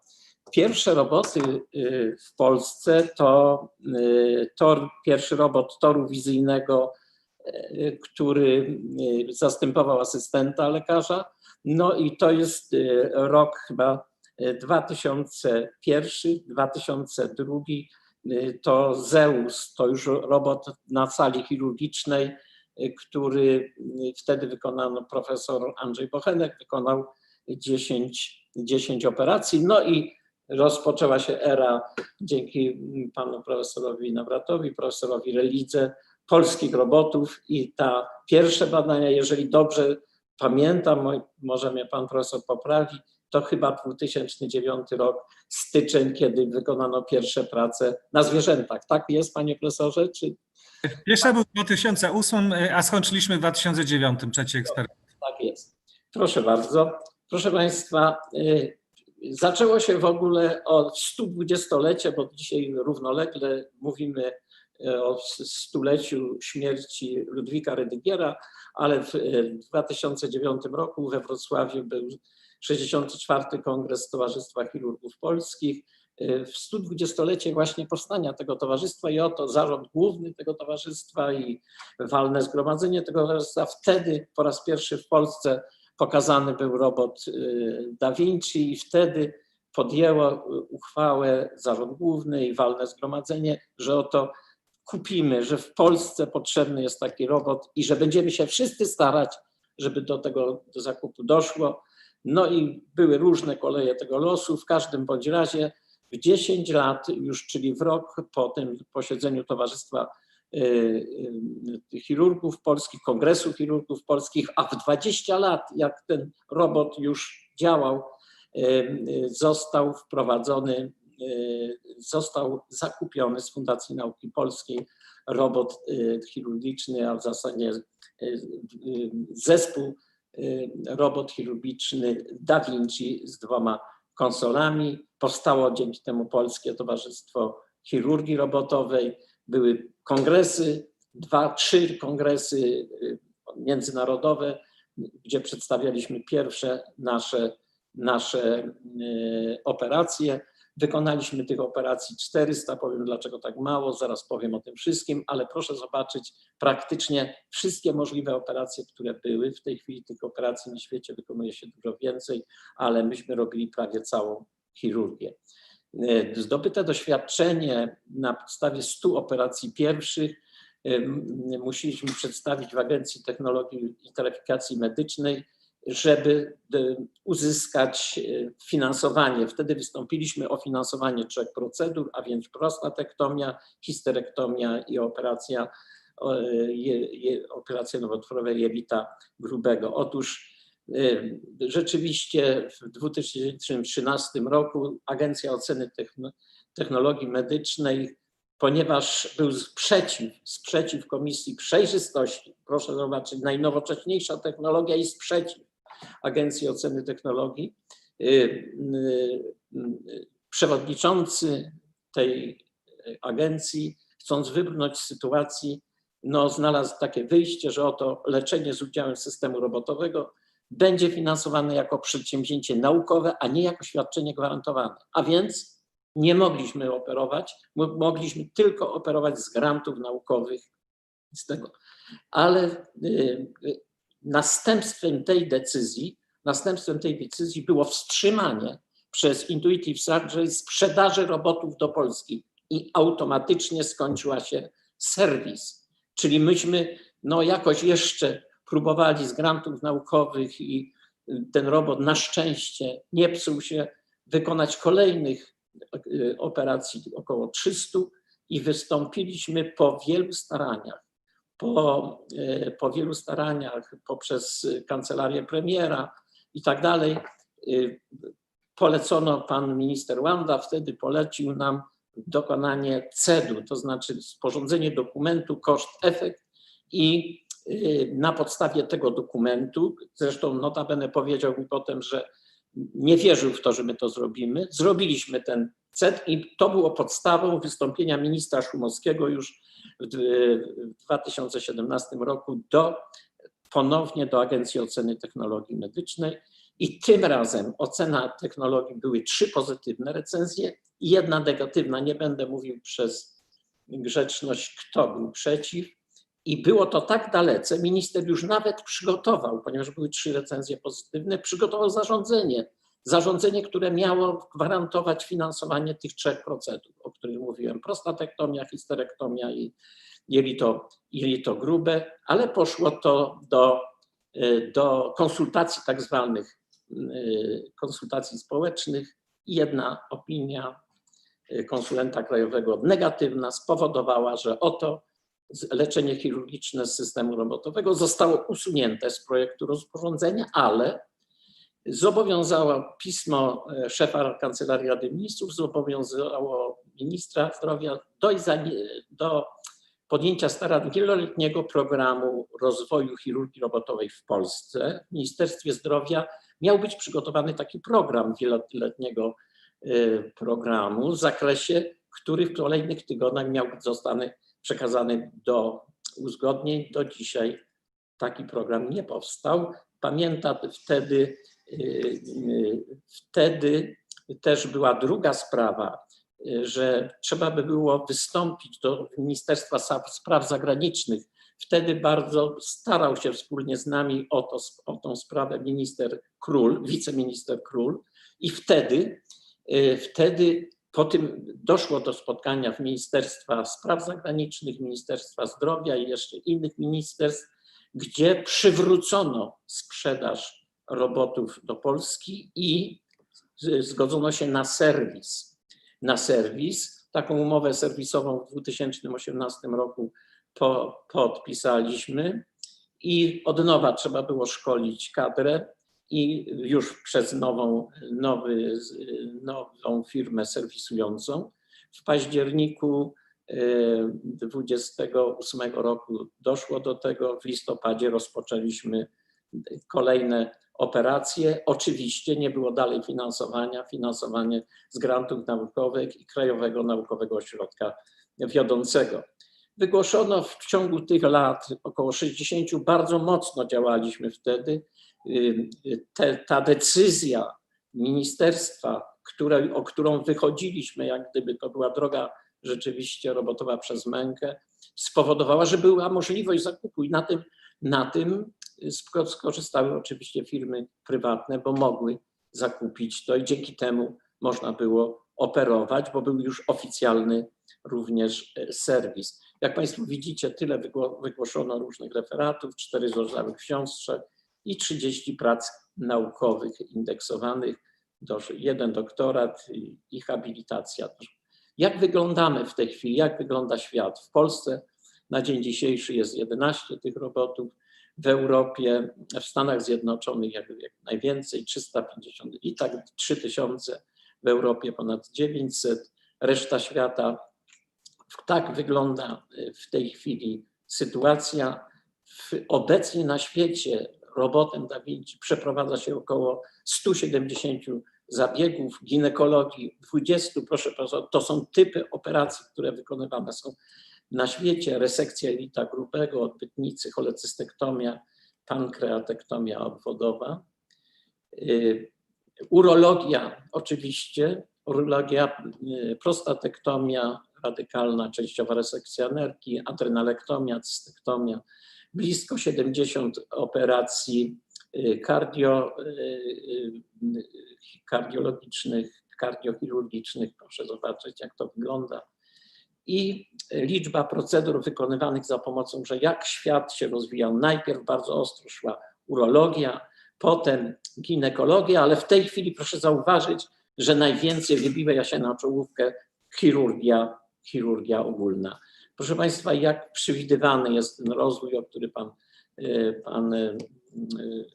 profesor pytał, mianowicie tak to jest przewidziane, zobaczymy jak będzie. W tej chwili na świecie jest mniej więcej 1 robot na milion mieszkańców. U nas jesteśmy w 2020 roku, jest tyle. No, ja myślę, że rzeczywiście powinien powstać taki program, powinny powstać ośrodki, centra szkoleniowe. Tak to wygląda w liczbach w 2019 roku, a więc w Europie średnio 1 robot przypada, jak już mówiłem, na 1 milion mieszkańców. Optymalnym rozwiązaniem ekonomicznym i merytorycznym jest stworzenie centrów takich robotowych, które by szkoliły przyszłych operatorów. To są 2 roboty. A więc robot chirurgiczny to naturalny, innowacyjny etap rozwoju chirurgii i techniki chirurgicznej. W tej chwili coraz więcej chirurgia małoinwazyjna, robotowa rozwija się, coraz więcej operacji bardzo skomplikowanych operacji wykonuje się technikami mało inwazyjnymi. Ale Da Vinci, taka krótka historia, chociażby ostatnia, proszę zobaczyć, były pieniądze, mogliśmy kupić robota i stworzyć takie centrum. Nawet znaleźli się sponsorzy, ale trzeba było pokonać ten Jowisza, ocenę tego zakupu. Wojewoda dał nam 350 punktów, myśmy wyliczyli 2200. Odwołaliśmy się do ministra zdrowia, minister łaskawie nam dał 695, ale to było za mało, żeby dostać pozwolenie na zakup, bo trzeba byłoby minus 900. W związku z tym odważyliśmy się zaskarżyć za decyzję ministra w Sądzie Administracyjnym w Warszawie i decyzją sądu, która przyznała nam taką ocenę, jak wynikała z piśmiennictwa, literatury i naszego doświadczenia, 2211 punktów. No i ten wniosek jest dalej procedowany, bo w międzyczasie pieniądze, które przygotowali sponsorzy, zostały przeznaczone na inny cel. Tak więc jesteśmy na jednym z 3 ostatnich miejsc, jeżeli chodzi o wprowadzanie innowacji w naszym kraju, ale mimo tego ta jedna decyzja, która pozwoliła na zakup robotów, głównie mogą się w tej chwili rozwijać ośrodki prywatne, dlatego że ośrodek prywatny może odpłatnie robić te badania, natomiast nie pozwolono nam na wykonywanie tych operacji w szpitalu NFZ-owskim, w szpitalu marszałkowskim. Proszę Państwa, życzę Państwu, abyście byli i myśleli jak Leonardo da Vinci i dalej odważnie i twórczo wyprzedzali czas. Gratuluję Panu Profesorowi Nawratowi. Myślę, że jeszcze doczekam tego czasu, kiedy rzeczywiście przynajmniej te 3 procedury, które są złotym standardem, jeżeli chodzi o operacje robotem Da Vinci, będą finansowane i nie tylko pacjenci, których na to stać, ale wszyscy pacjenci, którzy tego wymagają, a jesteśmy społeczeństwem starzejącym się coraz bardziej. Będzie nas na świecie 2 miliardy w 2050 roku. W związku z tym na pewno te roboty znajdą swoje miejsce. Dziękuję bardzo. Bardzo dziękuję panie profesorze. Jak zwykle utrzymał pan w napięciu nas wszystkich, czy do końca w końcu jest ta zgoda, czy tam nie ma tej zgody. Fantastyczny ośrodek. Ja mam jedno pytanie, jeśli mogę mieć do Państwa w tej chwili. Mianowicie bardzo mi się podoba jakby ta koncepcja, rozumiem, że z tych 2 robotów, bo chodzi o to, w sumie cały czas walczymy o ten optymalny system ekonomiczny używania robotów, więc jak rozumiem te 2 roboty jest lepiej niż 1, ale czy taki wzór jak u Państwa był, czyli że multidyscyplinarnie można było z niego korzystać, czyli 1 robot, 1 sala operacyjna wykorzystywana była przez specjalistów różnych dziedzin, on się da w Polsce utrzymać i rozwijać, czy powinny to być osobny kardiochirurgiczny, osobny urologiczny i tak dalej? Jaką Państwo mają wiedzę na ten temat, czy też własne przekonania? W naszych warunkach można, bo w tych poszczególne dni, bo my operujemy 1-2 dni, czasem 1 tygodniowo w tej chwili, a powinniśmy operować codziennie. Natomiast jeżeli chodzi o szkolenie, bo nasz robot to jest jedyny robot w Polsce, który posiada 2 konsole, jest doskonały do szkolenia. W związku z tym, jeżeli Intuitive ustaliło, że ośrodek szkoleniowy, który ma być ośrodkiem szkoleniowym, powinien mieć 2 roboty, bo jeden jest szkoleniowy, a drugi idzie i pracuje, bo im więcej tych operacji, myśmy wyczynili te operacje średnio gdzieś 23-25 tysięcy przy tak małych, no bo to około 100 robotów robiliśmy na podstawie 100 robotów rocznie, ale Niemcy wyliczyli, że jeżeli się w Frankfurcie, jeżeli robimy do 100 robotów, to dopłacamy. Jeżeli robimy do 150, to on się bilansuje. Po 150 on przynosi przychód i zarabia. No tak. I jeszcze mam jedno pytanie, bo jakby oczywiście ze smutkiem przyjmujemy wszyscy, że Państwo operują, że Państwo nie operują tak często, jak powinno być ze względu na swoje umiejętności, jak powinno być z punktu widzenia wymagań pacjentów. Jak Państwo utrzymali gotowość bojową, pomimo tego, że nie możecie operować tak często, jak to jest w praktyce? Tak, bardzo dobre pytanie, panie profesorze. No, operowaliśmy na symulatorach robionych z pudełek tekturowych, żeby nie zapomnieć tych ruchów, bo jeżeli się operuje co 2 tygodnie, to tak jakby się każdą operację zaczynało od nowa. W tej chwili to znaczy średnio 2 razy w tygodniu idą operacje urologiczne, czyli głównie prostatektomia i pęcherze moczowe. Natomiast w tej chwili staramy się o grant, jeżeli chodzi o jelito grube. Jelita grube też zrobiliśmy, to już jest około 100 i na podstawie tego mamy wiele i opracowania naukowe, ale nie tylko naukowe, stricte naukowe, ale również opracowania finansowe, jak to powinno wyglądać w naszych warunkach. No dobrze, bardzo dziękuję panom profesorom za przedstawienie jakby tego. Nie mówię o wszystkim, bo o niektórych rzeczach, gdybym powiedział, to są pozaemerytoryczne rzeczy, które to już dawno powinno być finansowane, naprawdę. Ale nie mogę o wszystkim mówić jeszcze.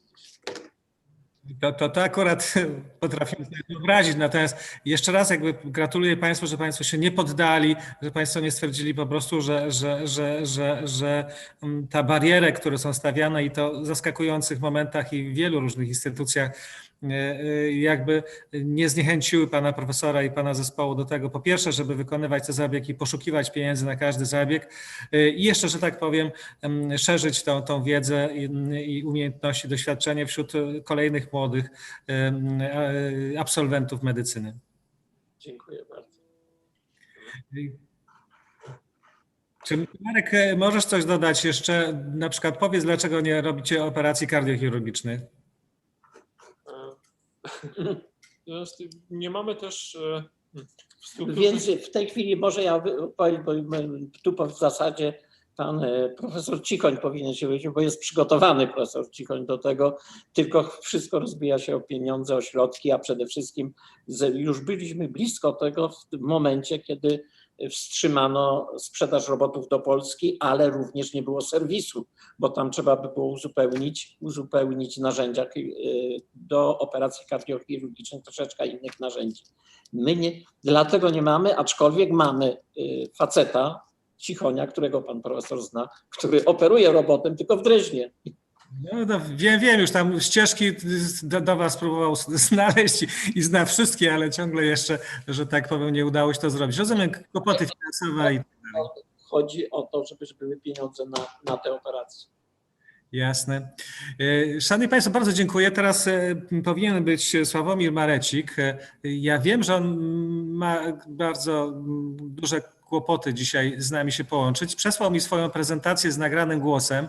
W związku z tym ja ją teraz uruchomię i jeśli będzie się mógł z nami połączyć, to pewnie chętnie ją skomentuję, zobaczymy.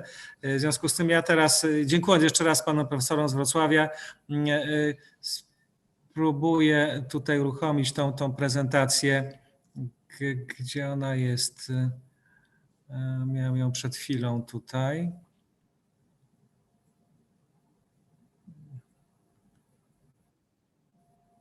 Nie, to nie jest ta, przepraszam bardzo, muszę ją znaleźć. To nie jest ta. Stop share. Muszę znaleźć. Tak. Witam Państwa serdecznie. Chciałem bardzo podziękować panu profesorowi Nawratowi za Witam Państwa serdecznie. Poczekajmy, tylko muszę teraz to uruchomić, żeby to było widać, bo Państwo pewnie tego nie widzą. Dobra. Share screen. O, mam już, dobra.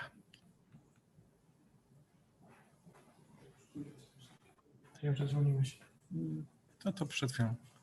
Chciałem bardzo podziękować panu profesorowi Nawratowi za zaproszenie i możliwość wygłoszenia wykładu pod tytułem Chirurgia robotowa i jej perspektywy na przyszłość. Mam nadzieję, że Polska lepiej sobie radzi z pandemią koronawirusa niż Ameryka. Masz tu pieniądze. To są moje powiązania finansowe z firmami, które zajmują się chirurgią robotową. Co tak naprawdę będziemy w przyszłości wymagać od robotów chirurgicznych? Przemysł samochodowy jest jednym z tych, które doskonale zastosowały roboty do masowej i wydajnej produkcji. Oczywiście nie możemy porównywać ciała ludzkiego do samochodu, a ponadto chirurgia nie zajmuje się wytwarzaniem klonów ludzkich, ale pewne predykcje możemy z tego przykładu wyciągnąć. W mojej opinii to, czego oczekujemy od chirurgicznych robotów przyszłości, to posiadanie 4 charakterystycznych cech. Po pierwsze, roboty chirurgiczne przyszłości powinny przynajmniej w pewnej części odciążyć chirurga od pracy fizycznej. Po drugie, roboty powinny być w stanie wykonywać czynności chirurgiczne bardziej precyzyjnie niż ręka chirurga. Po trzecie, powinny być w stanie zrobić to szybciej, a po czwarte, oczekujemy, że na dłuższą metę ich praca będzie tańsza niż zatrudnianie chirurga. Przewiduję, że częściowo autonomiczne roboty znajdą swoje miejsce w praktyce klinicznej w przeciągu następnych 10 lat, ale prawdopodobnie nigdy nie doczekamy się robotów w pełni autonomicznych.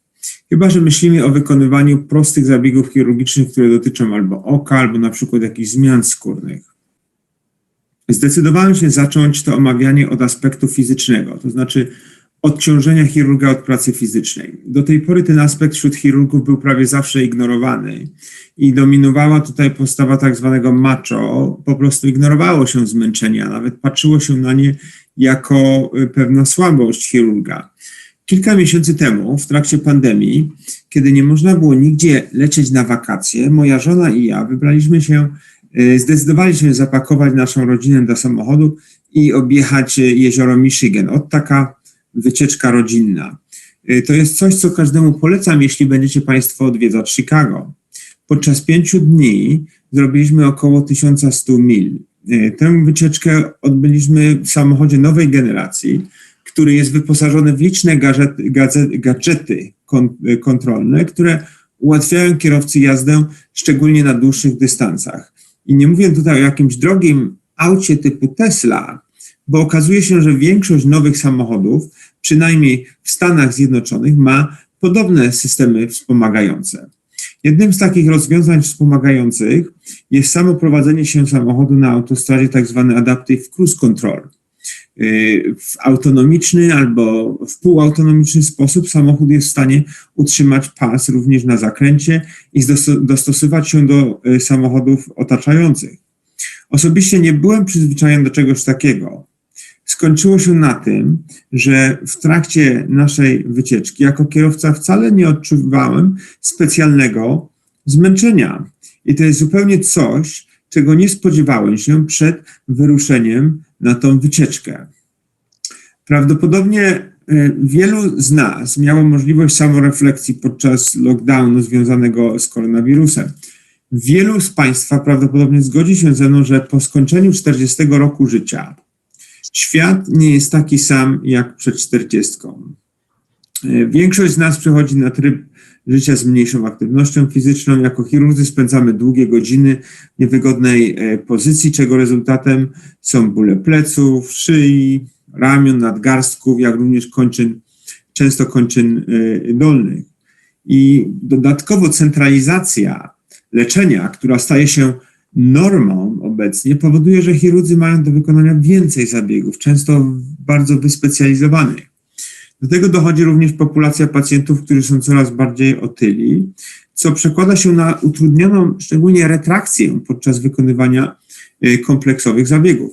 Przez to wszystkie techniki oparte na laparoskopii, a szczególnie operacje odbytnicy, które są najbardziej skomplikowanymi dla chirurga kolektalnego, wszystko to doprowadza do zwiększonego obciążenia ciała chirurga. I dochodzimy tutaj do sytuacji, w której chirurg poświęca swoje zdrowie po to, żeby pomóc innym i na koniec w momencie przejścia na emeryturę sam staje się przedwcześnie kaleką.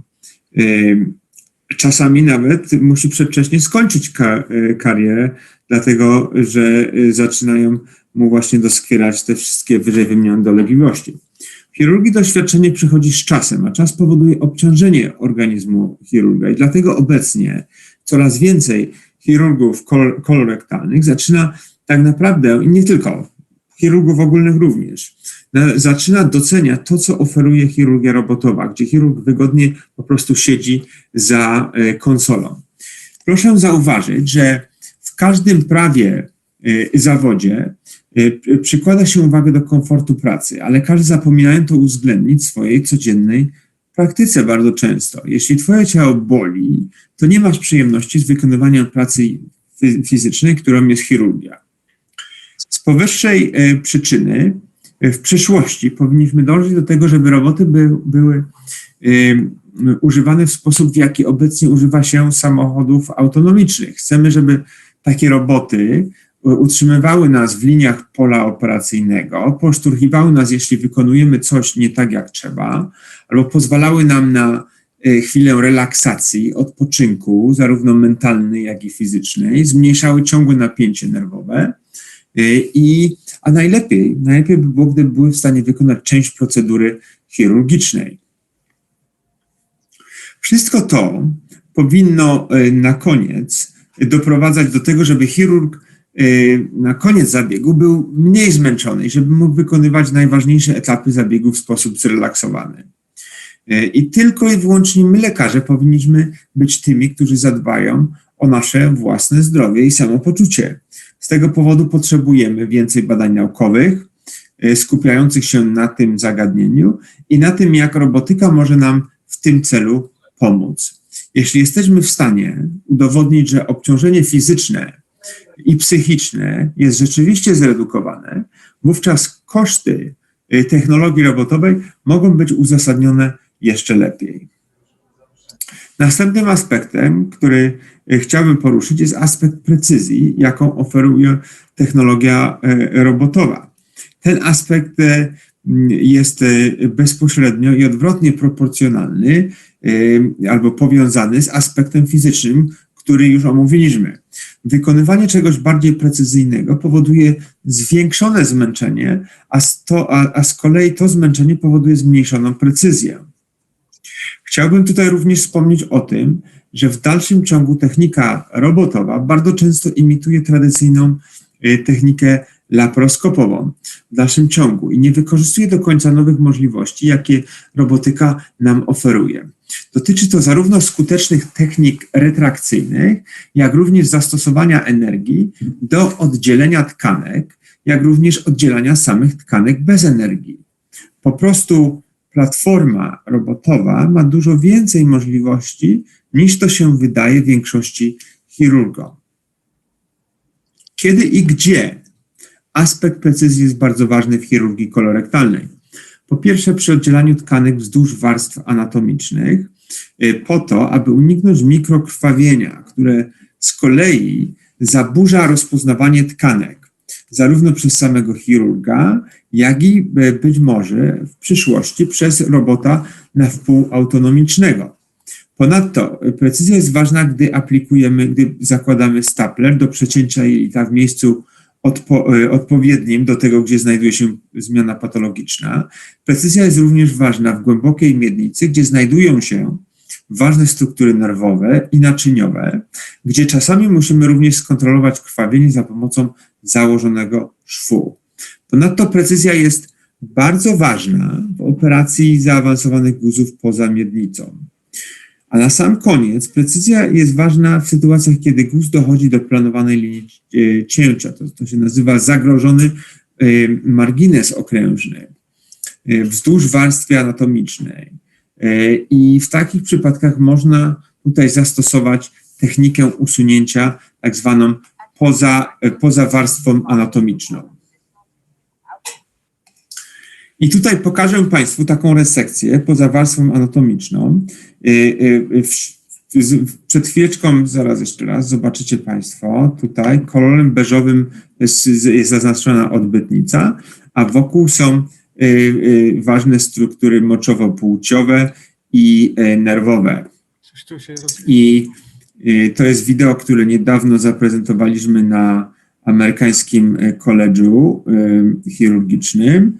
Zmiana, która jest umiejscowiona, to jest tył pęcherza z pęcherzykami nasiennymi. Zmiana przylega w zasadzie do niego, a ta zmiana obejmuje odbytnicę. Tutaj widzicie Państwo ten biała struktura, ona się wywodzi z odbytnicy i przechodzi na pęcherzyki nasienne, które tutaj widzicie. Chodziło o to, żeby oszczędzić pęcherz u tego pacjenta i zaoszczędzić mu worka ostomiennego na mocz.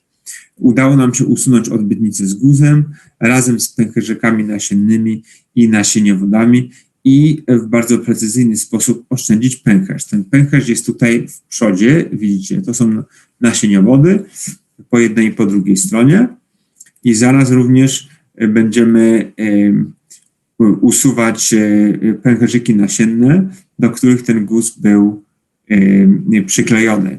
Tego typu zabiegi bardzo często kończą się tym, że trzeba również pęcherz usunąć. A tutaj precyzja tego robota u pacjenta, który jest troszeczkę ma podwyższoną wagę, to udało nam się w bardzo precyzyjny sposób właśnie zachować pęcherz. Przez to został, mamy nadzieję, wyleczony z raka odbytnicy.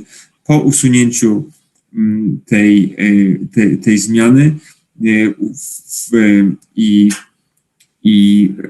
narządów, czyli pęcherzyków nasiennych. Tutaj widzicie Państwo moczowód po lewej stronie, jak również po prawej przedtem. W każdym razie po usunięciu tych zajętych struktur i zostawieniu normalnych, niezajętych struktur, wracamy do tradycyjnej warstwy oddzielania tkanek i zabieg się kończy tym, że odbytnica jest usunięta. Został mały kikut odbytnicy, do którego przyłączyliśmy jelito i w taki sposób udało się odtworzyć kontynuację przewodu pokarmowego. W związku z tym ten pacjent nie musiał mieć nigdy całkowitego worka kałowego, jak również na mocz. Także tutaj jesteśmy na dnie w zasadzie miednicy. Ten spawacz tkankowy, urządzenie służy do tego, żeby bezkrwawo przedzielić większe struktury naczyniowe albo również pęcherzyki nasienne w tym wypadku. Przesuwając się dalej, czy mi się uda? OK. Tak wygląda usunięta odbytnica z tymi zajętymi pęcherzykami nasiennymi, które przylegają również do pęcherza, ale w naszym wypadku ten pęcherz udało się oszczędzić. Jeśli guz zajmuje boczną część odbytnicy i przechodzi dalej, zagrażając marginesom odcięcia, można również usunąć więcej tkanek, tylko tutaj trzeba być bardzo uważnym ze względu na struktury naczyniowe, jak również struktury nerwowe. I mamy takiego pacjenta, u którego guz naciekał bocznie. Widzicie Państwo tutaj, to jest odbytnica, guz nacieka bocznie, potwierdzone w badaniu PET i rezonansie.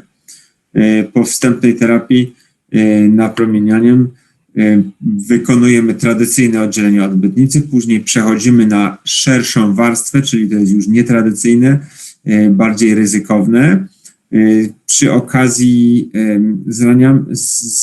zraniliśmy małe naczynko, co Państwo zaraz zobaczycie.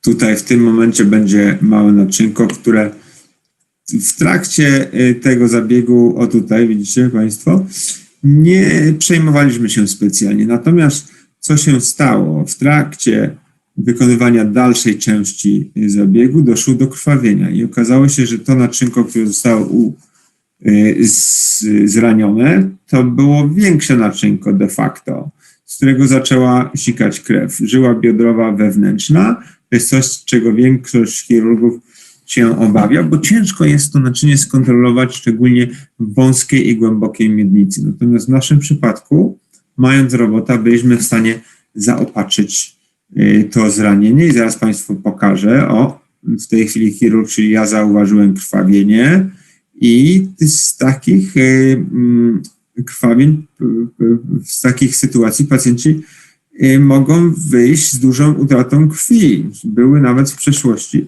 od czasu do czasu przypadki śmiertelne, jeśli chirurg nie jest w stanie opanować tego. W każdym razie widzicie Państwo, jaką precyzję i stabilność daje nam platforma chirurgiczna. Dochodzi do podwiązania zranionego naczynia. Tutaj nawet dwie ręce kontrolują żyłę z jednej i z drugiej strony, natomiast jedną ręką jesteśmy w stanie założyć ten szef bez problemu i skontrolować naczynie. A po skończeniu tej kontroli krwawienia kontynuujemy zabieg, który polega na tym, że odbytnica jest usunięta i robimy zespolenie, tak jak u poprzedniego pacjenta. Tak to wyglądało. Powolutku będziemy wchodzić w tak zwaną tradycyjną warstwę, żeby skończyć ten zabieg.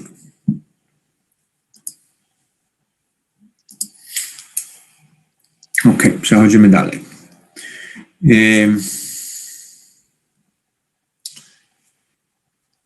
Dobrze,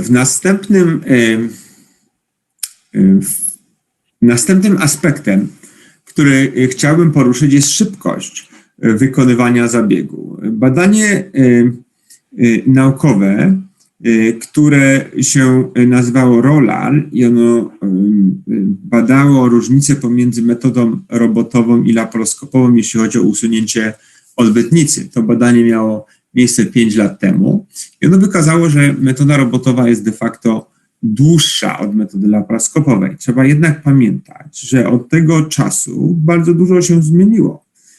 Zmieniła się platforma robotowa, instrumenty zostały ulepszone, doszło również do standaryzacji techniki chirurgicznej i jej usprawnienia. Poza tym więcej chirurgów czuje się bardziej swobodnie w miednicy, przez to, że nabyli więcej doświadczenia. Oprócz tego chirurdzy coraz więcej są obeznani z prawidłowymi technikami retrakcji w metodzie robotowej i okazuje się, że prawidłowa retrakcja tak de facto jest odpowiedzialna za większość sukcesu w trakcie zabiegu. Ci z nas, którzy wykonują dużo tych zabiegów, wiemy, że po pewnym czasie ruchy chirurga są bardzo powtarzalne. W związku z tym dochodzi do automatyzacji ruchów.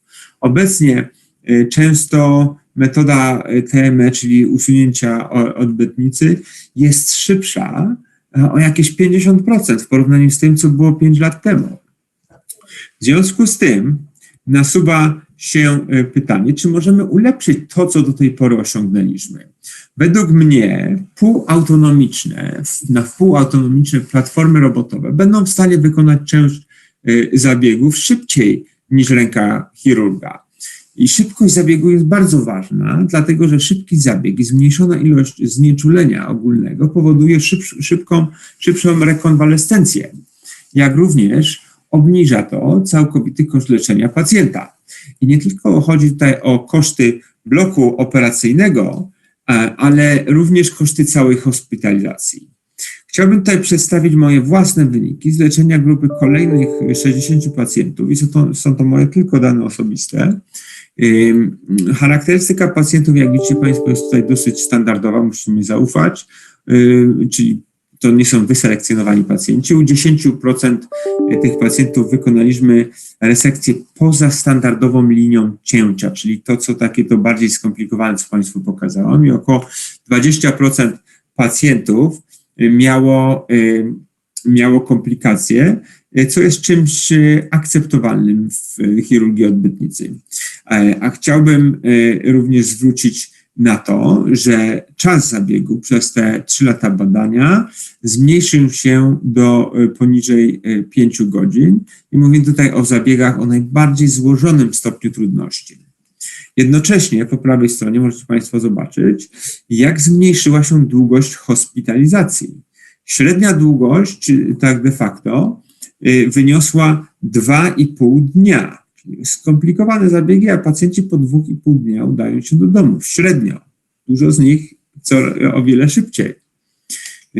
I tutaj Państwo widzicie, że średnia hospitalizacji to jest rzeczywiście 2,5 dnia, przy czym 35% pacjentów zostało zwolnionych do domu w przeciągu 1 doby, dodatkowo 28% w drugiej dobie, czyli łącznie 63% pacjentów poszło do domu w 2 dni. I widzicie Państwo, jak tutaj nam się to wszystko usprawniło. Czwartym aspektem, który chciałbym poruszyć, jest koszt chirurgii robotowej. Argument, że robotyka jest zbyt kosztowna, nie jest prawdopodobnie adekwatny w sytuacji krajów, które mają już zainstalowaną dużą ilość robotów chirurgicznych. Na przykład Stany są takim robotem albo Europa Zachodnia. I nie wspominam tutaj, z jakich przyczyn te roboty były zainstalowane, ale wspomnę tylko o tym, że obecnie w Stanach Zjednoczonych każda instytucja szanująca się obecnie powinna mieć robota. Osiągnęliśmy już moment taki krytyczny, od którego nie ma odwrotu. Po prostu te systemy są już zainstalowane i muszą być wykorzystane i koszty technologii robotowej w takich wypadkach można pośrednio zmniejszyć przez dzielenie się robotem pomiędzy różnymi specjalnościami chirurgicznymi. Większe zużycie albo utylizacja pośrednio prowadzi do zmniejszenia kosztów. Co zatem oznacza właściwa utylizacja? Czy używanie robota na przykład do przepukliny albo do wycięcia pęcherzyka żółciowego jest właściwe? Ciężko mi to mieć jakiś osąd, ale bo zawsze byłem sceptycznie do tego nastawiony, żeby do prostych zabiegów robota nie używać. Ale to, co mnie obecnie przekonuje do tego, że być może jest używać tego robota do prostych zabiegów, to jest komfort wykonania zabiegów, szczególnie skomplikowanych zabiegów. Po prostu chirurg chce mieć lepszy komfort pracy. Ponadto wiemy, że koszty jakiejkolwiek technologii związane są częściowo z długością zabiegu, jak również z długością hospitalizacji. I jak Państwu pokazałem, chirurgia robotowa, kolektalna, może drastycznie ograniczyć długość hospitalizacji. Ponadto technologia 5G, 5G, obojętnie czy ją ktoś lubi, czy nie, ona pozwoli na lepsze zastosowanie chirurgii na odległość. Będziemy mieli tutaj sytuację, w której specjaliści będą operować na odległość, podczas gdy chirurg ogólny będzie na miejscu zabezpieczał zabieg. I to wszystko powinno doprowadzić do lepszych wyników leczenia. Ja chciałbym również pokazać Państwu jednoosobową technikę usunięcia odbytnicy. Jednoosobowa to znaczy bez pomocy asystenta, który tradycyjnie pomaga przede wszystkim w retrakcji za pomocą takich instrumentów tradycyjnych laparoskopowych, w dodatku do robota, który ja na przykład obsługuję. Oprócz tego asystent pomaga w odsysaniu płynu i oparów. Ta metoda jednoosobowa została przeze mnie wynaleziona i pracuję nad nią przez ostatnie 2 lata. Generalnie jest wykonywana dosyć rutynowo. Podczas gdy w tradycyjnej technice laparoskopowej zwykle potrzeba 2 dobrze wyszkolonych chirurgów, żeby wykonać dobrze zabieg, ja chciałem pokazać, że mając robota wystarczy tylko 1 chirurg i ktoś, kto będzie pomagał tylko przy pacjencie wykonać właśnie te konieczne zadania, ewentualnie ten asystent będzie tylko w przypadku, gdy coś trzeba rzeczywiście zrobić.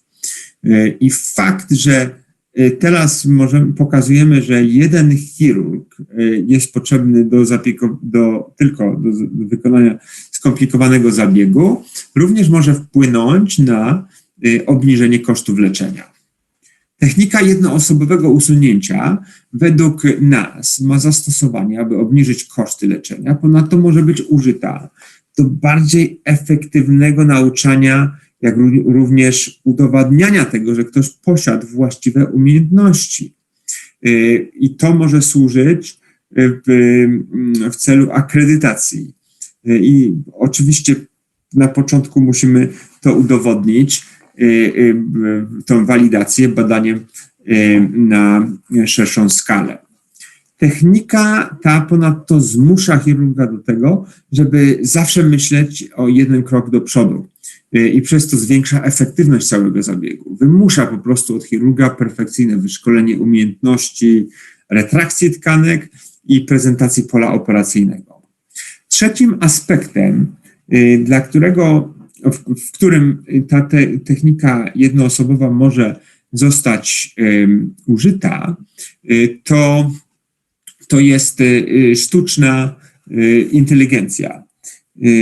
I chodzi mi tutaj generalnie o przygotowanie systemu robotowego, przyszłego systemu robotowego,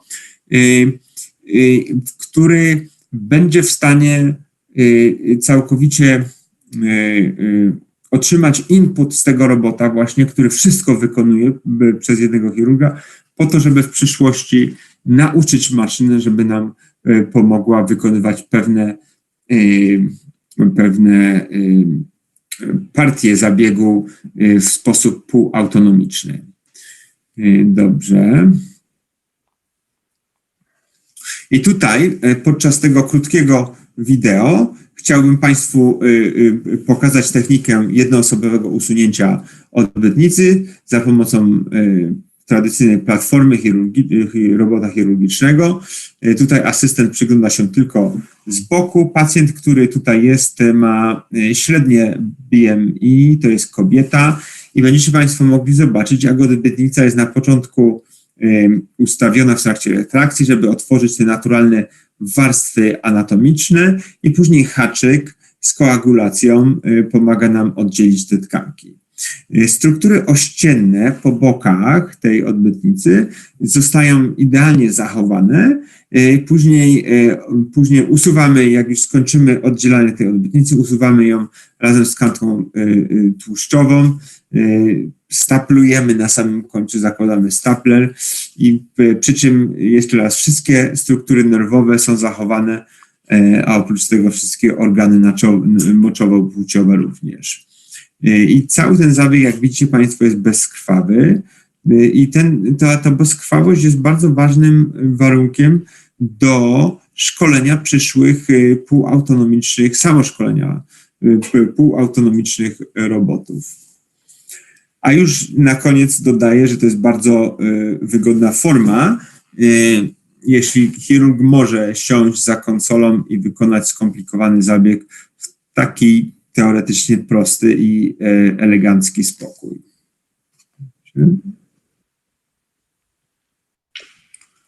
Czyli jedna kamera i trzy instrumenty, które chirurg obsługuje w bardzo praktyczny sposób. Widzicie Państwo, można sobie poradzić nawet z dosyć trudnymi przypadkami. Sztuczna inteligencja będzie bardzo ważna, jeśli chodzi o ustalenie standardów postępowania i zbieranie danych w celu nauczania maszyny, czyli komputera, platformy. Cały input, jak już wspomniałem, będzie dostarczony przez platformę robotową. Projekt, który został rozpoczęty kilka lat temu przez Google i Johnson & Johnson konsorcjum, na razie upadł, bo był prawdopodobnie zbyt ambitny. Oni mieli właśnie za zadanie wprowadzić sztuczną inteligencję do tego, żeby połączyć wszystkie dane z bloku operacyjnego i w przyszłości stworzyć roboty półautonomiczne.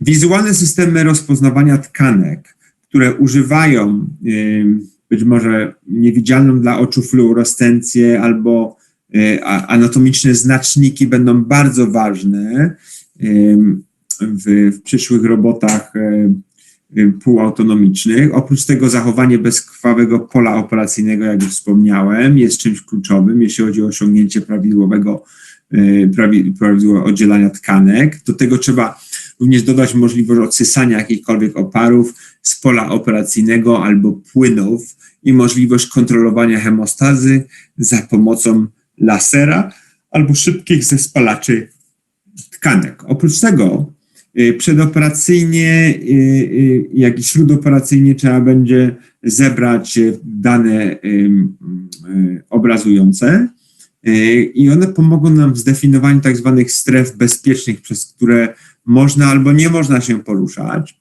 dodatkowo zwiększając przez to bezpieczeństwo zabiegu. Trzeba również pamiętać, że jeśli chodzi o jamę brzuszną, to ona jest trochę inna niż na przykład szkielet kostny, dlatego że zdjęcie z tomografii albo z rezonansu wykonane przed zabiegiem, ono będzie inne niż w trakcie zabiegu, dlatego że musimy napompować brzuch, żeby stworzyć pewną przestrzeń do pracy. Także gdybyśmy chcieli polegać tylko i wyłącznie na zdjęciach przedoperacyjnych, raczej tutaj trzeba będzie wziąć jakąś poprawkę pod uwagę. Mało tego, w trakcie retrakcji organy również się zmieniają i to w jakiś sposób też trzeba ten problem rozwiązać. I na sam koniec trzeba założyć, że przyszła platforma robotowa będzie w stanie wykonać zadanie w bardzo szybki sposób, tak? I co jest ciekawe, że ta technologia, robotyka szybkich robotów, dostępność szybkich robotów, ona już jest dostępna przez więcej niż 10 lat. Widzicie Państwo tutaj ten film, on został wytworzony w 2009 roku w Japonii. Sam zabieg w przyszłości będzie podzielony na moduły, w których pewne części będą wykonywane przez robota szybciej i bardziej precyzyjnie niż ręka chirurga, która kontroluje telemanipulator. A według mnie oddzielenie odbytnicy jest prawdopodobnie jednym z najlepszych miejsc do zaistnienia robotów półautonomicznych w najbliższej przyszłości, ze względu na taką bardzo przewidywalną anatomię w miednicy. Obecnie na rynku są dostępne 2 systemy chirurgiczne, które bezpośrednio zagrażają monopolowi firmy Intuitive i według mnie platforma typu multiport w dalszym ciągu ma bardzo duże zastosowanie praktyczne. I na koniec, w podsumowaniu, chciałbym stwierdzić, że przyszłość platformy robotowej, jeśli chodzi o chirurgię jelitową i kolorektalną, powinna pomóc nam w zmniejszeniu obciążenia fizycznego dla chirurga, poprawieniu precyzji i przyspieszeniu zabiegu, co powinno w końcu doprowadzić do obniżenia kosztów leczenia. Prawdopodobnie uda nam się stworzyć półautonomiczny system robotowy, który pomoże nam w wykonywaniu pewnych czynności zabiegu. Ponadto nauczanie maszyny z wykorzystaniem sztucznej inteligencji będzie oparte na standaryzowanej technice, przynajmniej na początku, i odjęcie odbytnicy, jak już wspomniałem, jest prawdopodobnie jednym z lepszych modeli, żeby osiągnąć ten cel. Na tym skończę mój wykład i chciałem bardzo serdecznie podziękować za uwagę i za możliwość wygłoszenia tego wykładu. Bardzo dziękuję. Dziękujemy bardzo Sławkowi Marecikowi. On, zdaje się, jest dostępny. Jeśli jesteś, to bardzo proszę, masz okazję coś nam tutaj powiedzieć na żywo. Bardzo szanuję to, że zechciałeś nagrać to i tutaj nam przesłać, a tym bardziej, że jeszcze możesz się z nami choć na chwilę połączyć. Zapraszamy. Pyszku, witaj. Jestem otwarty na jakiekolwiek pytania. A to może w ten sposób, faktycznie. To jeszcze raz powiedz mi, dlaczego nie można na sercu tak dobrze operować, jak można tam, gdzie jesteś z tą operacją? No bo wiesz, roboty były robione na serce, prawda, a ciągle... Tak, i wiesz co, prawda jest taka, że dokładnie nie pogłębiłem tego tematu odnośnie serca, natomiast pamiętam około 10 lat temu był w Stanach Zjednoczonych chirurg, z którym miałem styczność który ponoć wtedy wykonywał zabiegi na otwartym sercu z dużym sukcesem, przynajmniej tak się ogłaszał. Mało tego, pamiętam, że nawet miał swój prywatny szpital. Nie wiem, w którą stronę ta technologia poszła. Prawdopodobnie technologia może nie była wystarczająca wtedy, ale on to kompensował prawdopodobnie swoją wyśmienitą techniką chirurgiczną, bo z tego co wiem, był bardzo dobrym technicznie chirurgiem. Czyli robot nie przeszkadzał po prostu zrobić tę operację dobrze. Dokładnie. Oprócz tego, nie wiem, wydaje mi się, że liczy się tutaj duży czas. Poza tym operacje na sercu, jeśli mówimy o bypassach, to no, nie jestem przekonany, że wykonanie kilku bypassów na raz będzie szybką procedurą, jeśli chodzi o technologię robotową. Myślę, że prawdopodobnie ten chirurg wtedy wykonywał pojedyncze bypassy, a my wiemy, że w tej chwili większość takich pojedynczych zmian jest zaopatrywana minimalnie inwazyjnie przez techniki wewnątrznaczyniowe. Także nie wiem, być może wykonywał zabiegi niepotrzebne z punktu widzenia dzisiejszego. Ja tu oczywiście moje pytania są zupełnie z innej parafii, ale mam tak wspaniałych chirurgów, kolegów pewnie twoich, że na pewno mają jakieś pytania, które będą bardziej do rzeczy. W związku z tym zapraszam tutaj krótkie forum, że tak powiem, póki Sławek może być z nami, proszę, można zadawać pytania. Artur Ostrowski, jeżeli mogę się włączyć, może trochę odpowiem, panie Zbyszku, na pana pytanie, co dalej z kardiochirurgią. Patrząc na nowe dyrektywy dotyczące wyrobów medycznych w Europie, to one, no i też nastawienie Intuitiva do kardiochirurgii, one zmieniły jej oblicze i raczej jest to obszar, w którym przynajmniej w Europie tych ośrodków nie będzie znacząco więcej, tylko może ich być tylko coraz mniej. Także nowe narzędzia, albo dotychczas używane narzędzia nie zostały recertyfikowane według nowej dyrektywy i nie będą. Stąd raczej mamy w tej chwili jedynie jeden ośrodek w Polsce, wdrożymy drugi i na tym się chyba kardiochirurgia robotyczna z Intuitivem 4. generacji skończy. Nie wiem, nie dotyczy to pewnie rynku amerykańskiego, gdzie regulacje dotyczące wyrobów medycznych są pewnie inne. Czy pan, panie Sławku, ma tutaj jakąś wiedzę, jak to wygląda w Stanach Zjednoczonych? Czy Intuitive w Stanach Zjednoczonych wspiera, czy nie wspiera kardiochirurgii? Nie mogę się podzielić żadnymi konkretnymi informacjami. Wiem, że Krzysiek Wróbel, mój przyjaciel, z którym razem chodziłem na studia medyczne i grałem w koszykówkę, jest kardiochirurgiem w Warszawie. W Medicoverze, tak. W Medicoverze, dokładnie. I on wykonywał, z tego co wiem, to były zabiegi na zastawkach.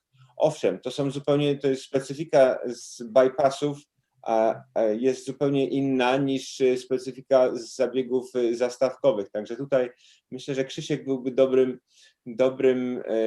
dobrą osobą, która by na te pytania odpowiedziała, ale ja nie mam żadnej wiedzy na ten temat.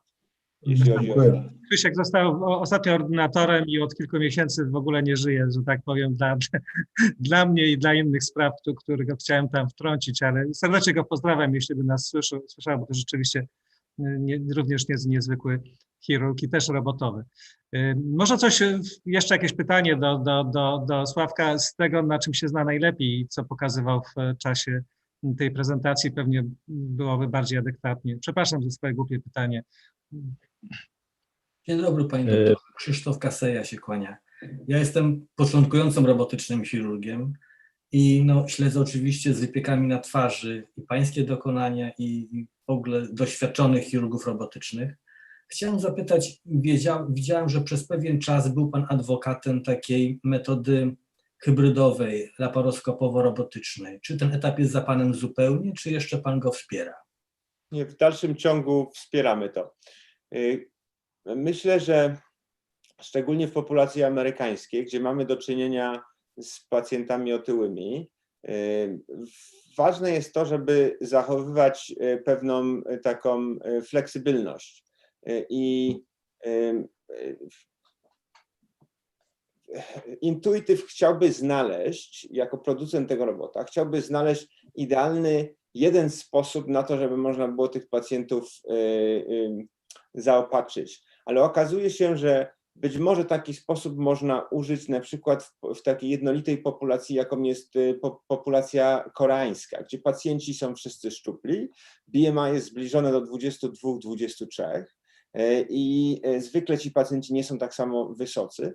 U takich pacjentów można zastosować jeden sposób, natomiast my nie widzimy, żeby taki jeden sposób w populacji amerykańskiej mógł zaistnieć. Podejrzewam, że w Polsce tak samo, bo BMI polskich pacjentów wzrasta. Jest z tego co wiem 6. w tej chwili co do wielkości w Europie.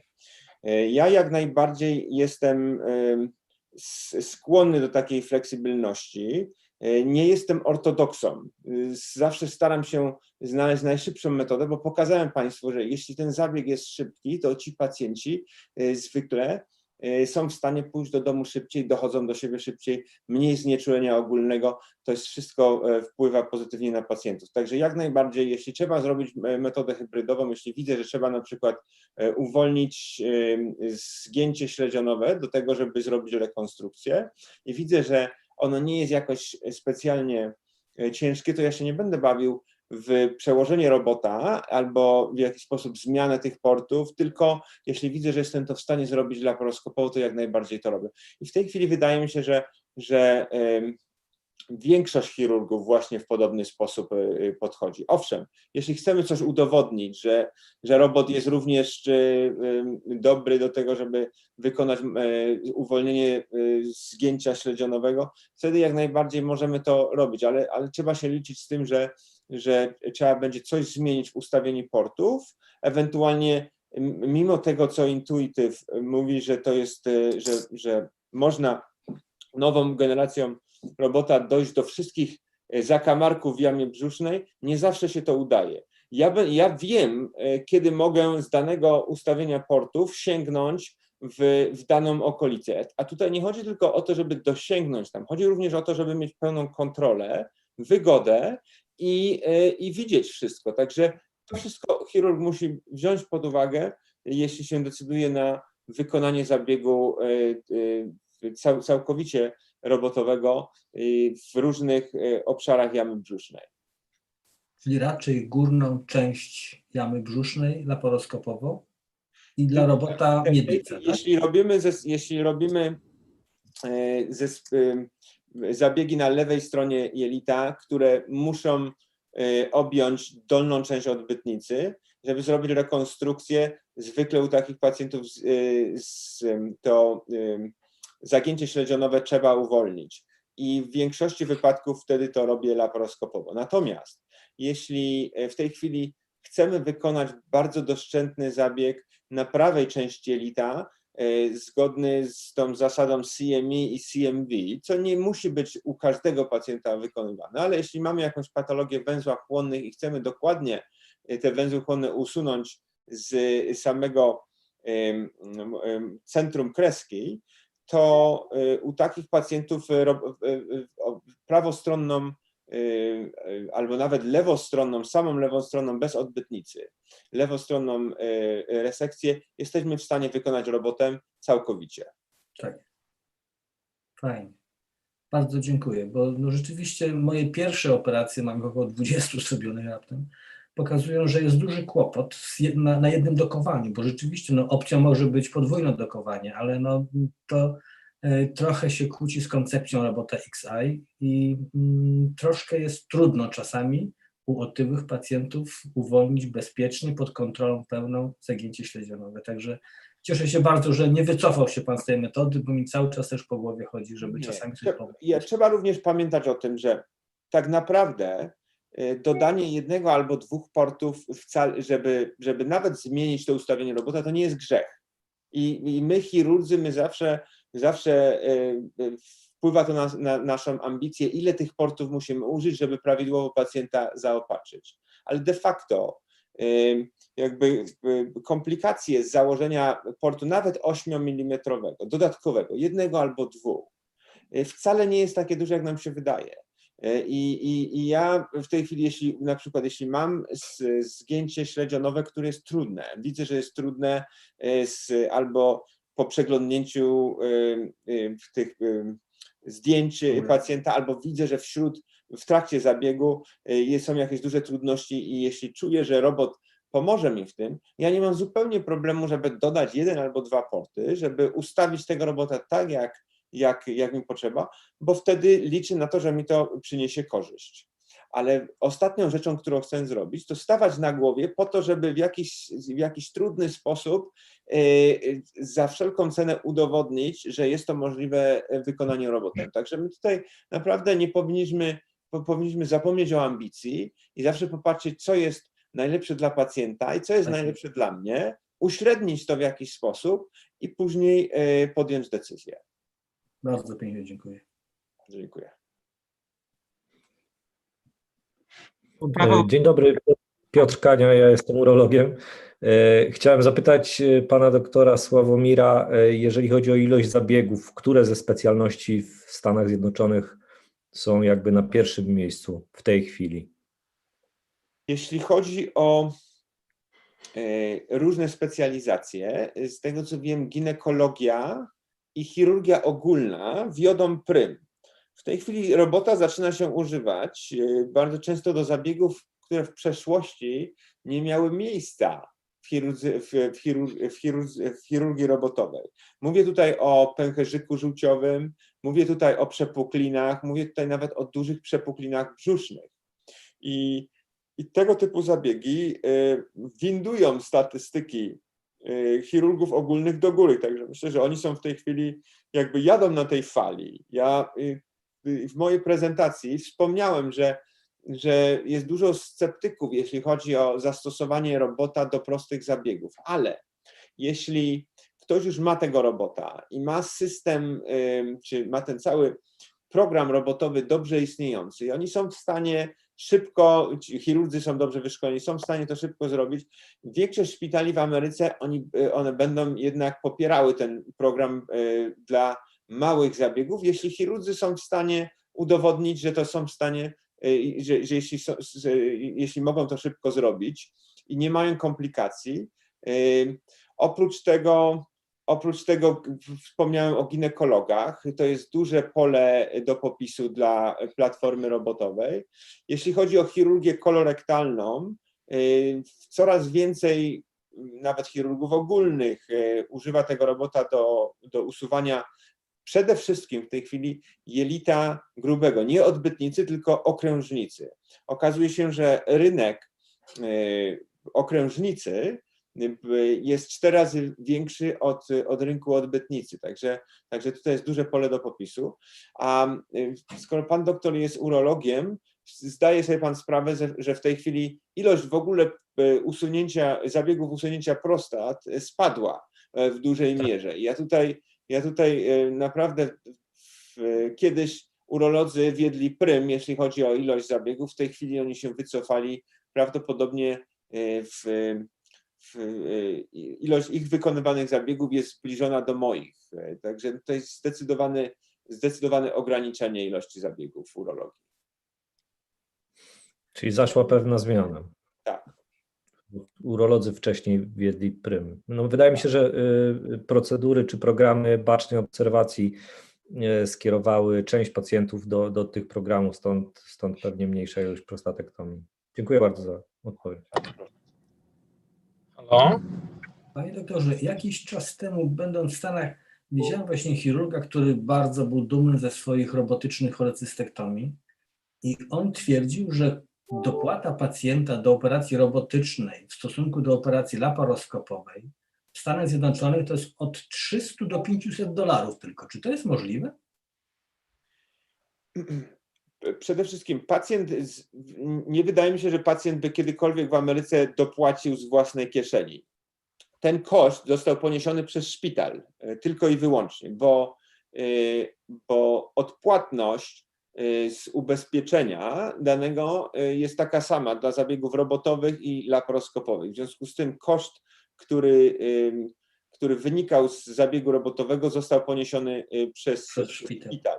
I tutaj oczywiście wchodzimy w kwestie marketingu i tak dalej. Jeśli na przykład słowo robot albo chirurgia robotowa jest czymś, co zachęca pacjentów do tego, żeby pójść pod nóż i to zwiększa obrót, prawda, tych zabiegów w szpitalu, no to wchodzimy w takie dywagacje tutaj, ale tak jak mówię, no w tej chwili dużo szpitali, dla nich słowo czy posiadanie maszyny robotowej jest w pewnym stopniu wyróżnieniem i szpitale promują tego typu zabiegi. Jeśli pan doktor pyta, czy $300 do $500 różnicy, wydaje mi się, że to jest dosyć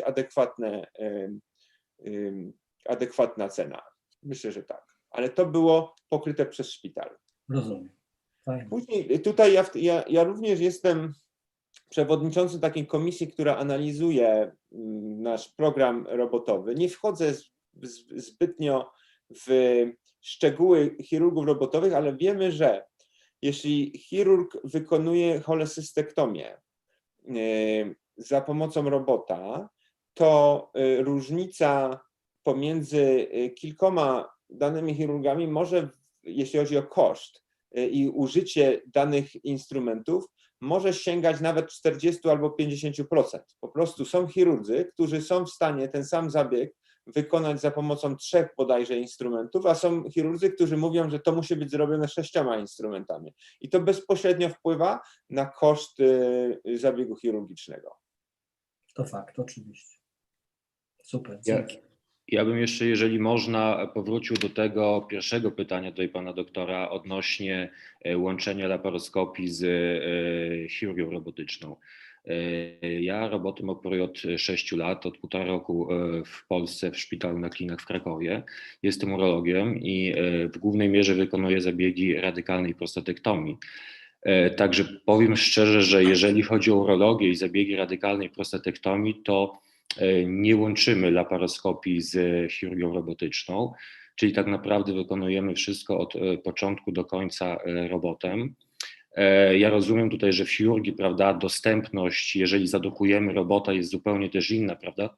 Jeżeli tutaj, tak jak pan doktor mówił, musicie uwolnić okolice śledzione, natomiast co do założenia portów, na przykład przy radykalnej prostatektomii, ja zakładam porty 2 cm powyżej pępka, czyli pierwszą taką rzeczą, którą oczywiście musimy zrobić, zanim zaczniemy zabieg, jest to uwolnienie wszystkich wzrostów, co jesteśmy tutaj w stanie robotycznie zrobić. No i faktycznie potem cały zabieg robimy robotem. Oczywiście kwestia założenia 1 czy 2 portów dla asysty, tu się absolutnie zgadzam, że to dla pacjenta nie ma moim zdaniem absolutnie żadnej różnicy. Ja osobiście używam 2 portów dla asysty, czyli mamy łącznie 6 portów. Niektórzy przy radykalnej prostatektomii używają 5. I to, co jeszcze pan doktor mówił, wydaje mi się, że też zmiana tutaj może nastąpić, jeżeli wejdzie, prawda, bardziej szeroko Cambridge, który jest robotem, którego można jako multiport, prawda, czyli będzie też można na początku inaczej jednak założyć te porty, ponieważ tutaj robot Da Vinci też no, pewną limitację ma co do tego. Także to taki mój komentarz co do tego. Zgadza się. Jeśli chodzi o tą technikę jednego dostępu, jeśli ja w zasadzie u każdego pacjenta jestem w stanie wykonać najważniejsze rzeczy onkologiczne, jeśli operujemy na odbytnicy. Podwiązanie tętnicy kreskowej dolnej, co jest warunkiem onkologicznym, i zaopatrzenie całej reszty odbytnicy w miednicy. Jeśli u takich pacjentów to wystarczy i mają jelito, które jest dosyć długie i nie trzeba uwalniać, to w zupełności można takie zabiegi wykonać. Koreańczycy generalnie albo Chińczycy tak mają takie warunki i oni nie muszą się bawić w uwalnianie zgięcia śledzionowego. Dokładnie się zgadzam. Urolodzy mają ten komfort, że ta przewagę nie rozciąga się od spojenia nowego do mostka. Także to jest tutaj jeszcze może takie jedno pytanie, bo pan doktor tutaj wspomniał o pacjentach otyłych. Czy używa pan systemu AirSeal? AirSeal, co to jest za system? AirSeal jest to system do insuflacji, który utrzymuje nam stałe ciśnienie. AirSeal, tak. Oczywiście, że tak. Specjalnie ten system, ponieważ on kosztuje troszeczkę, my go używamy tylko dla zabiegów takich najtrudniejszych, najdłuższych. Większość, w zasadzie wszystkie zabiegi robotowe mają system AirSeal. Używamy systemu AirSeal wtedy. Dokładnie. Okay. A czy to też wpływa, znaczy ja takie mam doświadczenia, jeżeli porównamy zabiegi, które robimy z systemem AirSeal, a bez niego, jednak wpływa to raz na czas operacji, dlatego że ma to bezpośrednie... Że? Nie trzeba czyścić kamery, nie trzeba odsysać, jest o wiele... Tak jest, ale tutaj też zdecydowaną przewagę ma ten system AirSeal, jeżeli chodzi o urologię w leczeniu nerkooszczędzającym. Dlatego, że tam jest to, no powiedzmy, takie bardzo krytyczne, żeby jednak poziom ciśnienia był na stałym poziomie w momencie, jak usuwamy guzę, a potem wykonujemy szycie miąższu. Rozumiem. Dobra uwaga, dziękuję bardzo. Sławku, powiedz mi, co myślisz o Cambridge, bo chcę wejść też do Polski. Ma szansę rzeczywiście konkurować już w tej chwili, czy trzeba poczekać na następny model?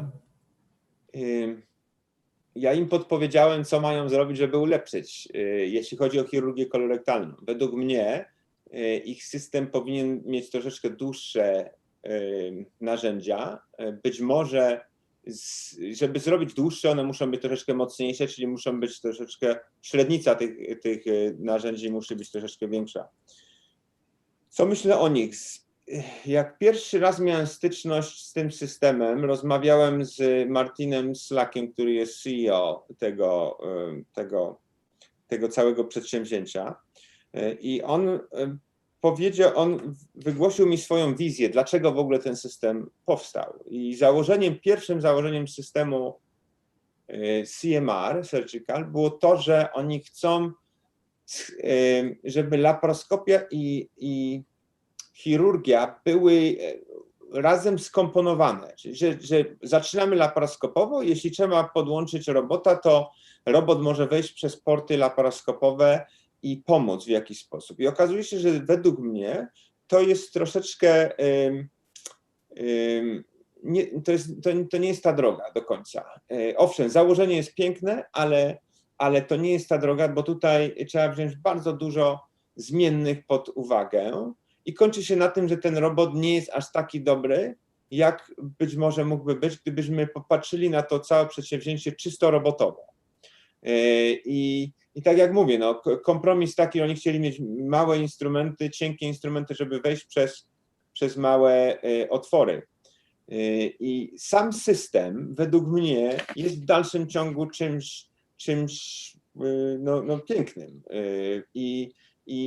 Ale to nie jest jeszcze system Intuitive, jeśli chodzi o dużych pacjentów, grubych pacjentów. Ja byłem w stanie wykonać kilka zabiegów na kadawerach i pokazać, zaprezentować, że można osiągnąć wszystko to, co z systemem Da Vinci. Owszem, wchodzi to również tutaj krzywa uczenia. Ja w zasadzie tylko 5 dni spędziłem ćwicząc na tym systemie i to nie chodziło tylko o technikę, ale również o całą koordynację tego systemu, sprawdzanie i tak dalej. To było we wczesnej fazie.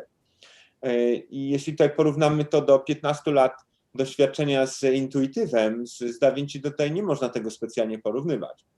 Ale jeśli zapytałeś mnie, Zbyszku, o konkretne pytania, moja odpowiedź dla CMR-ów, żeby zrobić te narzędzia trochę dłuższe, żeby one mogą być, ponieważ Intuitive ma 8 mm, jeśli oni zrobią 7 mm, to już jest jakiś, można powiedzieć, karta przetargowa,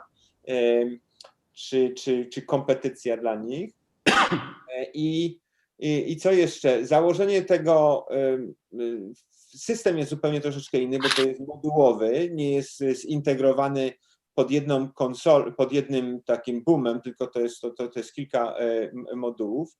Wydaje mi się, że w urologii ten system bez problemu powinien wystarczyć, żeby zaopatrzyć prostatę. W ginekologii to samo, ale trzeba pamiętać, że przez te 5-milimetrowe porty, które oni w tej chwili używają, nie można włożyć innych instrumentów, jak staplera, nie można włożyć tych dobrych jakichś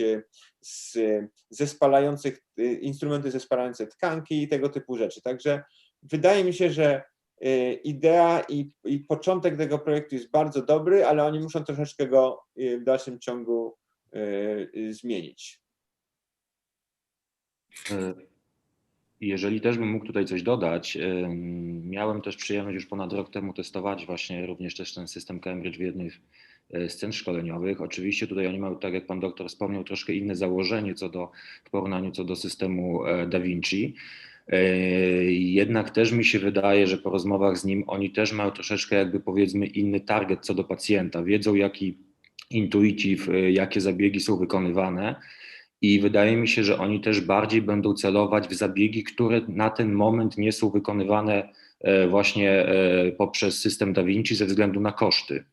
Czyli oni chcą powiedzmy robotycznie robić zabiegi prostsze po tańszej cenie. I tutaj pewnie część rynku na pewno jest na to. Niemniej jednak mi się wydaje, że patrząc na przykład po mojej specjalizacji, co do na przykład zabiegu prostatektomii, to nie będzie konkurencja dla Da Vinci.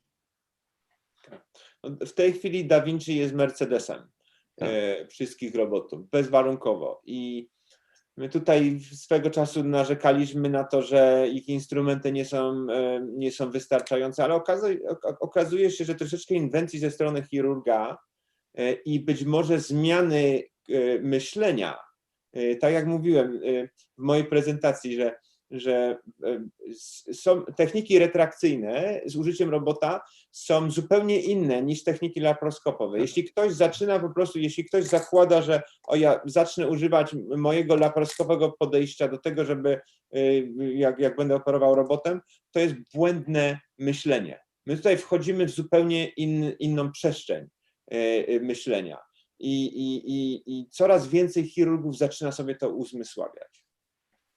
Tak a propos, jeśli można, już powiedzmy ostatnie, czy też przedostatnie pytanie, bo kiedyś rozmawiałem z takim chirurgiem o nazwisku Ptak, który operował ginekologiem, operował tam we Wrocławiu, profesor Witkiewicza, i właśnie mówił mi, że potem jak zrobił kilka prób i operował tym robotem Da Vinci, to zmienił sposób operowania laparoskopią na bardziej elegancki i stwierdził po prostu, że czegoś go nauczył ten robot i zmienił swoją praktykę laparoskopii. Czy coś takiego obserwujecie też Państwo u siebie? Absolutnie. Myślę, że sama technologia robotowa wpływa na nasze podejście do traktowania tkanek, retrakcji, użycia energii. Jesteśmy w stanie pokazać, że to, co dawniej wykonywaliśmy z użyciem niektórych chirurgów nawet 50 watów na końcu haczyka, w tej chwili to można zrobić 15, także bezwzględnie wpływa to na naszą percepcję chirurgii i rozumienie chirurgii. Doktorze, czy uważa Pan, że w dalszym ciągu przeszkadza Panu w Pańskiej codziennej praktyce brak czucia, tego tactile feeling w Da Vinci? Kiedy się Pan tego pozbył? To jest wyrobienie nowego sensu obserwacji. I wydaje mi się, że to jest też odpowiedź na to pytanie poprzednie Zbyszka, że nasz umysł wyostrzył się do tego, że zaczynamy zwracać uwagę na delikatność tkanek i szczerze mówiąc nie potrzebuję. Owszem, są sytuacje takie, gdzie na przykład wyczucie guza ma szalone znaczenie, operując na wątrobie generalnie, prawda? Można gdzieś, nie wiem, wyczuć tego guza, ewentualnie są jakieś większe patologie, gdzie ten guz w jelicie siedzi, my go nie widzimy, chcemy coś, ale to są sytuacje rzadkie i w większości przypadków całą tą wiedzę odnośnie, czy ten cały trójwymiarowy obraz jesteśmy w stanie sobie wkodować do naszych mózgów za pomocą obserwacji, rezonansu, tomografii, etc. Ale są rzadkie przypadki, gdzie dobrze by było mieć czucie. I w takich przypadkach co trzeba zrobić? Trzeba wykonać małe nacięcie, włożyć rękę, są techniki typu hand assist i tak dalej. Być może wtedy robota już nie trzeba, ale robota można użyć do pewnej części zabiegu i tak dalej. Trzeba być fleksybylnym i trzeba naprawdę dobrać dane narzędzie do danego przypadku. I tych technik w tej chwili mamy dużo możliwości, ale to jest rzadkość. Jeśli chodzi o ten haptic feedback, na razie generalnie nie potrzebujemy tego aż tak, jak nam się wydawało na samym początku. A chciałby Pan to mieć w następnej generacji robota? Być może. Myślę, że będą nowe instrumenty. Kiedy potrzebujemy rzeczywiście coś poczuć, będziemy prawdopodobnie mieli taki instrument, który się będzie wkładało tylko po to, żeby wyczuć. I to nam da możliwość po prostu znowu korekcji naszego obrazu trójwymiarowego, gdzie co jest, i po tym wprowadzi się tradycyjne instrumenty, będzie się kontynuowało z zabiegiem. Także myślę, że tutaj na przyszłość wszystko pokaże. Mnie Mehran Anwari zwrócił uwagę, bo też właśnie tak się chwaliłem, że mamy sprzężenie zwrotne, siłowe w tym naszym robocie Robin Harcie, coś mu tam pokazuje, a on potem mówi, słuchaj, jak leciałem w tym samolocie G0, prawda, to takie sprzężenie siłowe po prostu od ręki, od joysticka, no to po prostu odpycha od konsoli i w ogóle nie można operować, także też mi zwrócił uwagę, żebym nie przesadzał, że to sprzężenie siłowe jest potrzebne, a szczególnie w kosmosie, to już rzeczywiście można sobie podarować i trzeba będzie po prostu na tych zmysłach i tych różnych sztucznych inteligencjach polegać. Ja mam tylko jeszcze jedno pytanie, bo musimy Cię uwolnić do kilku innych obowiązków, takie złośliwe. Czemu się temu Google nie udało? Powiedz jeszcze jakieś 2 słowa na temat tego, dlaczego ta sztuczna inteligencja w najbardziej inteligentnym wydaniu firmy, której nie brak pieniędzy, jednak nie poradziła zrobienia bardziej mądrego tego narzędzia. Zbyszku, wydaje mi się, że oni rzucili się na wszystko, nie analizując małych szczegółów. Także oni chcieli połączyć chirurgię laparoskopową z robotową, z otwartą chirurgią i tak dalej. Nie da się tego po prostu. My tego jeszcze dokładnie nie rozumiemy. Dopiero zaczynamy rozumieć pewne aspekty chirurgii robotowej. Wydaje nam się, że znamy ograniczenia laparoskopii, ale też wiemy, że robotyka wpływa na naszą laparoskopię i tak dalej. Po prostu zbyt dużo danych i tego się nie da fizycznie objąć. Nawet jak masz do dyspozycji Watsona. Tutaj trzeba po prostu zacząć od podstaw, budować to modułami i powolutku rozszerzać. Także chirurgia to nie jest to samo, co kierowanie z samochodu autonomicznego. Wydaje nam się, że samochody autonomiczne to jest coś szalenie skomplikowanego, ale tak naprawdę to jest kilka technologii dosyć podstawowych, które są jakby skomponowane razem i to jest o wiele prostsze niż ingerencja w ciało ludzkie. Także myślę, że się rzucili z motyką na słońce. No dziękuję. To wiesz, no tak jak spotykasz niewidomego na drodze, prawda, i okazuje się, że też dojdzie do pracy, prawda, liczy sobie tam po każdym kroku. Wiem, że nie masz więcej czasu, jak będziesz miał ochotę, to podsłuchuj nas, co tutaj mówię. Jesteśmy Ci bardzo wdzięczni, że znalazłeś czas, żeby chwilę z nami pogadać i przynieść nam informacje, które nam były potrzebne po prostu. Naprawdę doskonały wykład i komentarz w ogóle niezwykły i mam nadzieję, że każdy z nas odczuwał taką samą przyjemność poznania z najlepszego źródła tej wiedzy i dzięki, że siedzieli z nami doświadczeniem co roku. Bardzo mi miło. Bardzo miło. Dziękuję bardzo i zapraszam. Dziękuję panie profesorze. Dziękuję. Dziękuję bardzo. Do zobaczenia. To w takim razie poproszę teraz i przepraszam oczywiście pana doktora Pawła Wisza, że jego wykład trochę się przesunął, ale rozumiem, że jakby część dyskusyjną, którą przewidzieliśmy na później, wykonaliśmy obecnie i bardzo proszę teraz w takim razie o wykład. Dziękuję. W pierwszej kolejności chciałem oczywiście bardzo serdecznie podziękować za zaproszenie i możliwość zaprezentowania wykładu. Wezmę teraz, nie wiem, czy Państwo widzicie mój... Już moment. Widać? Widzicie Państwo slajdy? Tak, widzimy slajdy. Tak. Także bardzo serdecznie jeszcze raz dziękuję za zaproszenie. Jestem z wykształcenia urologiem od 6 lat, operuję właśnie na robocie Da Vinci. 5 lat spędziłem za granicą w Niemczech, następnie w Belgii. Teraz od 1,5 roku pracuję w krakowskim szpitalu na Klinach, gdzie właśnie używamy systemu robotycznego Da Vinci X. I chciałbym Państwu przybliżyć właśnie troszeczkę, powiedzieć o szkoleniach, jak wyglądają. Dlatego, że również jestem od 2 lat trenerem w tym momencie w największym ośrodku szkoleniowym, to jest Orsi Academy, jak również zasiadam w zarządzie Europejskiego Towarzystwa Robotycznego, w którym właśnie jestem w sekcji, która jest odpowiedzialna za szkolenia. Tak na początek tutaj chciałem Państwu zaprezentować, gdzie jesteśmy w tym momencie. Są to dane grupy Upper Finance, która po raz drugi zrobiła tak naprawdę analizę rynku polskiego na tle też można powiedzieć tego, co się dzieje na świecie. To było zrobione około września, także na ten moment z tego co wiem, to w Polsce mamy już chyba 14 robotów, to jeszcze mamy zaznaczonych 11. Na całym świecie jest ich około 6 000. Tutaj na tym slajdzie widzicie Państwo, na ilu mieszkańców tak naprawdę przypada jeden robot. Także no tutaj niestety jeszcze Polska na tle Europy no niestety odstaje, niemniej jednak gonimy, można by powiedzieć. Tutaj jest taka analiza, która pokazuje nam, jak na przestrzeni lat, czyli od 2019 roku do 2025 będzie nam się zmieniać jaka jest dynamika i jaka jest szacunkowa wartość rynku, jeżeli chodzi o chirurgię robotyczną. Także tutaj widzimy ewidentny, bardzo mocny wzrost na przestrzeni lat do 2025 roku. Tutaj też na kolejnym slajdzie mamy taki trend, można powiedzieć, prawda, jak to powinno wyglądać, jeżeli chodzi o wzrost liczby wykonywanych zabiegów. Tutaj według danych też, które udostępnił Synectic, czyli dystrybutor grupy Upper Finance w 2019 roku, wykonanych było 900 operacji przy wsparciu robotem Da Vinci.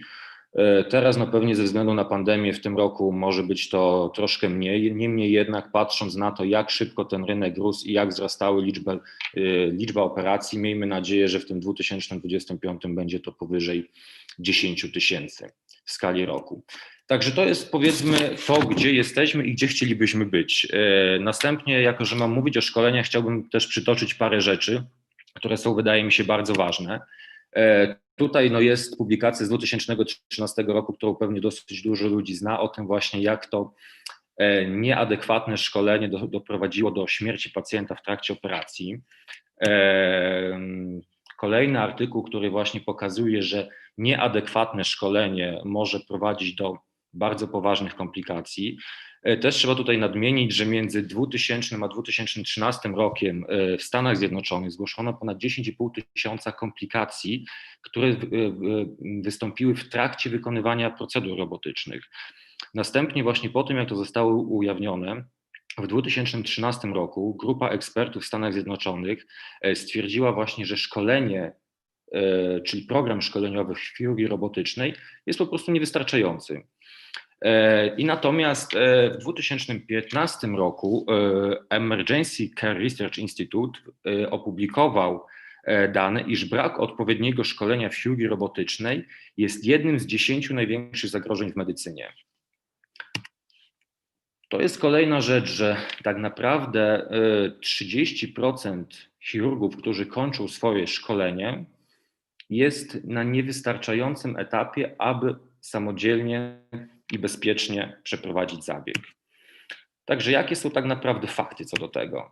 Jeżeli weźmiemy pod uwagę, jakie to są powikłania w Stanach Zjednoczonych, to w chirurgii kolorektalnej jest to ponad 30%. Jeżeli mówimy o przepuklinach, czyli tak naprawdę można powiedzieć prostym zabiegu, to mówimy o chirurgii tutaj klasycznej, to jest około 17%. To są koszty, jakie wynikają z komplikacji. Czyli rocznie w Stanach jest to kwota około 170 miliardów, 41 to są koszty ponownej hospitalizacji ze względu właśnie na powikłania. Także tutaj rodzi się pytanie, dlaczego tak jest. I co jest tutaj bardzo ważne, jeżeli decydujemy się na program robotyczny i operowanie robotem, to tutaj najważniejszą rzeczą jest standaryzacja zabiegów. Tutaj też mam teraz przyjemność być w takiej grupie OCERT. OCERT jest to spotkanie, które jest organizowane przez profesora Motrier w Orsi Academy. Orsi Academy jest to ośrodek właśnie szkoleniowy, który skupia w sobie wszystkie specjalizacje, a ten program OCERT jest to właśnie spotkanie grupy ekspertów z wszystkimi firmami, które produkują roboty, znaczy które mają bądź już na rynku, bądź dopiero wypuszczają, czyli mówię tu o Intuitivie, CMR, Medicaroid, Medtroniku, jak również Google i Johnson & Johnson. I naszym zadaniem jest właśnie wypracowanie, jakby to można powiedzieć, takiego wystandaryzowanego treningu szkoleniowego, czyli takiej ścieżki szkoleniowej dla każdego przyszłego chirurga, niezależnie od jego specjalizacji, czyli można powiedzieć coś na zasadzie licencji dla pilota. I celem tego jest, aby zmniejszyć liczbę komplikacji o połowę, czyli konsekwencją tego będzie, że chirurgia będzie bardziej bezpieczna dla pacjentów, jak również będzie bardziej opłacalna dla poszczególnych systemów opieki zdrowotnej. To, co jest bardzo ważne, od momentu wejścia systemów robotycznych bardzo zmieniło się właśnie podejście do szkoleń. To nie jest teraz na zasadzie, jak to było wcześniej, see one, do one, teach one, tylko teraz też trzeba powiedzieć, że po pierwsze, ciało ludzkie to nie jest materiał do szkolenia. Mamy teraz centra szkoleniowe, w których możemy wiele rzeczy zasymulować i też trzeba powiedzieć, że każdy, tak jak Intuitive czy robot Da Vinci, każdy kolejny robot jest tylko narzędzie w tym momencie, czyli narzędzie w rękach chirurga, który musi być po prostu odpowiednio przeszkolony. I jak to zrobić? Najlepiej poprzez praktykę. Tutaj chciałem Państwu zaprezentować, jak wygląda pierwszy zwalidowany program szkoleniowy. Jest to program szkoleniowy, który został stworzony w 2015 roku. On został najpierw stworzony dla urologii, ale jest to bardzo usystematyzowany program. On w pierwszym wydaniu był 3-miesięczny, następnie został wydłużony do 6 miesięcy.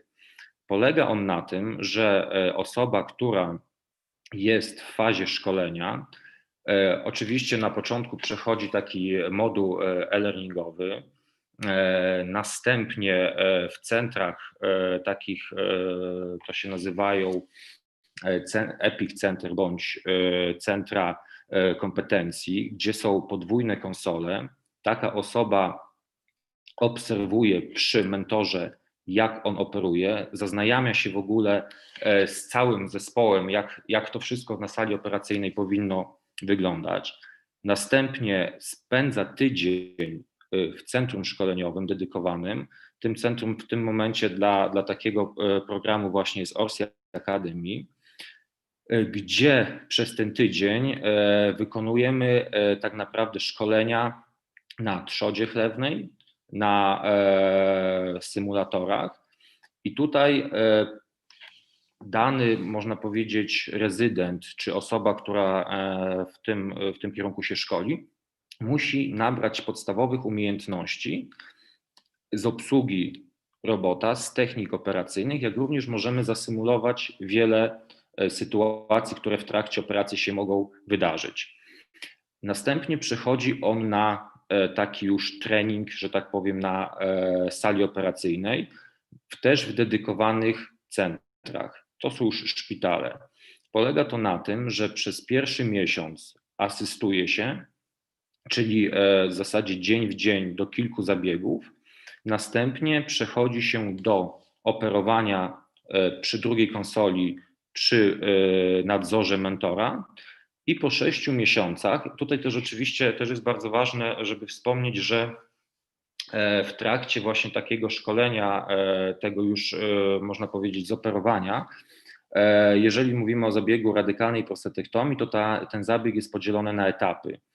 I należy, oczywiście zaczynamy od najprostszego etapu i w sytuacji, jeżeli wykonamy go kilkukrotnie dobrze pod nadzorem, dopiero wtedy możemy przejść do kolejnego etapu, a finalnie musimy być w stanie wykonać całą procedurę samodzielnie, która jest potem nagrywana i jest na ślepo oceniana przez 2 ekspertów.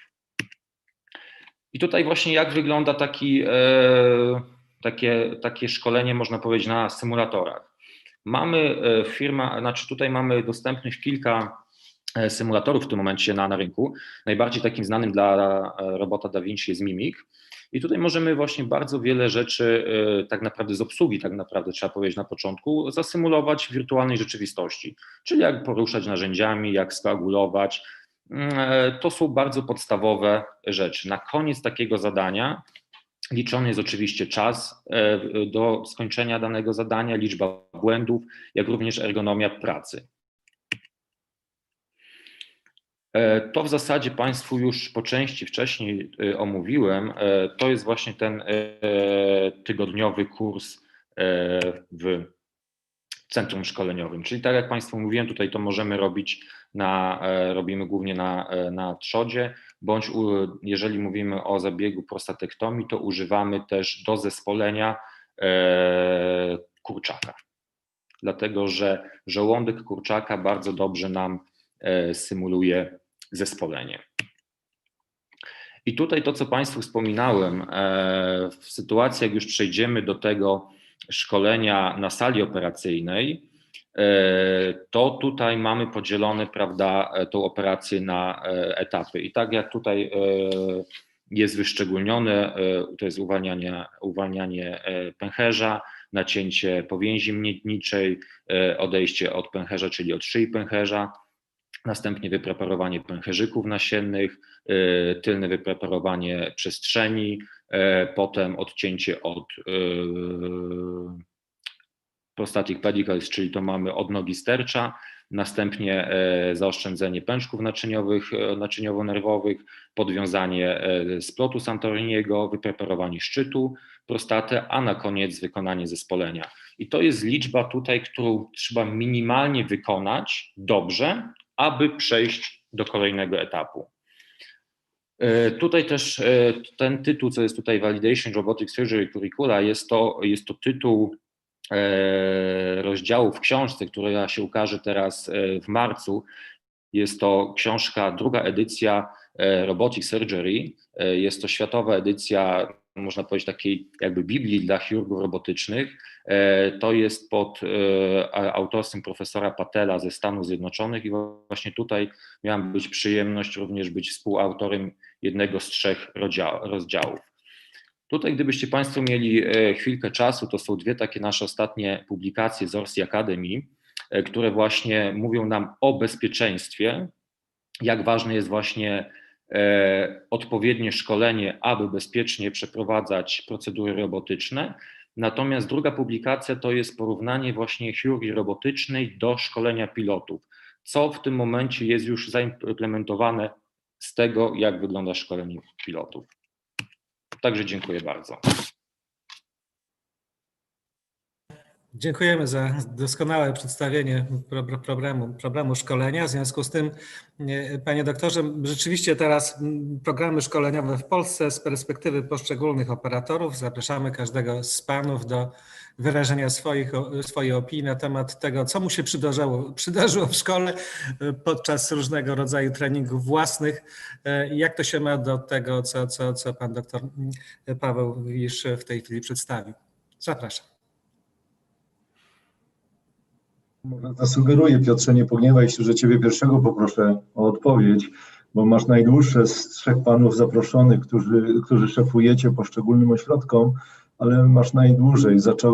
Pierwszy zabieg wykonałeś w grudniu 2019, więc tych doświadczeń nie będzie na tyle dużo, żeby porównywać z 6 latami Pawła, ale mimo wszystko, gdybyś się dał namówić na pierwszą wypowiedź po praktycznie roku swojej aktywności, jak to miało versus szkolenie. Twoje szkolenie przebiegało w sposób jednak inny, zróżnicowany. Ty miałeś inną ścieżkę szkoleniową.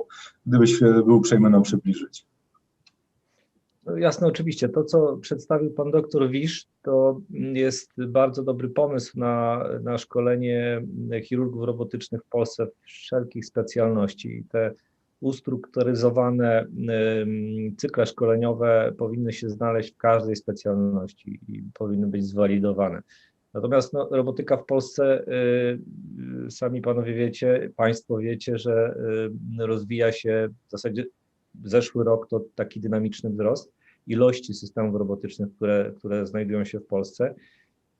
I jakby wcześniej nie było cykli szkoleń, które mogłyby zaspokoić potrzeby przyszłych operatorów.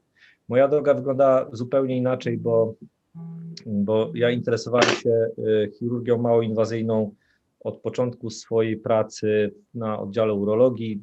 Kilkanaście lat jestem operatorem laparoskopowym i w zasadzie tak samo jak to, co wspomniał pan doktor Sławomir, brałem przykład z robotyków i implementowałem te pomysły w laparoskopie.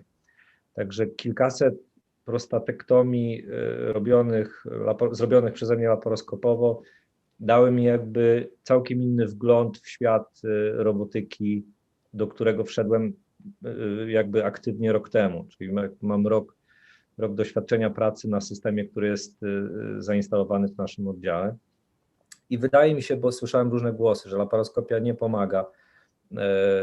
nie pomaga przyszłemu robotycznemu chirurgowi.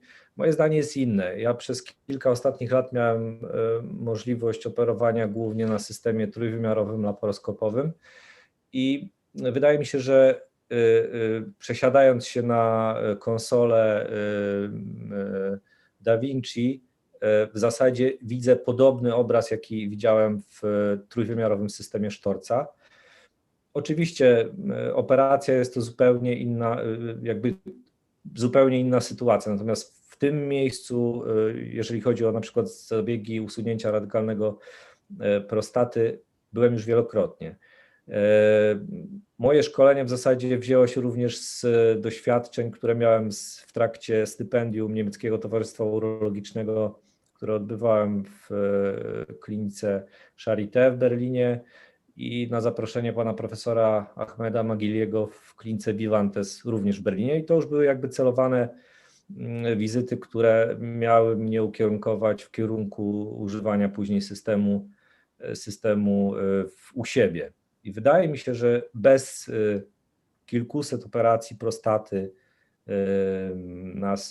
na laparoskopie trójwymiarowym nie byłbym na tyle odważny, żeby po raz pierwszy wykonać pod okiem proktora prostatektomię radykalną w grudniu zeszłego roku. Tak mi się wydaje, więc ilość wcześniejsza operacji laparoskopowych dała mi szansę zacząć w zasadzie dość łatwo. Myślę, że proktor też tutaj był bardzo istotnym ogniwem, gdyż uważam, że to idealny człowiek, jeżeli chodzi o wskazanie drogi. Przepraszam. Tak samo jeżeli chodzi o wdrożenie robotyki w innych wskazaniach, jak częściowa nefrektomia czy pieloplastyka, bo takie operacje również wykonywałem w przeciągu ostatniego roku. Czerpię swoje doświadczenia głównie z wcześniejszej operatywy laparoskopowej. Niestety trafiłem, ten rok był o tyle trudny ze względu na pandemię, że tych przypadków też nie było tyle, ile chciałbym. Zbliżamy się do około 80 przypadków w urologii. Koledzy w naszym szpitalu z ginekologii pewnie do 30, więc jesteśmy blisko pierwszej setki. Mogło być tego sporo więcej. Jakby w tej chwili wydaje mi się, że potrzebuję takiego spotkania z proktorem, z kimś, kto operuje dużo dłużej, bo teraz rodzą się liczne pytania. Natomiast pandemia jakby spowodowała, że mogę się rozwijać głównie dzięki webinariom, dlatego bardzo dziękuję za zaproszenie. To też jest ciekawe doświadczenie. To bardzo dziękujemy za to, że się pan dzieli też swoimi doświadczeniami z nami.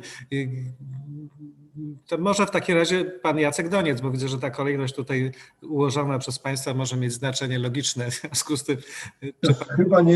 Przepraszam, bo chyba parę dni wcześniej, chociaż to nie powinno mieć żadnego znaczenia, chyba pan Krzysztof zaczął, ale panowie zaczęliście w bardzo zbliżonym czasie. Tam to był przełom sierpnia i września, czy początek września, październik, także to są krótszy okres doświadczenia, ale chyba tym bardziej na świeżo w pamięci. Panie Krzysztofie, panie Jacku. Tak, ja bardzo chętnie. Rzeczywiście robot do nas, do szpitala zawitał w kwietniu bieżącego roku. Sytuacja z wirusem skomplikowała troszkę kwestię naszej nauki, ale może nie do końca tak było źle, bo mieliśmy naprawdę dużo czasu, żeby spędzić wiele, naprawdę. Ja spędziłem, myślę, że kilkaset godzin przy symulatorze. Potem to się naprawdę przydaje. Ja jestem, wydaje mi się, doświadczonym laparoskopistą. Chirurgią grubego jelita laparoskopowo zajmuję się od lat przynajmniej 18.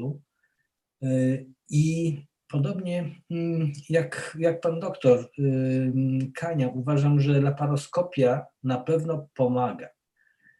Chociaż mój proktor, który jest fantastycznym chirurgiem robotycznym, pracuje w Szwecji, pan doktor Draus, on się przesiadł z chirurgii otwartej bezpośrednio na robota. On nigdy, mówi, w życiu nie miał laparoskopu w ręku. Więc jest taka ścieżka też kariery możliwa, co widziałem na swoim własnym przykładzie, bo przyjemnie się bardzo ogląda pana doktora Drausa, jak on operuje robotycznie. Czyli bez laparoskopii można być doskonałym chirurgiem robotycznym. Ja jestem ciągle na początku krzywej uczenia się i wydaje mi się, że chirurdzy tak naprawdę mają troszkę chyba większy stres i więcej do zrobienia w swoim kształceniu. Bardzo przepraszam, może się mylę, niż ginekolodzy czy urolodzy, którzy mają fajne jedno pole operacyjne i mogą się skupić praktycznie bez latania po całym brzuchu.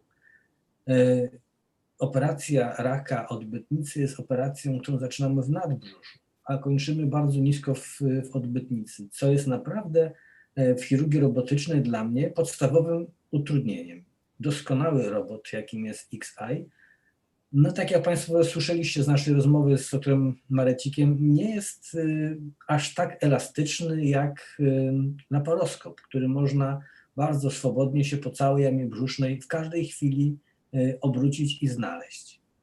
Więc na tym etapie mojej przygody robotycznej ja bardzo bym potrzebował jakiegoś krótkiego wyjazdu do ośrodka, który stoi tą chirurgią od lat wielu i wykonuje tych operacji grubo ponad 100 i podpatrzeć ich podstawowe tips and tricks, które dla każdego z nas ma kolosalne znaczenie w naszym codziennym życiu.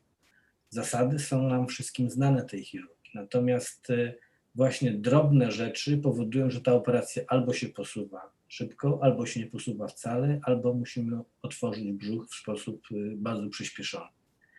Więc ten proces, symulator elektroniczny, symulator suchy i kadawer. Ja nie wiem, urolodzy chyba nie mają takiego szczęścia, żeby odbywać ćwiczenia na kadawerach.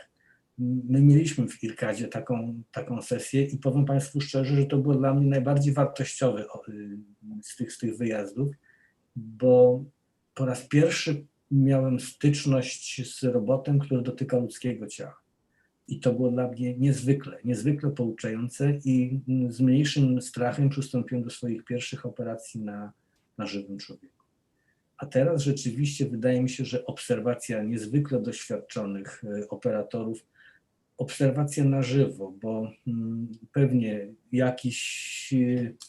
jakąś formą zastępczą są te nasze webinaria, oglądanie filmów, ale to naprawdę to nie jest to samo.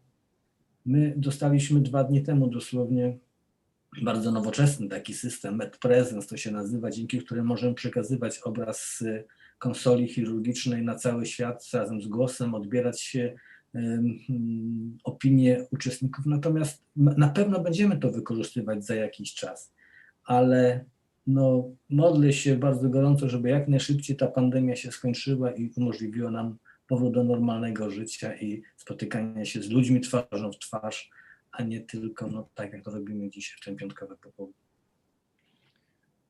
Tylko taka uwaga, jeżeli mogę, od urologa, że jednak my też trochę musimy się czasem nabiegać po tym brzuchu, wykorzystując system Da Vinci, bo rzeczywiście prostatektomia jest wystandaryzowaną operacją i zabiera poruszanie się po 2 kwadrantach. Natomiast no nie tylko prostatektomia, wydaje mi się, że robot jest świetnym narzędziem do cystektomii, gdzie musimy też zahaczać o przewód pokarmowy. Nefroureterektomia to jest cały bok od nadbrzusza do głęboko w miednicy, więc wydaje mi się, że oprócz tej jednej standardowej operacji prostatektomii w urologii też jest sporo tych operacji, gdzie ten zakres jest dużo szerszy. Rozumiem, że Da Vinci będzie mobilny. Ja może jedno zdanie komentarza, bo jak gdyby w stosunku do tego, co Panu powiedział, Panowie nie przeszli takiej ścieżki. Tak? Proces Intuitiva jest procesem szkoleniowym związanym z technologią, nie z medycyną, a więc jak gdyby jest uproszczony z racji też i możliwości i też przygotowania takiego partnera, jakim jest dystrybutor w danym kraju, jest pewną namiastką i ja wsłuchuję się w to, co Panowie doktorzy tutaj mówią, że możemy jeszcze znacząco więcej zrobić i tylko problemem w Polsce byli też mentorzy, proktorzy, których nie było. Sięgamy tylko do gości czy zagranicznych, zaczynamy sięgać do kompetencji krajowej i tutaj obecność Pawła jest znakomitym przykładem. Więc to jest tylko namiastka i stąd jak gdyby te bolączki, które wychodzą, są ewidentnym przykładem, że te programy towarzystw europejskich są jakąś drogą, w którą to powinno zmierzać. No tylko nie partner handlowy nie jest w stanie wszystkiego wypełnić, więc pytanie o poszukiwanie źródeł, kto i do czego się poczuwa, jeśli chodzi o uzupełnienie programów szkoleniowych, czy polskie towarzystwa naukowe mogłyby być jakimś partnerem, ale do tej pory nie znaleźliśmy takiego języka wspólnego. Ja też, jeżeli jeszcze można tutaj dodać to, co tutaj pan doktor Krzysztof wspominał, w urologii również mamy szkolenia na zwłokach.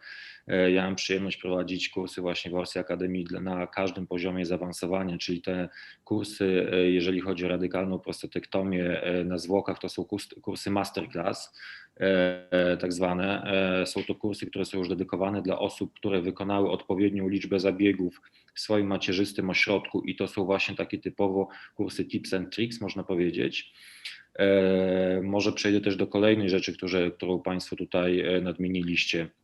Zgadzam się z tym, że dla osób, które laparoskopowo operowały, czy to w technologii trójwymiarowej, czy dwuwymiarowej, na początku jest łatwiej, dlatego że powiedzmy ten obraz jest w miarę zbliżony.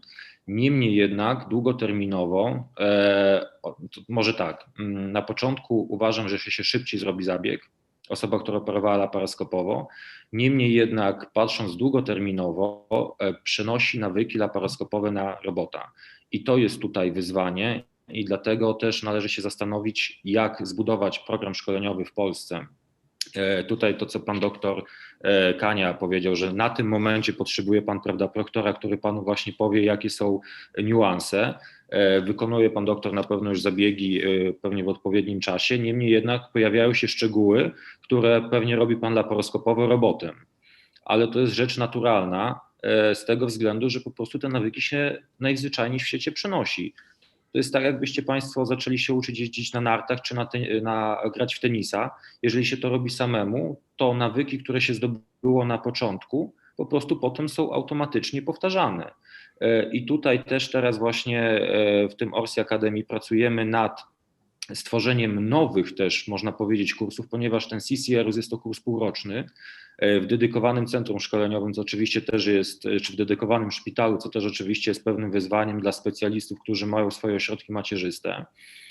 Tutaj chcemy bardziej teraz pójść też w kierunku takim, że będzie intensywny kurs tygodniowy bądź dwutygodniowy w centrum szkoleniowym, następnie pod nadzorem proktora w swoim ośrodku macierzystym i ten proktor nie będzie się kończył na 1-2 zabiegach, tylko, że tak powiem, ten proktor będzie Państwa nadzorował przez powiedzmy przez jakiś czas Państwa wykonywanych zabiegów. Powiedzmy, zrobicie Państwo pierwszych kilka zabiegów pod okiem proktora, następnie samodzielnie i potem kolejny raz, prawda, tam dajmy temu po 20 zabiegach. Też kolejną rzeczą, co wydaje mi się jest bardzo ważne, żeby nadmienić i tutaj rola synektika, wywołam może Artura, że wydaje mi się, że też w Polsce potrzebny jest ośrodek, gdzie oczywiście mamy 2 konsole, gdzie Państwo przyszli chirurdzy bądź chirurdzy, którzy już operują, jesteście w stanie przyjechać do ośrodka, który wykonuje dużo zabiegów, właśnie po to, żeby spędzić tam tyle czasu, ile potrzebujecie. Jeden będzie potrzebował 2 dni, drugi będzie potrzebował 5 dni, tak? I jeszcze kolejny na przykład 2 tygodni, żeby pod okiem eksperta przy drugiej konsoli usiąść sobie i po prostu przejść całą operację wielokrotnie, w trakcie której będziecie mogli, prawda, zadawać pytania, bądź nawet przy tej drugiej konsoli wykonywać poszczególne etapy pod nadzorem. Także to mi się wydaje, to jest droga, a zresztą to nie jest nic nowego, to jest to, co się w Europie robi. I jeszcze jedna rzecz, oczywiście to, co tutaj Artur wspomniał, też uważam, że to nie jest rola dystrybutora, tylko tak naprawdę jest to rola towarzystw i to też podkreślamy jednoznacznie jako z ramienia Europejskiego Towarzystwa, że za programy szkoleniowe powinny odpowiadać towarzystwa, no, przy oczywiście odpowiednim wsparciu firm. Znaczy ja tylko ad vocem dorastamy do tego. Są określone wyzwania, bo konsola może być albo demonstracyjna, albo kliniczna, a chcielibyśmy pogodzić wiele różnych oczekiwań taką konsolą. Więc to kwestia, myślę, że nie najbliższych tygodni, ale może kilkunastu miesięcy maksymalnie. Także mamy to na uwadze. Mamy doktora Jacka Dońca, który reprezentuje ginekologów, a więc tych, którzy razem z chirurgami dominują, przynajmniej na rynku amerykańskim. Jacku, podzielisz się z nami swoimi doświadczeniami? Jacku, nie słyszymy Ciebie. Halo, słychać mnie teraz? Tak jest. Tak, witam serdecznie. Przysłuchiwałem się z uwagą, szczególnie właśnie o tej wzrastającej liczbie zabiegów ginekologicznych w Stanach Zjednoczonych. Jestem zaskoczony tym.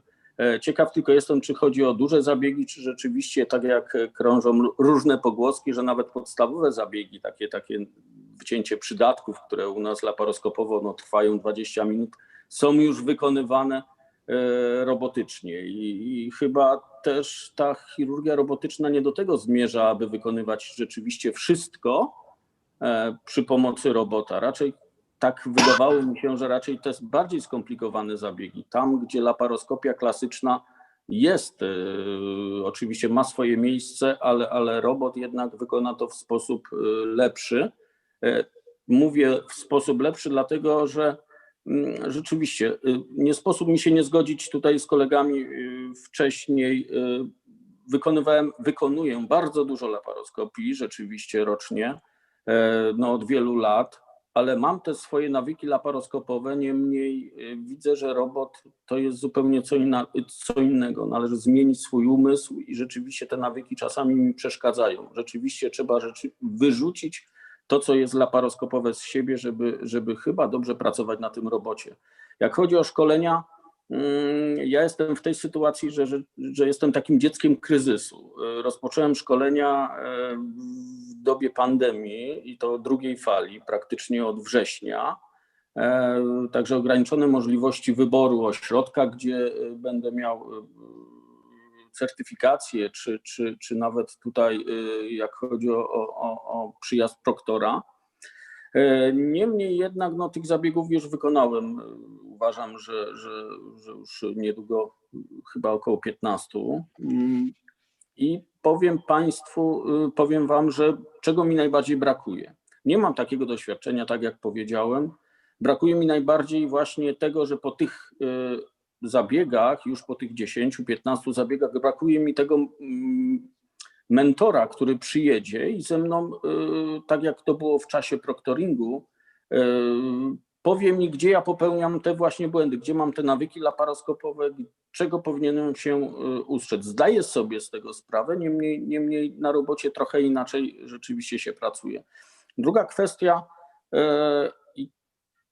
ja cały czas o to pytam, właśnie o te zdolności telemedyczne Da Vinci. Nie chodzi mi o to, żeby operować, załóżmy z Orsi tutaj pacjenta, który jest w Warszawie, ale chodzi o to, żeby ta druga konsola była rzeczywiście podłączona do, właśnie w tym ośrodku, gdzie jest ten proktor. Też nie chodzi o to, żeby on przejął operację, ale żeby tak jak tutaj mamy możliwość namalowania na ekranie, prawda, że zrób tutaj właśnie ten ruch, to przetnij, tak samo gdyby on mógł wskazać ten ruch, który ja powinienem wykonać.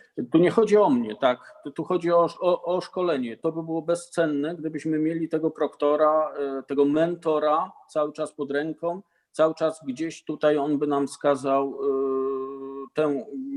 te inne, alternatywne możliwości przeprowadzenia zabiegu. Dla mnie wyjazd na kilka tygodni, na kilka miesięcy gdzieś do ośrodka zagranicznego, aby się uczyć, no to jest naprawdę, to jest marzenie, ale z drugiej strony to jest też pozostawienie pewnych zobowiązań, które mam tutaj na miejscu. Także my też musimy sobie zdawać sprawę, że takie szkolenie fajnie by było, gdyby było w ośrodku macierzystym rzeczywiście, albo jak najmniej nas absorbujące, ale z drugiej strony, aby było intensywne. No, tak jak powiedziałem, ja nie mam tutaj doświadczeń takich, że już wykonałem kilkaset zabiegów czy kilkadziesiąt i uczę innych. Z mojego punktu widzenia mnie na obecnym etapie najbardziej brakuje tej osoby, która by mogła ze mną albo przyjechać do mnie do ośrodka i teraz pokazać mi te elementy, które no nie wykonuję tak jak powinienem w sposób właściwy ze względu na nawyki laparoskopowe, albo właśnie na zasadzie tej telemedycyny, żeby ktoś na odległość mógł mnie podglądać, zweryfikować to, co robię i abym naprawdę mógł robić to w sposób taki książkowy. No nie wiem, co o tym sądzicie, ale to są moje uwagi, tak jak powiedziałem, takiego osoby, która uczy się w kryzysie, w dobie pandemii, nie ma możliwości, że tak powiem, wyjechania, załóżmy za 2 czy 3 dni gdzieś do ośrodka za granicą, żeby zobaczyć operację live. Inaczej wygląda operacja, która jest gdzieś tam nagrana, być może zmontowana, nawet gdy są te live surgery.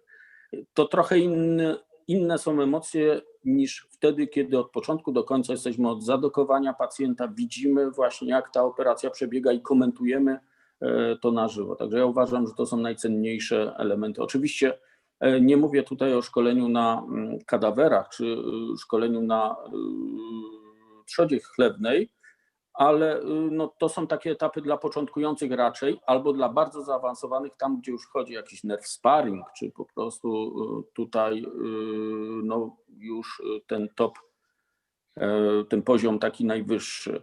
Ja mówię tutaj o tym szkoleniu, takim przejściu z tych podstaw do takiego już codziennego wykonywania zabiegów.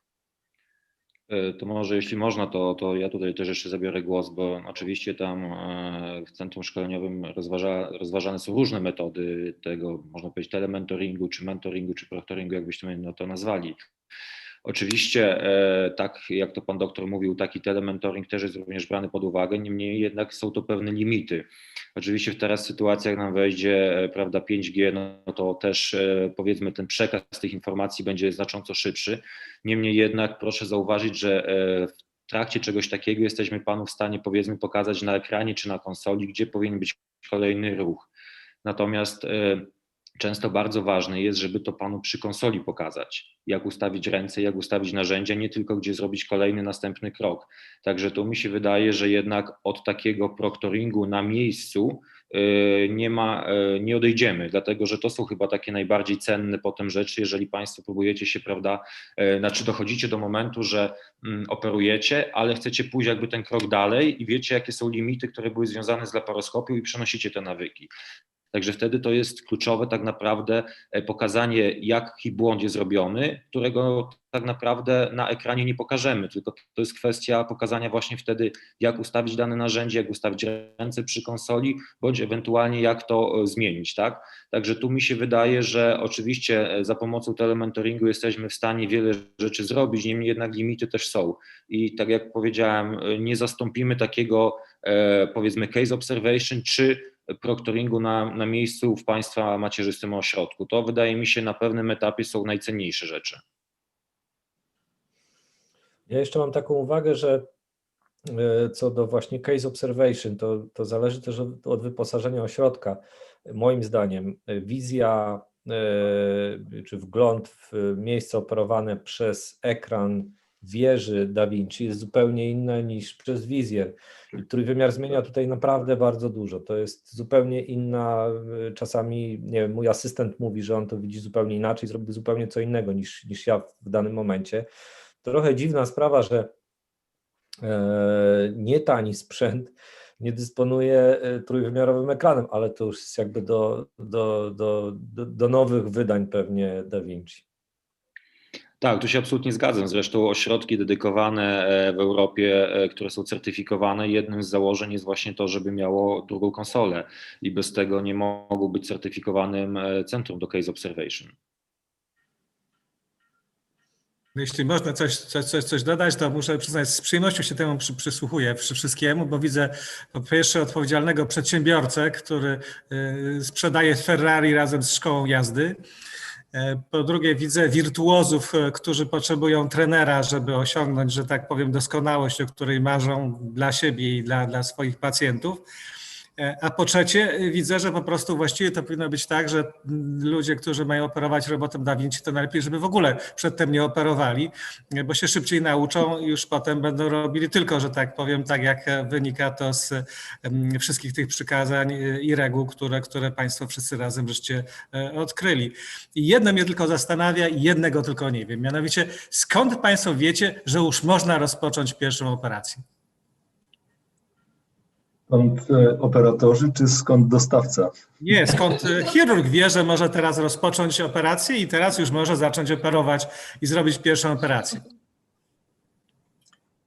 Tak, odpowiedzialność pozostaje po stronie operatora, tak? Ale skąd to wiadomo? Skąd Państwo wiedzieli, każdy z Was, że już teraz zaczynam operować? Jakie warunki musiały być spełnione, żebyście Państwo mieli to przekonanie, że jestem gotowy? Na pewno trzeba być pewnym siebie, że zna się założenia pracy urządzenia, że zna się dobrze narzędzia, że wiemy, jak to narzędzie funkcjonuje, jak go użyć poprawnie, jak użyć źródła energii, jak użyć staplera, co było przećwiczone najpierw na symulatorach, a potem na szczęście na kadawerach.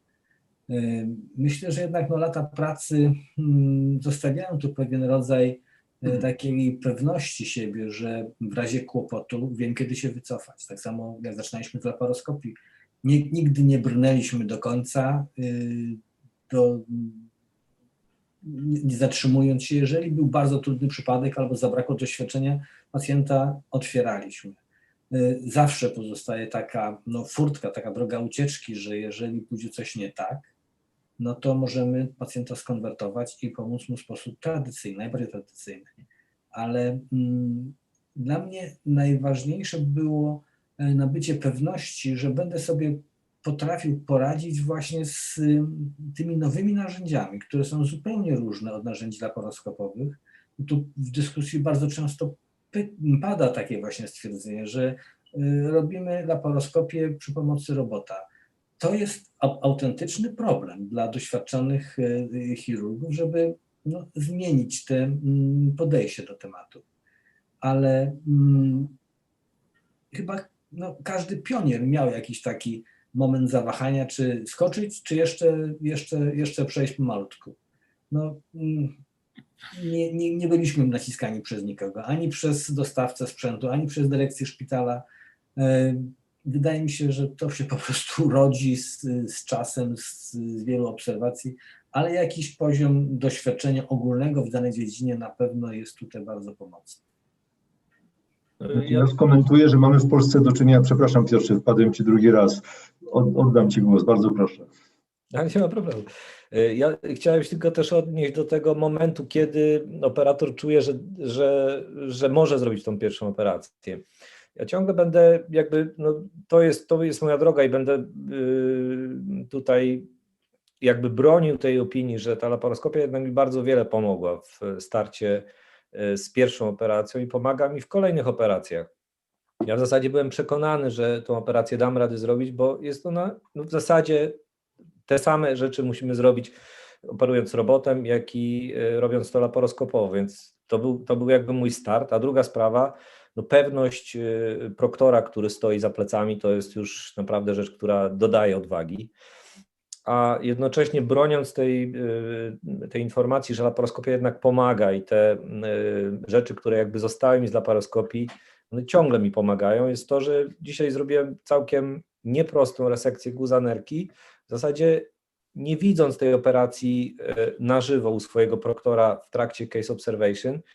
Nigdy nie byłem w trakcie operacji resekcji nerko oszczędzającej metodą robotową. Robiłem je wielokrotnie laparoskopowo i w zasadzie zrobiłem kalkę, czyli zrobiłem taką samą operację, tylko używając dużo lepszych narzędzi.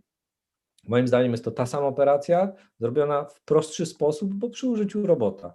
I ta laparoskopia jednak będzie ze mną raczej na zawsze, bo nie uważam, czy jestem nawet przekonany, że niestety nawet biorąc pod uwagę względy ekonomiczne, nie będę mógł używać robota do wszystkiego, do czego bym chciał go używać i laparoskopia zostanie przy nefrektomiach, przy innych operacjach i będę ją musiał kultywować, także te techniki będą się u mnie nakładały na siebie.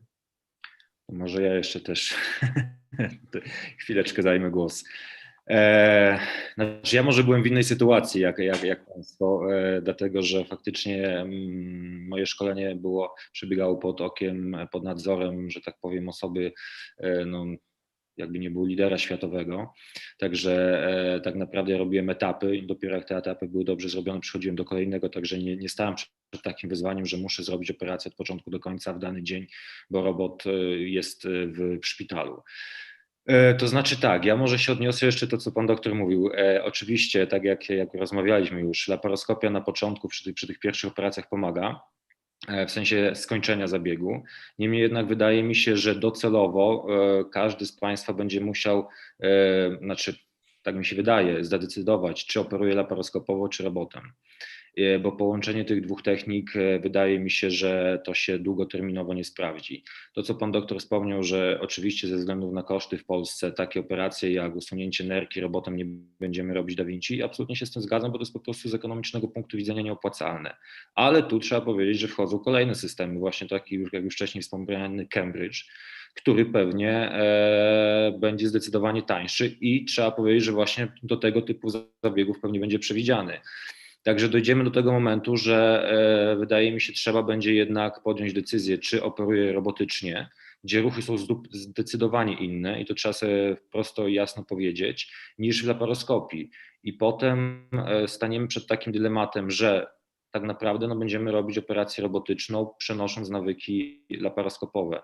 I jeżeli będziemy chcieli je robić na wysokim poziomie, no to trzeba będzie na którymś etapie jednak, wydaje mi się, zdecydować, którą technikę wybieramy. No jeszcze pan Jacek Doniec. Tak. Ja niedawno przechodziłem tę inicjację, że tak powiem, i rzeczywiście podchodziłem do tego pierwszego zabiegu trochę z duszą na ramieniu. No, to naprawdę było coś nowego. Po krótkim okresie szkolenia, rzeczywiście po certyfikacji, ale no, ustaliłem z proktorem, że wybiorę stosunkowo prosty zabieg, który doskonale znam z laparoskopii, gdzie praktycznie nie ma niespodzianek, czyli wycięcie przydatków. Ja wiem, że to może tak brzmi, że na pierwszy zabieg tak prosty przypadek wziąłem, ale i tak był skomplikowany, były wzrosty, Niemniej tam nastąpiło to takie przełamanie. Rzeczywiście dotykanie tkanek, prawda, brak tego feedbacku, to o czym nas tutaj przestrzegali. No ale drugi zabieg już zupełnie myślę, że był na luzie. To już był skomplikowany, bardziej skomplikowany zabieg, czyli histerektomia. Tylko dwa takie elementy zauważyłem. Jeżeli jest zbyt długa przerwa między zabiegami, no ja staram się, aby w tygodniu był co najmniej jeden zabieg wykonywany przeze mnie, ale gdy widzę, że ta przerwa byłaby dłuższa, to rzeczywiście takie jakieś obawy narastają. Czyli dla mnie no najważniejsze jest, aby nie było zbyt długiej przerwy, gdy nie wykonuję zabiegów, oraz no właśnie, wtedy wykonuję zabiegi laparoskopowe. I to jest to, co tutaj było powiedziane. Tych nawyków też się nie pozbędziemy. Jeżeli będziemy robić jeden raz w tygodniu, załóżmy zabieg na robocie, a 4 dni w tygodniu będziemy robić zabiegi laparoskopowe. No i druga sprawa, to jest tak, że raczej my, przynajmniej z naszego punktu widzenia, to znaczy u mnie w szpitalu, robotycznie wykonujemy zabiegi skomplikowane. Nie wykonujemy zabiegów prostych, które pozwalają nam, że tak powiem, się zrelaksować przy tym zabiegu. Są to zabiegi raczej trudne, nawet bardzo trudne, tam gdzie wiemy, że albo laparoskopia klasyczna sobie nie poradzi, albo rzeczywiście laparotomia nie jest wskazana dla pacjentki. W związku z tym te zabiegi niosą ze sobą jeszcze ten element pewnego stresu. Także to chyba brakuje mnie jeszcze doświadczenia, żeby spokojnie rozmawiać na te tematy, jak wygląda ta chirurgia robotyczna za pierwszym razem, po 10 zabiegach czy po 100 zabiegach. Ale tak jak powiedziałem, jestem pasjonatem, uważam, że to jest coś, od czego nie ma odwrotu.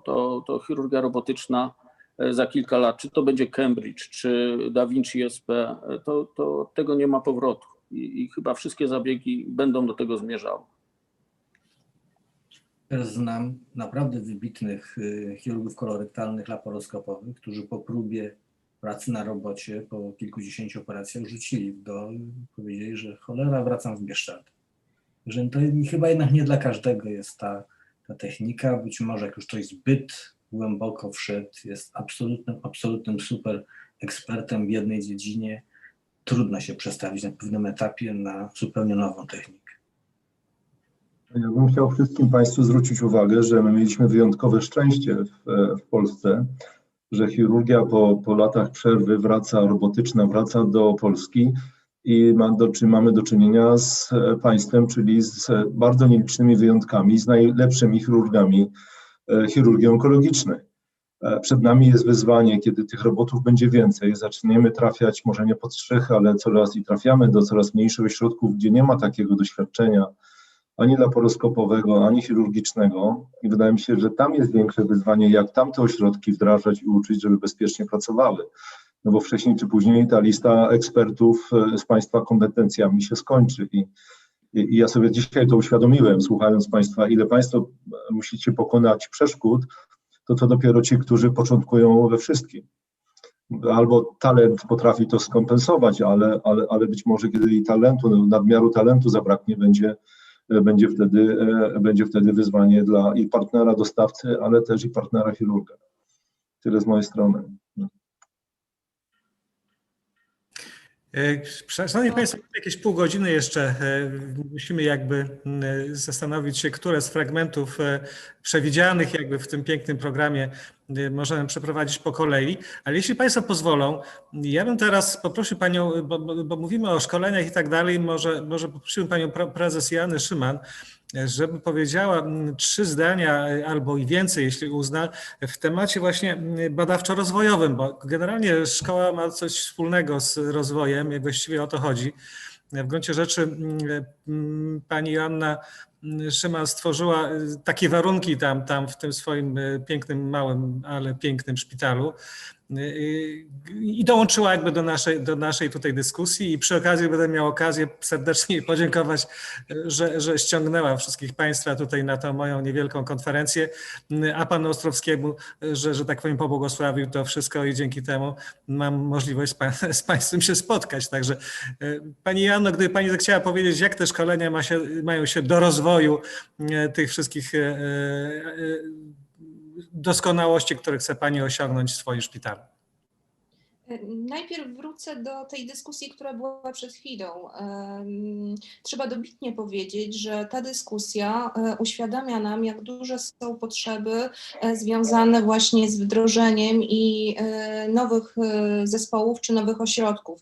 I rzeczywiście, o ile mamy do czynienia z doświadczonymi operatorami, którzy są i oni jednogłośnie, można powiedzieć, bo wszystkie wypowiadające się osoby zwracały uwagę na wyzwania i potrzeby zarówno proctoringu, jak i case observation, jak również dalszych etapów szkoleń, przede wszystkim, aby zatroszczyć się o taki długoterminowy rozwój chirurgii robotycznej w Polsce z udziałem, myślę, że również przedstawicieli producentów czy dystrybutorów, należy skupić się na tym, aby powstały centra szkoleniowe, przynajmniej przynajmniej jedno kompleksowe w Polsce. Mamy ogromne szczęście, że mamy tutaj w swoim zespole właśnie doktora Pawła Bisza, który swoje doświadczenia z ośrodka w Belgii przeniósł do nas, a także jest gotowy dzielić się ze swoimi kolegami z branży i jako proktor jest dostępny od niedawna z całą swoją wiedzą, ale jedna osoba to jest za mało. Potrzebne jest kompleksowe centrum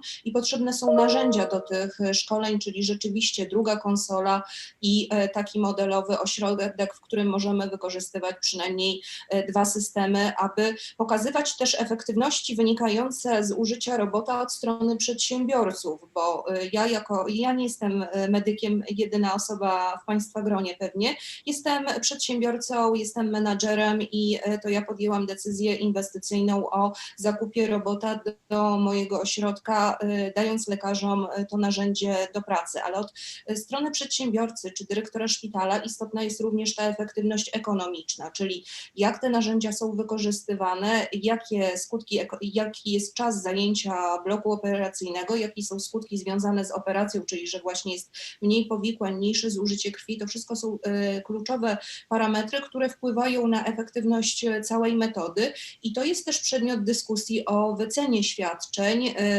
dlaczego te wszystkie koszty policzone i te pośrednie i te bezpośrednie powinny motywować do rozwoju czy do finansowania świadczeń właśnie z zakresu chirurgii robotycznej, ale ta praca może być wykonywana w taki sposób systemowy dopiero wówczas, kiedy zaczniemy myśleć właśnie znacznie szerzej o przygotowaniu ośrodków szkoleniowych i do wypracowywania standardów, które pozwolą nam również badać te KPI w obszarze ekonomicznym i rzeczywiście wykazać płatnikowi, że mamy tutaj twarde argumenty ekonomiczne, że ta metoda w określonym zakresie zastosowania daje korzyści również te nie tylko pozabilansowe, ale również te bilansowe. A jeżeli chodzi o nasz ośrodek, to poza urologią, o której tutaj bardzo ciekawie opowiadał dr Wisz, rozwijamy również ginekologię i w tym miesiącu mieliśmy przyjemność podpisać dużą umowę dotyczącą pierwszego projektu badawczo-rozwojowego z wykorzystaniem systemu Da Vinci w operacjach ginekologicznych.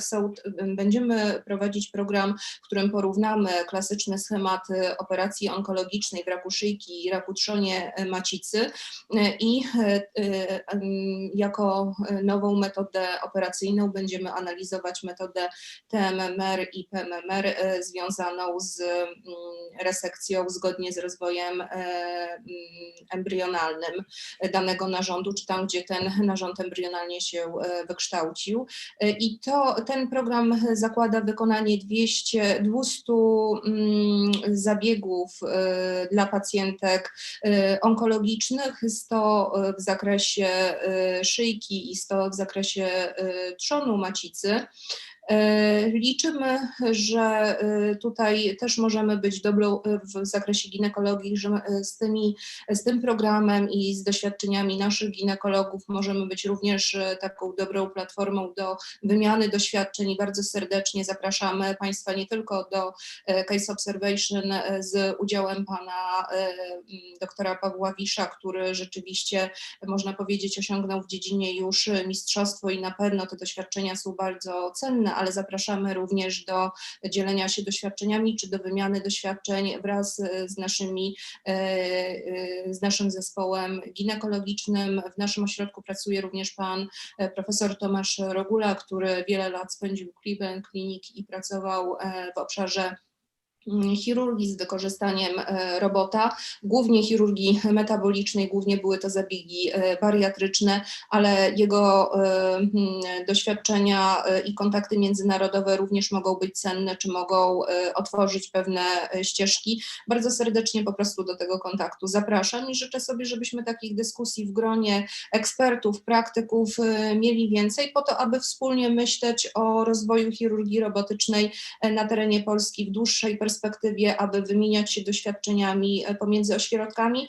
I to, co z ogromnym szacunkiem traktuję, to, że Państwo w taki otwarty sposób też powiedzieliście o ograniczeniach, o problemach, na które napotykacie, i to jest właśnie wyzwanie dla menadżerów, dla dystrybutora, aby te ograniczenia pomóc lekarzom znosić i dać narzędzia, które pozwolą te umiejętności wykorzystywać w sposób optymalny.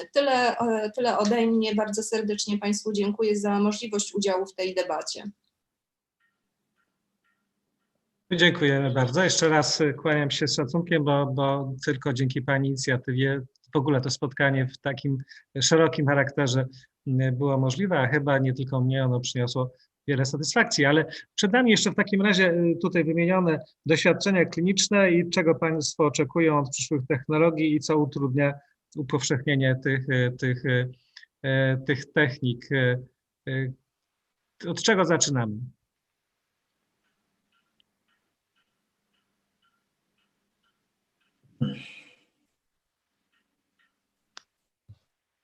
Może od tego, co przeszkadza, tak? Może mamy na to jakikolwiek wpływ, chociaż to może być bardzo zróżnicowane, bo jest wiele specyficznych przeszkód w poszczególnych ośrodkach, ale jeżeli Państwo już macie roboty, to należycie je do awangardy, tych, którzy sobie umieją radzić z problemami w Polsce.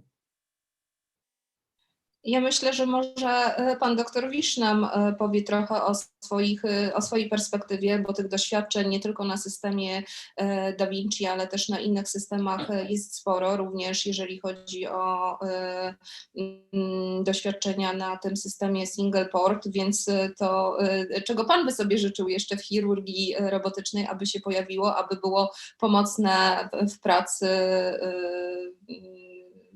w pana obszarze? Znaczy tak, mi się wydaje, że tak naprawdę przez następne 2-3 lata w ogóle będą to bardzo duże zmiany, jeżeli chodzi o chirurgię robotyczną. No, w tym momencie mamy na rynku, prawda, produkt Da Vinci, a można powiedzieć, że u drzwi stoją kolejni, którzy jakby nie było, ten rynek na pewno zmienią w mniejszym bądź większym zakresie. Tak jak to mówiliśmy wcześniej o tym robocie Cambridge, może to nie będzie taka bezpośrednia konkurencja dla robota Intuitive. Przepraszam, niemniej jednak na pewno otworzy to możliwość operowania innych typów zabiegów, które do tej pory nie były ze względu właśnie na koszty tego systemu robione. Także to jest pewnie pierwsza taka w najbliższym czasie rzecz, która nam troszeczkę tą chirurgię robotyczną zmieni.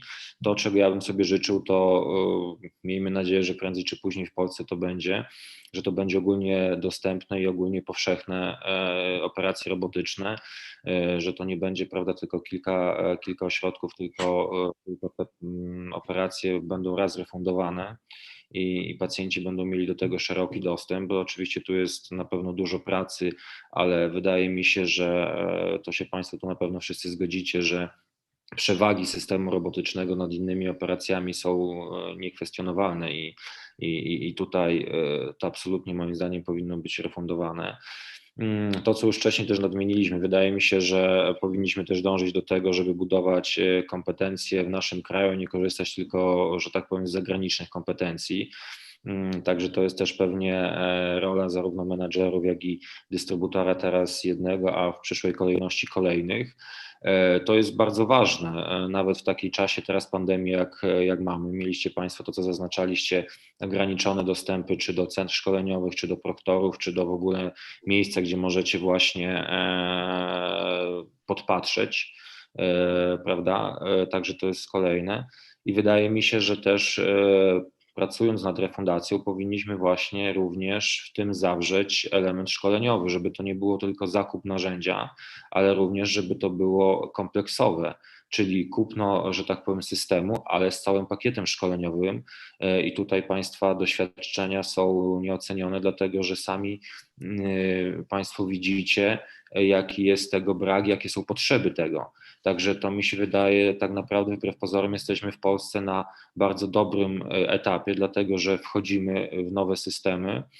Państwo już pewne doświadczenia macie i wiecie, czego Wam brakuje do tego, żeby bezpiecznie przeprowadzać, prawda, na dobrym poziomie te zabiegi. Także to mi się wydaje, że tutaj taka wymiana swoich doświadczeń byłaby bardzo ważna po to właśnie, żeby stworzyć taki dedykowany program w ogóle robotyczny w Polsce, czyli połączone szkolenie z refundacją.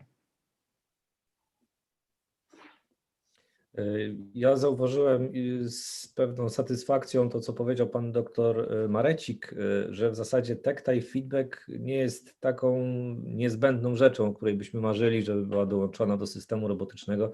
Nie wiem, czy pozostali uczestnicy tego spotkania się ze mną zgodzą. Po jakimś czasie używania tego systemu, po roku, w zasadzie wydaje mi się, że no nie jest to taka niezbędna rzecz, która powinna być w następnych systemach. Ja miałem szansę testować tylko system Transenterix, ale wydaje mi się, że tamten tactile feedback był jeszcze mocno niedopracowany. Nie wiem, czy nowe systemy robotyczne mają w planach zaimplementowanie tego wrażenia.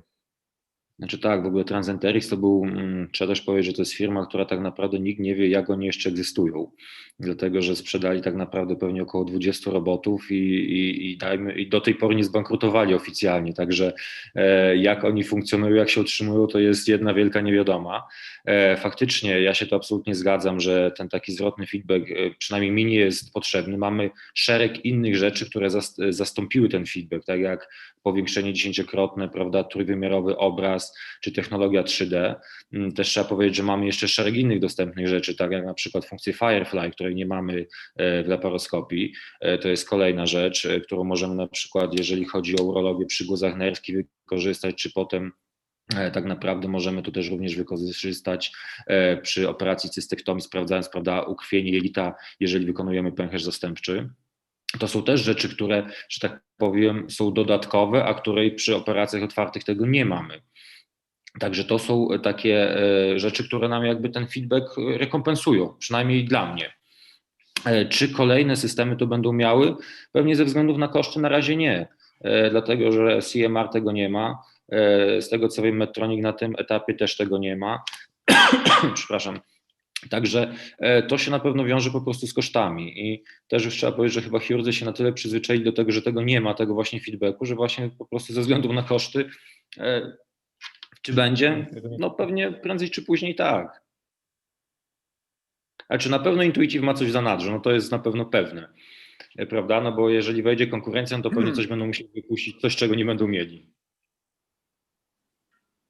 Tutaj jest podstawowy problem sensorów, więc jakby ja próbuję jakby to penetrować od tej strony takiej konstrukcyjnej.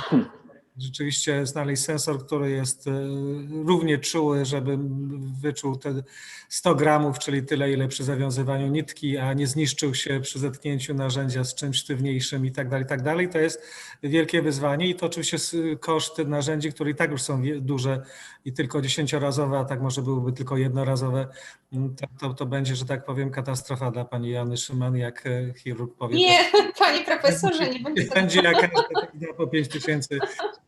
Nie, Intuitive przygotował program nowy, jeżeli chodzi o narzędzia. Już widzimy, że ta presja konkurencji zaczyna działać i rzeczywiście od grudnia są dostępne nowe narzędzia, które są bardziej efektywne. Ta ilość użyć jest większa i no cóż, możemy powiedzieć tylko, że trzymamy kciuki za konkurencję, bo ona zawsze ożywia rynek i powoduje, że rozwiązania są doskonalsze, bardziej dostępne, bardziej powszechne. Bo to, proszę Państwa, jest dokładnie tak, jaką technologię, jaką technikę się wybierze, prawda? Gdy na przykład idziemy na koncert orkiestry smyczkowej do Katowic, do pięknej sali, to oni stroją instrumenty i jak nie wyjdą w ciągu 3 minut, to trzeba znowu kwadrans czekać, aż je nastroją. I tu mamy podobną sytuację, gdzie system oparty jest na napięciu linek, a one mają swoje wymagania, trwałość i tak dalej. Oczywiście wszyscy wiemy, że Intuitive przesadził z tą liczbą i mogłaby ona być spokojnie 20-krotnie większa, a jak nie więcej. No ale to już siła tego zwycięzcy zawsze jest, że może nas to przekonać do tych swoich rozwiązań i nie może mu zaglądnąć w badania, które jakby tego dowodzą, prawda? Bo producenci badań nie robią, tylko naukowcy i lekarze, którzy korzystają z tego, wykonują prace naukowe, z którymi się dzielą swoimi wynikami. Zresztą jedno pytanie jakby w tym kręgu tego, co mogło być, a jeszcze nie ma, bo myśmy kiedyś mieli taki projekt Stiflop, w którym żeśmy próbowali zrobić narzędzia, które mają zmienną geometrię i potrafią zrobić się sztywne wtedy, kiedy już dotrą do właściwego miejsca. Naśladowaliśmy ośmiornicę, generalnie chodziło o to, że tam w Izraelu badali ośmiornicę i uczyli ci, co wiedzieli biolodzy o tych ośmiornicach więcej, że jak zrobić takie narzędzie. I wtedyśmy na przykład dowiedziałem, prawda, że ośmiornica to ma mózg w każdej ręce. Chcielibyście mieć takie narzędzie, prawda, w których jest 5 narzędzi i w każdym jest taki mózg jak u tego chirurga, który teraz siedzi za konsolą. Pewnie kiedyś tak do tego w końcu dojdzie, jak już ta inteligencja będzie sztuczna, czyli będzie można ją wytwarzać. Ale pytanie jest konkretne. Czy rzeczywiście w tej obszarze, w którym Państwo operują, nie czujecie się ograniczeni przez sztywność i prostość tego narzędzia? To może ja tylko, przepraszam, że pierwszy zacznę, ale tak naprawdę single port rozwiązuje troszeczkę ten problem, dlatego że właśnie jest jeszcze niedopuszczony przez Intuitive do użytku w Europie. On jest już to pewnie Artur będzie wiedział, może w ilu ośrodkach jest w Stanach. Niemniej jednak od ponad roku już są zabiegi wykonywane za pomocą właśnie robota single port, którego właśnie narzędzia są giętkie. Jeżeli chodzi o urologię, tak naprawdę o zabiegi prostatektomii czy NSS-ów czy innych, ja tu powiem szczerze, nie widzę przewagi. To jest bardziej robot, który będzie dedykowany do zabiegów transoralnych czy transanalnych i wtedy faktycznie to może mieć przewagę. Tak, ja z kolei przesiadając się z laparoskopii do robota, mam wrażenie, że mam o wiele więcej luzu. Te narzędzia, mimo wszystko, że są sztywne, to jednak swoboda ruchu końcówek narzędzi jest gigantyczna i czuję się o wiele pewniej niż długim, sztywnym narzędziem laparoskopowym, więc tu już dla mnie jest wielka przewaga tej techniki, nie wiem czy nie największa tak naprawdę, poza świetną wizualizacją. I czasami może rzeczywiście przy bardzo długiej, kościstej, męskiej miednicy, mimo wszystko czasami brakuje mi lepszego wglądu w dół, mimo tego, że w każdej chwili sobie mogę kamerę podnieść o 180 stopni do góry, to może jeszcze oczekiwałbym troszkę bardziej właśnie precyzyjnego wglądu w szczegóły anatomiczne, tak gdzieś nisko, w jakichś właśnie zakamarkach miednicy. Ale to jest już naprawdę chyba wybrzydzenie z mojej strony, bo jest i tak ogromny postęp w stosunku do laparoskopii, jeżeli mówimy o leczeniu raka odbytnicy. Ja bym chciał wykorzystać obecność pana profesora Witkiewicza i zapytać go, czy są szanse na reanimację Towarzystwa Chirurgii Robotycznej. Czy pan profesor słyszał o takich szeptach?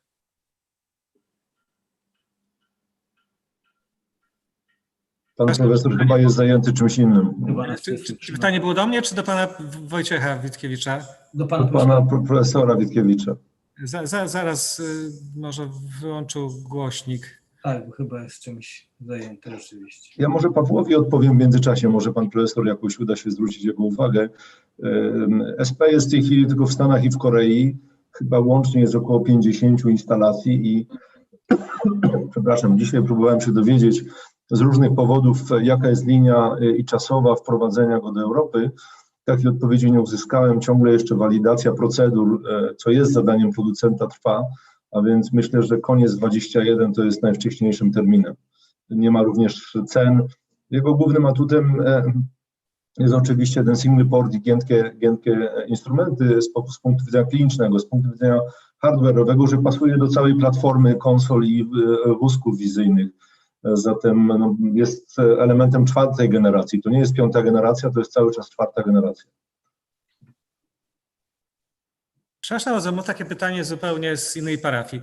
Czy pan Ostrowski chciałby sprzedawać wszystkie roboty, jakie są, czy wystarczy mu Da Vinci? Chodzi mi o taką strategię firmową. Czy poradziłby sobie pan sprzedając wszystkie te 10 rodzajów, czy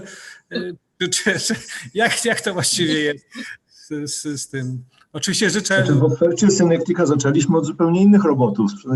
Mamy w ofercie robota do guzków tarczycy i do gruczolaków łuczniaków piersi. To jest taki francuski robot w oparciu o ich własną konstrukcję robotyczną, ale robot służy tylko i wyłącznie po zaplanowaniu terapii HIFU, gdzie wiązką ultrasonograficzną podgrzewamy zmianę. Potem wprowadziliśmy robota aptecznego do produkcji cytofarmaceutyków, a więc różne roboty. Na pewno nie będziemy mogli konkurować z Intuitivem, bo to wyklucza nasza umowa dystrybucyjna. Także Cambridge i Medtronic jest trochę poza zasięgiem. Chociaż żartując mówię, Medtronic kiedyś przyszedł i mówi, może będziecie sprzedawać nasze roboty, bo my nie wiemy, jak to robić. Ja mam jeszcze pytanie do pana profesora Nawrata, bo miałem takie doświadczenie przez kilka lat, stosując jeszcze metodę laparoskopową w prostatektomii radykalnej. Posiłkowałem się takim robotem, który kierował wizją, czyli kierował kamerą. To jest robot, nazywa się Wiki i pan profesor zdaje się też ma w swojej ofercie, czy pracował nad takim urządzeniem. Tak, rzeczywiście myśmy jakby kilka tych robotów różnych zrobili i akurat ten Robin Hard Port Visionable żeśmy nawet sprzedali Medowi jako licencję, żeby go wdrożył. Co prawda nie zrobił tego do tej pory, bo mu się sprzedają inne rzeczy bardzo dobrze i tam w Stanach Zjednoczonych wszedł na kolejny jakiś tam z kolejnym urządzeniem medycznym. I nie wygospodarował środków, właściwie zasobów ludzkich do tego, żeby tam po prostu zamienić to na technologię produkcji seryjnej. Ale rzeczywiście to był mój taki w ogóle pomysł na zrobienie z tego robota, który na początku był tylko wyzwaniem jakby takim, żeby trzeba zoperować serce, zrobić z tego biznes i wymyśliłem, że po prostu biznesowo najlepiej byłoby, gdyby były narzędzia, które są i do ręki, i do robota, bo jak się dowiedziałem, że robotem się nie robi operacji od początku do końca, to sobie pożałowałem tych chirurgów, że potem muszą operować narzędziem, które ma mniej stopni swobody i generalnie po prostu innego rodzaju jakby technikę poruszania, więc w tym naszym pierwszym robocie, który żeśmy testowali w 2008 roku na zwierzętach, właśnie miałem takie narzędzia, które można było zsunąć, wyjąć z uchwytu i one nawet rączkę miały dokładnie tak jak ta, która była w konsoli, czyli nawet nie trzeba było się uczyć, że tak powiem, naciskania przyciskologii całej, bo te mikrojoysticki, które tam były i takie specjalne tam pokrętła, bo te obroty żeśmy robili przy pomocy takich pokrętał, nazwijmy to w ten sposób.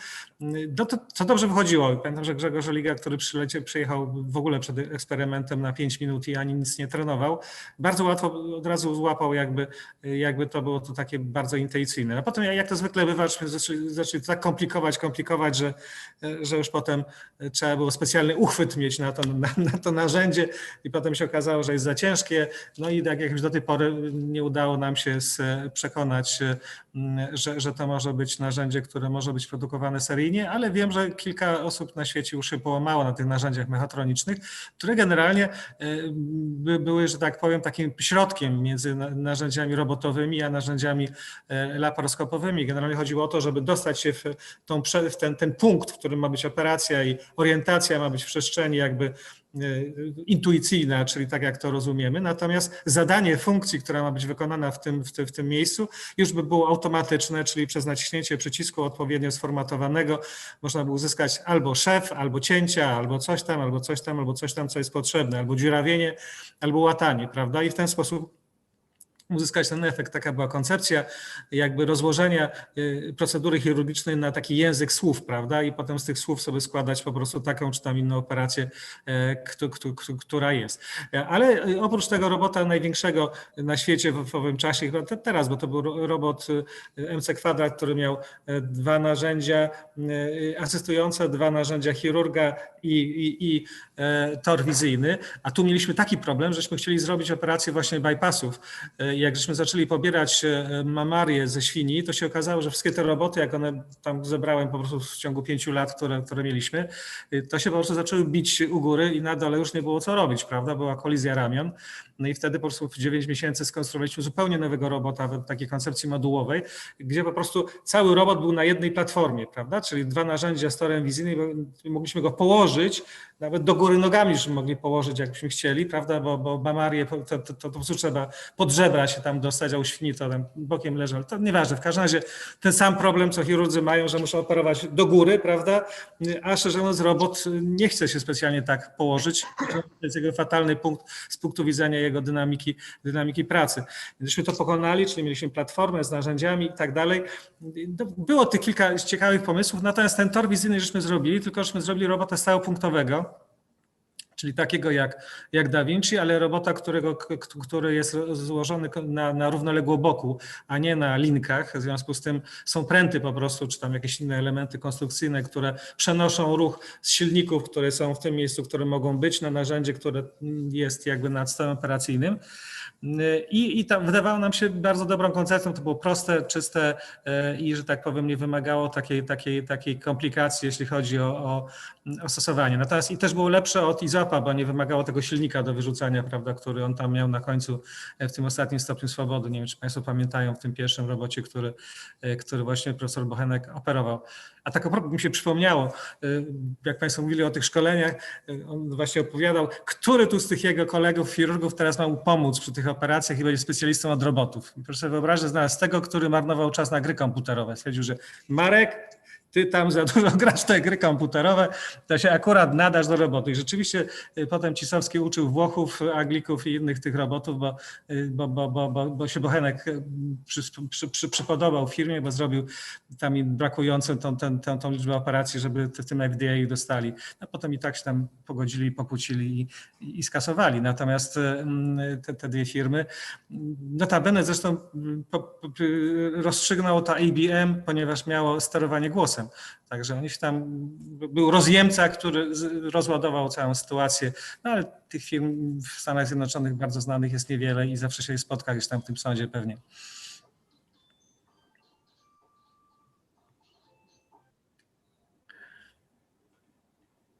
Halo? Panie Wojciechu, panie profesorze Witkiewicz, czy jest pan może tam z nami głosem? Bo było pytanie do pana. Panie profesorze? Panie profesorze? Jest ożywienie, już będzie działać. Tak. Tylko tyle, że mikrofon nie jest włączony. Tak, ale zaraz się znajdzie pewnie. Już teraz. O, bardzo dziękujemy. Proszę teraz spróbować pytanie, które było do pana profesora. Przed chwilą w Krakowie Rydygiera i też o robotach. Także przepraszam, proszę powtórzyć pytanie. Proszę powtórzyć pytanie. Panie profesorze, ja chciałem wykorzystać Pańską obecność i zagadnąć, czy są szanse na reanimację Polskiego Towarzystwa Chirurgii Robotycznej. To jest Polskie Towarzystwo Chirurgii Robotowej. Ono jest w tej chwili, ja roześlę do członków wszystkich, bo ono istnieje. Ono nie przestało istnieć, tylko tych członków było bardzo mało, bo też było bardzo mało robotów. W tej chwili myślę, że nadszedł czas, żebyśmy, miał być, pandemia spowodowała, że nie odbył się 4. kongres, ale myślę, że się odbędzie. Nie wiem, czy pan profesor był na poprzednich kongresach chirurgii robotowej, które się odbywały we Wrocławiu. W każdym bądź razie to były międzynarodowe kongresy. Towarzystwo jest i będzie. I ja, widząc chęć w tej chwili przystąpienia do tego, roześlę wszystko. Bardzo się cieszę, że pan profesor zadał to pytanie, bo oczywiście trzeba będzie ożywić tą działalność.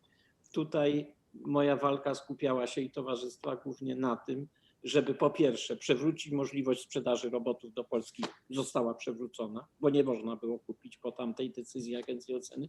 Drugie, żeby powstał program, ja mam nadzieję, że to jest zapisane i że on powstanie, program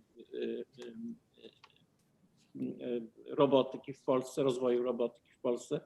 I następna sprawa, że część przynajmniej procedur, tych, o których mówiliśmy i które najczęściej są refundowane na świecie, a więc prostata, macica i jelitogrupę, będzie finansowana, albo przynajmniej, żeby zezwolono na współfinansowanie.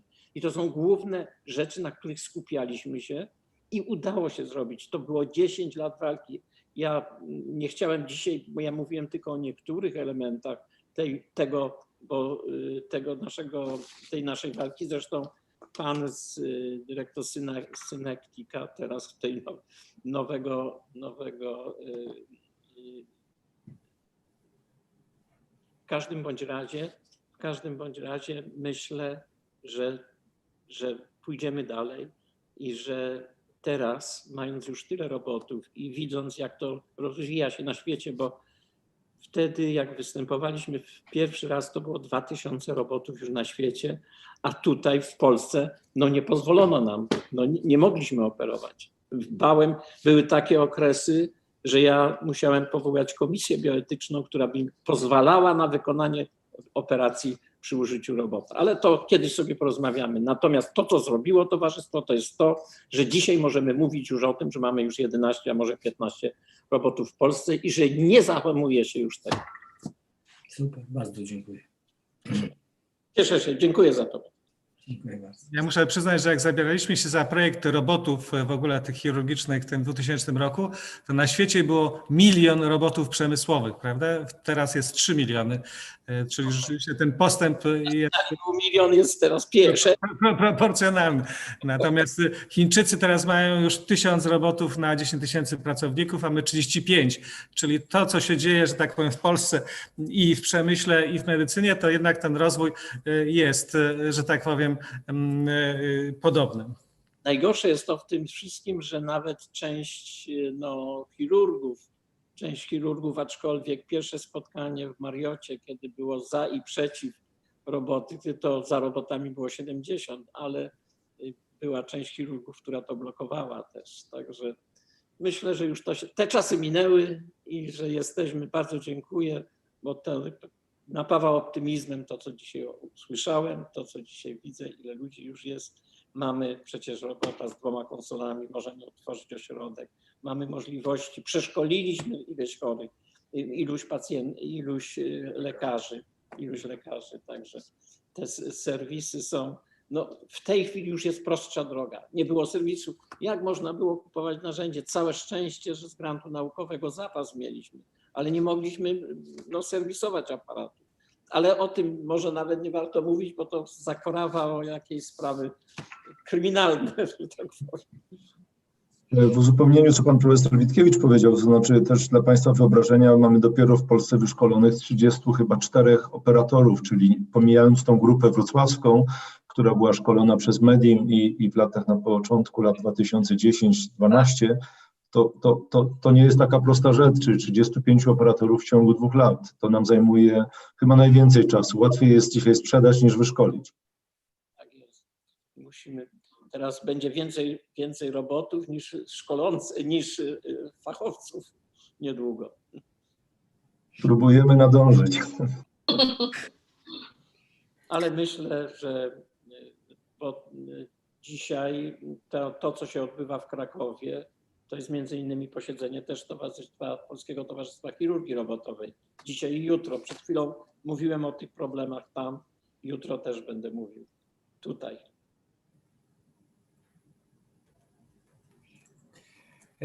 Czy były jeszcze jakieś pytania do mnie? Bo ja przepraszam, ja tylko śledziłem, ale mówiłem drugi wykład tam się już skończyło w tej chwili. Dobrze, czyli teraz możemy zająć się. Drodzy Państwo, jeśli Państwo pozwolą, to na chwilę przynajmniej możemy wreszcie czego jeszcze, bo nie mamy już żadnych innych obowiązków. Ja tu czekam na podłączenie pułkownika Romelczuka, który jest specjalistą od spraw epidemii i tam w NATO i jeszcze gdzieś tam i tak dalej, ma się podłączyć z Budapesztu do nas i dlatego jakby czekam na niego. Natomiast jeśli Państwo pozwolą, bo tu mamy właściwie samych dyrektorów i ordynatorów i właścicieli szpitali, czy moglibyście Państwo powiedzieć jakby kilka słów na temat swoich doświadczeń dotyczących COVID-u, żeby po prostu ta nasza konferencja też miała takie, no, że tak powiem, zanurzenie w tej wodzie, która teraz płynie. I oczywiście w kontekście robotowym, jeśli można, prawda? Nie wiem, czy Państwo wysłuchiwali tej lekcji, która była kilka godzin wcześniej, gdzie pokazywaliśmy roboty dezynfekcyjne, roboty roznoszące leki, roboty, które mogą szczepić i tak dalej. Jeśli mieli Państwo jakieś zdanie, które mając to doświadczenie z tymi robotami można było przeciągnąć też, jakby uogólnić, ale generalnie chodzi o szpital, moja praktyka, epidemia i roboty. Nie słyszymy. Pan profesor... Proszę, o przyszłość. Ja myślę, że w tej chwili nawet poproszono mnie o taki wykład w ramach Festiwalu Nauki Polskiej, jak roboty, a pandemia. I oczywiście, jeżeli chodzi, tak jak pan profesor Marecik mówił, że nawet jedna osoba i u nas maksymalnie 2 osoby jest zaangażowane przy operacji, ale poza tym osłona i możliwości przeciwepidemiologiczne są dużo lepsze i bezpieczniejsze zarówno dla personelu operującego, jak i dla samego chorego. Także myślę, że teraz w związku z tą epidemią też powinniśmy wykorzystać te zalety robota, jeżeli chodzi o dalszy rozwój robotyki w Polsce i rozwój tego programu. Pod tym kątem rozwój programu robotyki w naszym kraju. Natomiast muszę powiedzieć, bo ja miałem ten wykład dla młodzieży, młodzież była zachwycona i zafascynowana tym i też w dyskusji pokazywała wiele młodzieńczych możliwości wykorzystania robotów właśnie w okresach pandemii i tych zagrożeń. Tutaj Państwo, jeżeli można, wydaje mi się, że to jest tak naprawdę wbrew pozorom bardzo dobry okres, żeby teraz właśnie promować operacje minimalnie inwazyjne, dlatego że pandemia pokazała nam, po pierwsze, wzrosło zapotrzebowanie na łóżka szpitalne, po drugie, wzrosło zapotrzebowanie na łóżka intensywnej terapii. Teraz, jeżeli byśmy byli w stanie pokazać, że dzięki operacjom minimalnie inwazyjnym, które są właśnie wspierane poprzez roboty, jesteśmy w stanie skrócić czas hospitalizacji, to jesteśmy po prostu w stanie wygenerować większą liczbę łóżek, które mogą być dla innych pacjentów. Kolejną rzeczą jest taka, że poprzez mniejsze zapotrzebowanie na intensywną terapię operacje onkologiczne mogą być wykonywane. Kolejna rzecz jest taka, że pacjenci szybciej wracają do zdrowia. To jest też bardzo ważny aspekt. Także wbrew pozorom wydaje mi się, że jest to teraz moment tej pandemii, pokazał nam, jaką należy przyjąć strategię na następne miesiące czy lata, bo widzimy jednak, że przez to, że był ograniczony dostęp, bardzo spadła liczba zabiegów onkologicznych, a one przecież nie zniknęły. Czyli teraz wydaje mi się należałoby tak to, że tak powiem, stworzyć taki program, który równolegle do trwającej pandemii pozwalałby nam operować, ale operować właśnie robotycznie, z uwzględnieniem tych wszystkich aspektów, które przemawiają na korzyść operacji robotycznych, czyli skrócenie czasu hospitalizacji, mniejsze zapotrzebowanie na łóżka intensywnej terapii, mniejsza ilość reoperacji i to jest, wydaje mi się, może taki czas na to. Zasadniczy problem to jest spadek liczby chirurgów i wiek chirurgów, bo ja uważam, że na własnym doświadczeniu też, że operacja robotowa to jest właśnie dla doświadczonych chirurgów, którzy wygodnie siedząc na fotelu mogą operować i znajomość anatomii, znajomość chirurgii i tak dalej. Ja muszę powiedzieć, że mieliśmy taki przypadek już niestety świętej pamięci lekarza urologa, który miał takie schorzenie, że mógł ruszać nogami, ale ruszał. Ja niestety nie mogę teraz się dobrze, proszę o telefon najlepiej jutro, bo dzisiaj po 19. Operator, który przedłużył swoje życie i przedłużył wykonał 60 operacji robotowych doskonale, nie było żadnego powikłania. I dzięki właśnie temu, że mógł operować jeszcze i swoją wiedzę, no, dzielić się swoją wiedzą przez kolejne jeszcze lata. Gdyby nie robot, to nie mógłby tego robić. I tutaj jeszcze widzę, Konrada się do nas podłączył, wyoperował. Przepraszam, dopuścimy do głosu jeszcze Konrada. Słuchaj, my już wszystko wiemy na temat tych robotów, już nie masz w ogóle nic do dodania. Możesz tylko coś powiedzieć o sztucznej inteligencji i szpitalu. Dzień dobry, bardzo się cieszę, że zdążyłem, że tak powiem, dołączyć do Państwa. Operacja robotyczna troszeczkę bardziej się przedłużyła. Myślałem, że będę to dzisiaj tak około 14 gotowe, no ale dopiero o 4 że skończyliśmy. Nie było tak strasznie ciężko, no ale to tamto, no i przedłużyło mi się, że tak powiem, troszeczkę.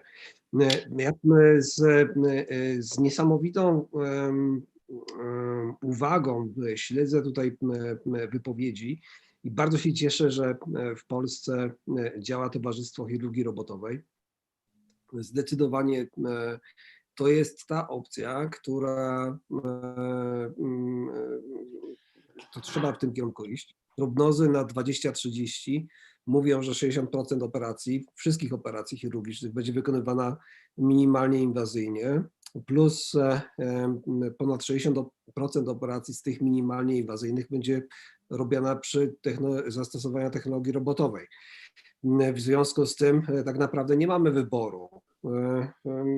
To świat idzie w tym kierunku i to tak będzie.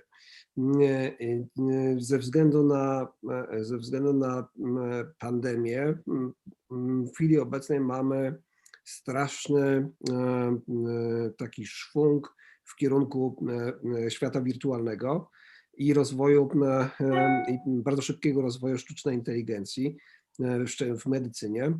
Wydaje mi się, że w ciągu następnych 5 lat wszyscy przeżyjemy swego rodzaju szok, jak bardzo komputer i programy wpłyną na nasz zawód. Ja wcześniej, przed 3 laty, nie myślałem o tym, żeby będę zajmował się tymi tematami, a w chwili obecnej to jest 80% mojego czasu, który cały uniwersytet i wszystkie działy medycyny idą w tym kierunku. Tutaj była taka, stawiano mi pytanie, które specjalizacje najbardziej będą tym trafione. Oczywiście wszystkie te, które zajmują się statycznymi obrazami, czyli radiologia, dermatologia czy patologia. To są te specjalizacje, które już w chwili obecnej mają przy użyciu TensorFlow czy innych programów tak naprawdę dostęp do tego, żeby stawiać szybciej i może nawet częściej prawidłową diagnozę. Druga taka grupa specjalizacji, która będzie strasznie wpłynie na nią sztuczna inteligencja, to wszystkie specjalizacje, które stosują algorytmy, czyli onkologia, kardiologia interna, tam gdzie te procesy diagnostyczne czy terapeutyczne są powtarzalne. Chirurgia oczywiście przez robotykę będzie ona, że też wpłynie na nią sztuczna inteligencja, ale to się stanie, że tak powiem, za około dekadę i będziemy mieli do czynienia przynajmniej częściowo z procesami, które robot będzie wykonywał autonomicznie. Już teraz przed 4 tygodniami zadano mi takie bardzo ciekawe pytanie. Byłem w wywiadzie, udzielałem wywiadu telewizyjnego, no i redaktor oczywiście zaskoczył mnie i zapytał mnie, kiedy będzie możliwe autonomicznie przez robota. No za nie mówiłem, trochę, bo nie byłem przygotowany na to, no ale odpowiedziałem w ten sposób, że w ciągu 5 lat jesteśmy w stanie przeprowadzić taką operację w laboratorium, na przykład na modelu zwierzęcym, o warunki techniczne, czy to jest w ogóle możliwe? Oczywiście, że tak. To jest już dzisiaj zdecydowanie możliwe i taka operacja od A do Z, od nacięcia skóry do zamknięcia szwu skórnego jest możliwa. Elementy tych operacji były już prezentowane, na przykład w San Diego. Widziałem takiego fajnego robota, który sam potrafił szyć coś tam. No ale pełnej operacji, czyli od nacięcia skóry do ostatniego szwu na skórze jeszcze nie udało się nikomu wykonać. No i mam nadzieję, że teraz usłyszeli to moi współpracownicy. No i mam problem, ponieważ codziennie, że tak powiem, teraz chodzą już do mnie. Mówię, dobrze robimy. Za 5 lat musimy wykonać, że tak powiem, pierwszą cholecystektomię zupełnie autonomicznie na modelu zwierzęcych u świni. No, to jest pewnego rodzaju sport, oczywiście chirurgiczny, który my też uczestniczymy w tych zawodach. No i bardzo się cieszę, że mamy dobry kontakt ze Zbyszkiem. Mam nadzieję, że Zbyszku bardzo nas wesprzesz w tym, żebyśmy za 5 lat taką autonomiczną operację potrafili, że tak powiem, razem na modelu zwierzęcym wykonać. To oczywiście, że tak, tylko musimy być za tymi granicami, że nas nikt nie dogoni potem po prostu, jeśli patrzymy, jeśli będziemy na te rezultaty tej operacji. Ale jedna rzecz mi się nasunęła, bo nie byłeś w trakcie takiej dyskusji długiej, która tutaj była i może też do Marka Zawadzkiego pytanie takie teraz zwrócę, bo jest tu z nami grzecznie, a nie miał okazji się odezwać, bo mówiliśmy długo o szkoleniu tutaj i tak sobie pomyślałem, bo czy sztuczna inteligencja będzie uczyła chirurgów. Krótko mówiąc, no bo był tam kwestia tych wirtualnych różnych tam symulatorów i tak dalej.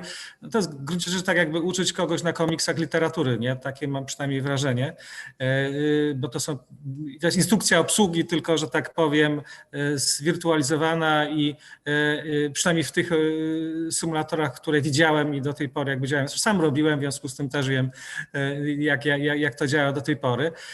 Czy uważacie Państwo, że w ogóle kiedyś to właśnie systemy, które się najpierw nauczą gdzieś tam, że tak powiem, na bliźniaku, potem, że tak, wiecie, to są teraz te formy takie, że są bliźniaki, które są komputerowymi modelami, na nich można się nauczyć i tak dalej, potem będą uczyć chirurgów. Co myślicie Państwo o takiej idei? Ja może skomentuję to, że tak powiem, 2 takimi przykładami, które są stosunkowo fajne. Firma Intuitive, to jeszcze nie jest wdrożone, ale widziałem u nich już taki program komputerowy, który rzuca końcówki narzędzi jako takie duszki na obraz operacyjny, które podpowiadają, jaki jest optymalny ruch narzędzia do wykonania kolejnej jakiejś części operacji. To mi się bardzo podobało. Jak to jest zrobione? Były nagrywane wiele operacji tego samego rodzaju. Było nagrywanych i te operacje były jak gdyby nakładane, te narzędzia z każdej operacji w taki program uczenia maszynowego. I potem ten program wystandaryzował, że tak powiem, optymalne dla danej operacji przebieg albo użycie jakiegoś narzędzia. No i ten duszek, można go włączyć, albo można go wyłączyć. I to jest taka pomoc w czasie operacji. Uważam, że bardzo fajna, szczególnie, że tak powiem, dla tych osób, które nie mają dużego doświadczenia robotycznego. Natomiast ja osobiście, że tak powiem, nie lubię za bardzo symulatorów z jednego względu. Symulator to jest symulacja, a to nie jest jednak operacja i dotyk tkanek. I to jest zawsze pewnego rodzaju ograniczenie. Natomiast mamy w klinice parę symulatorów i mamy symulatory takie, które komputer jak gdyby śledzi ruch narzędzi i mówi, analizuje, że tak powiem, czy jest tremor, czy te ruchy były optymalne, czy prawa ręka, czy lewa ręka są bardziej, jak gdyby która strona była bardziej użyta, czy myślenie chirurga było trzydymensjonalne. To są te rzeczy, które uważam, że są bardzo fajne, jeżeli chodzi o młodszych kolegów i powinny być używane. Poza tym człowiek nie jest sam podczas operacji, nie? Jak ma tego dużo. Może Marek Zawadzki. Marku, powiedz, co sądzisz o tym kształceniu, symulatorach, które uczą nas i tak dalej. Jeśli mógłbyś kilka zdań powiedzieć, byliśmy Ci wdzięczni. Gdybym miał słabe połączenie, to proszę daj mi znać, bo przeniosę się w inne miejsce. No tak, te symulatory, z którymi miałem do czynienia, faktycznie symulator laparoskopowy w ogóle mnie nie zachwycił nigdy, natomiast symulator oferowany przez Intuitiva jest najlepszy, z jakim miałem do czynienia, natomiast zgodny jestem tu z opinią przedmówcy Konrada Kacza, którego bardzo szanuję i pozdrawiam, że to do wyćwiczenia jakichś podstawowych ruchów symulator jest fajny, ale później wolę ćwiczenie takie na takim toolboxie, zwykłymi narzędziami. Jest lepsze czucie, można ćwiczyć złożone rzeczy typu szycie i to mi daje, moim zdaniem symulator ten wirtualny nie zastępuje tego. Ale wszyscy widzimy, jak technologia postępuje i to będzie chwila, pewnie kilka lat i za chwilę będziemy mieli dużo lepsze symulatory.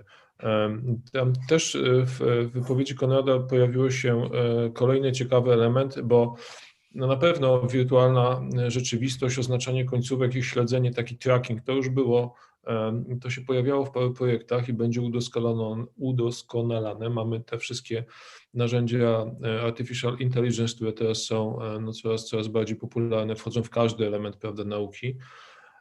I chociażby bardzo prosta rzecz, bo jeżeli teraz ktoś z nas wchodzi w program szkoleniowy laparoskopowy czy robotowy, to zwykle efekt końcowy jest taki, że musimy nagrać swój film, nieedytowany, czyli od początku do końca z operacji i ten film jest później oceniany przez takiego proktora czy mastera, czy jak go nazwał, takich arbitrów, którzy na podstawie przebiegu naszej operacji, ona jest podzielona najczęściej na pewne kroki, tak jak w przypadku jejita grubego, które trzeba wykonać i jest pewna skala od 1 do 5 się ocenia, czy ten chirurg zrobił ten krok, prawda, na wystarczającą ilość punktów i tak dalej.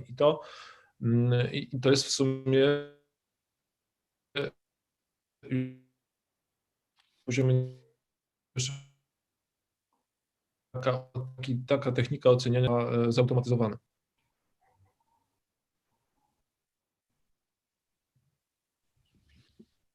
To w sumie chirurg jest oceniany jak ten taniec na lodzie, prawda? Czyli punkty za każdą... Tak, ale wiesz, ja jestem sam gdzieś tam w jednym programie szkoleniowym i to jest w ogóle, to już chyba nie jest sposób oceny XXI wieku, żeby oglądać 3-godzinną operację i tam, wiesz, dodawać 5, 4, 6, 8 i w ten sposób oceniać. Także właśnie taki tracking narzędzi i płynność, powiedzmy, wykonywania ruchów, realizowania poszczególnych sekwencji, to jest na pewno ta droga, żeby pójść. Ja niestety nie śledziłem waszej dyskusji przez ostatnie 1,5 godziny, bo miałem tam jakieś zajęcie na oddziale, które mi pokrzyżowało plan dnia zupełnie. Natomiast moją bolączką, kiedy ja rozmawiam z ludźmi, w Polsce, bo na Zachodzie to już nie jest kłopot, o robotyce, jest jeden stały argument. Ostatnio rozmawiałem z dyrektorem innego szpitala i on mówi, ty pokaż mi dowody, twarde dowody, tak? Mówimy o twardych dowodach, że robotyka jest lepsza, bo niestety, ja słuchałem wypowiedzi Pawła Wisza teraz, ja nie widziałem ciągle zdecydowanych takich solidnych level of evidence, że robotyka jest lepsza niż laparoskopia w prostatektomii. Ostatnio robiłem review tam na potrzeby takiego wystąpienia. W zakresie jelita grubego przez 10 lat szereg różnych badań nikt nie udowodnił, nie ma badań randomizowanych, że robotyka jest lepsza od laparoskopii. To będzie szalenie trudno udowodnić komukolwiek, bo są niuanse, trzeba by tysiące konwencjonalnymi badaniami z randomizacją porównać, bo to są niuanse między jedną i drugą techniką. I teraz to, co dzisiaj wybrzmiało między innymi w wypowiedzi Sławka Melecika, może my nawet w Polsce powinniśmy pukać, jakby szukać innego korytarza, że z tego, co ja się orientuję, ponieważ byłem niedawno recenzentem doktoratu Pawła Salwy, no Paweł jest najbardziej doświadczonym, można powiedzieć, robotowym chirurgiem w Polsce, urologiem, wykonuje 400 prostatektomii rocznie, z tego jakby mnie może pan Ostrowski skorygował, jeśli się mylę w liczbach, natomiast Paweł operuje z instrumentariuszką tylko i wyłącznie, tak? Potwierdzam. Czyli zobaczcie Państwo, co się dzieje. My mamy coraz mniej chirurgów, tak? Nie mamy, praktycznie są potężne deficyty nawet w takim mieście jak Wrocław, trzecim mieście w Polsce uniwersyteckim. Jeżeli będzie można, a mi się wydaje, że można wykonać praktycznie każdy zabieg robotowy, tutaj też doktora Kaseję pozdrawiam, de facto z wykształconą instrumentariuszką biegłą my jesteśmy w stanie wykonać i przednią resekcję i prawą chemikolektomię robotem.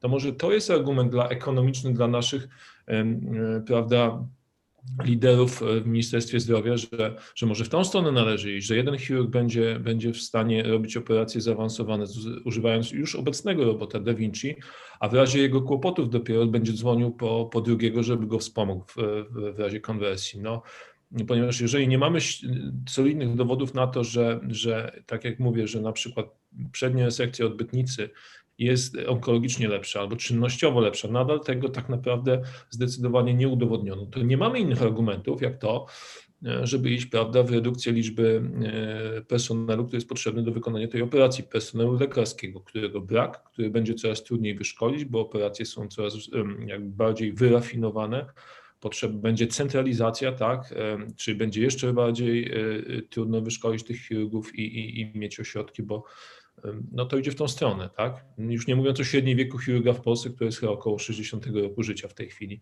no to za chwilę oni będą na wagę złota. By znaczyło, że chirurdzy żyją długo. Natomiast powiem Ci jedno, Marku, ta statystyka nigdy nie będzie lepsza, dopóki będzie tak, że za chirurgię robotową będą się brali doskonali specjaliści w laparoskopii. No bo jak jesteś doskonały w laparoskopii, to nigdy nie schrzanisz w laparoskopii, żeby potem pokazać, że robotem po prostu zrobić to lepiej. W związku z tym, jak sami doskonali ludzie zajmują się z laparoskopii robotami, to bardzo trudno będzie udowodnić, że robot jest znacznie lepszy. Może ja tutaj chwileczkę zajmę jeszcze zdanie. Znaczy tak, nie byłem u doktora Salwy na sali operacyjnej, niemniej jednak nie wydaje mi się, że operuje tylko z instrumentariuszką, bo z tego co wiem, to ma do tego dedykowanego lekarza, specjalistę i to nie wydaje mi się, że też to jest argument dla ministerstwa, dlatego że w Polsce mamy system kształcenia poprzez rezydentów, także tak naprawdę to nie jest koszt dla szpitala, bo to jest, że tak powiem, osoba, która jest i tak finansowana z innego budżetu. Wiem, że w Niemczech była taka sytuacja, że w jednym ze szpitali asystowali dedykowani do tego instrumentariusze, niemniej jednak są to bardzo, jeżeli chodzi o kwestie prawne, trudne sytuacje. Także nie wiem, czy ze względów prawnych w ogóle jest to możliwe, żeby w trakcie operacji tak naprawdę procedury medyczne wykonywała instrumentariuszka. Ale tu wiesz, no, do robota no to wymieniasz narzędzia albo zakładasz klips, no to zakładanie klipsów do podawania narzędzi. A co by było, jeżeli instrumentariuszka podawając igłę przebiłaby na przykład żyłę czy tętnicę, naczynie? Kto wtedy bierze za to odpowiedzialność? Albo założy źle klips, wprowadzając. Znaczy, ja może to wytłumaczę, wiesz, w inny sposób. Ten dyrektor ośrodka, z którym ja rozmawiałem tutaj, tylko no, doktor Kasaja jest chirurgiem, więc, jeszcze Konrad Karcz. Więc tak, jest w chirurgii odbytnicy teraz są dwa takie hity na świecie. Jeden to jest, prawda, robot, którego no, my popieramy, i druga rzecz to jest taka specjalna laparoskopia, co się nazywa TATME. To jest taka laparoskopia, gdzie się robi jakby od dołu, już nie wchodząc w szczegóły, ale ta TME wymaga często 4 chirurgów, bo często to się robi na 2 zespoły. Żeby ten zabieg przebiegł szybko i sprawnie, najlepiej robić na 2 zespoły, czyli 2 kolumny laparoskopowe. Marku, przerwę Ci, że tak powiem, w stosunku do TATME. Ten zabieg w chwili obecnej praktycznie w całej Europie został wycofany z rynku, czyli, że tak powiem, można go tylko wykonywać w ramach studiów. Były takie duże studia Color 3 i zostały przerwane ze względu na to, że było za dużo powikłań od tej oddolnej preparacji, nie? W tym sesji. Tak jest, tak jest. Norweskie szczególnie doświadczenia tam były krytyczne, ale ja naprawdę ta technologia nie jest dopuszczana do normalnego zaopatrywania odbytnicy. Tak, no ale ja zmierzam do tego, że ta technika powoduje, że trzeba 4 chirurgów do jednej operacji, tak? Nas na oddziale chirurgii onkologicznej wszystkich jest 5, czyli wyobraźcie sobie to kto by poszedł do poradni, kto by, prawda, robił na drugiej sali operacyjnej, to w ogóle jest... Nikt na to nie zwraca obecnie uwagi. Ten właśnie dyrektor, z którym ja rozmawiałem, on reprezentował ośrodek, gdzie robią TATME na 2 zespoły, tak? Ja mówię, halo, ale to wiesz, no w szpitalu uniwersyteckim, gdzie tych asystentów jest 30 na 30-łóżkowym oddziale, no to można robić takie operacje, ale nas po prostu nie ma tylu i więc to w moim przekonaniu może być jeden z argumentów ku robotyce, prawda? No oczywiście ekonomicznie bardziej uzasadnienie, żeby te roboty były tańsze i tak dalej, ale może my tego nie podnosimy, a może to jest właśnie kierunek, żeby w tą stronę iść. Dziękuję. Jeszcze jedną rzecz też może dodam co do wyższości, jeżeli chodzi o zabiegi radykalnej prostatektomii. 2 miesiące temu ukazała się nasza publikacja w European Urology, czyli tak naprawdę, jeżeli chodzi o urologię, najbardziej prestiżowe czasopismo na świecie, które ma prawie 18 impact faktora. Przeanalizowaliśmy pacjentów z rakiem PT3B, czyli z naciekiem na pęcherzyki nasienne. Mamy tam co do tego inną technikę operacyjną w porównaniu z laparoskopią czy metodami otwartymi. Chodzi generalnie o to, że jeżeli mamy potwierdzony naciek na pęcherzyki nasienne w rezonansie, który jest wykonany przed operacją, usuwamy razem z prostatą powięź de Nogliersa i wykazaliśmy na prawie, chyba to było z tego co pamiętam, 6-letnich badaniach wyższość operacji właśnie przy zastosowaniu tej techniki operacyjnej, jeżeli chodzi o wznowę biochemiczną. Także tutaj też trzeba powiedzieć, że ta chirurgia robotyczna to jest też dopiero powiedzmy od jakiegoś czasu, także te dane są dopiero też zbierane. Też kolejną rzeczą, jeżeli weźmiecie Państwo, ja usuwam cewnik na drugi dzień po zabiegu, także no nie wiem, czy po zabiegach laparoskopowych ktoś usunie cewnik na 2 dni po operacji, także to jest kolejna korzyść. Pacjent wychodzi na 3. dzień ze szpitala bez cewnika, bez niczego. Także to tutaj są moim zdaniem ewidentne przewagi operacji robotycznych nad innymi typami operacji. Wiecie Państwo, to też wszystko jest kwestia techniki operacji i tutaj też trzeba zwrócić uwagę, że no jeżeli ktoś zrobi 20-30 w roku, no to te wyniki faktycznie może nie będą takie. Niemniej jednak wydaje mi się, że jesteśmy na takim etapie w Polsce, że należy dążyć do popularyzacji tego zabiegu, do tworzenia centr referencyjnych, gdzie będzie wykonywanych dużo zabiegów na bardzo wysokim poziomie, które są wtedy ewidentnie z przewagą dla pacjenta. Ja myślę, że jeszcze jedną przewagą nad laparoskopią, jeżeli chodzi o techniki robotyczne w urologii, jest krzywa uczenia, która jest dużo dłuższa, jeżeli chodzi o laparoskopię i myślę, że ta popularność robotyki w Stanach Zjednoczonych też z tego wynikała. Niewiele osób tam chciało poświęcać czas, wiele godzin do każdego zabiegu, żeby dojść po wielu latach do precyzji i tempa, załóżmy przy prostatektomii poniżej 2 godzin. Więc wydaje mi się, że to jest jakby oczywista przewaga robotyki, biorąc pod uwagę starzenie się społeczeństwa i coraz częstsze wykonywanie tych operacji, no jest to ewidentny plus.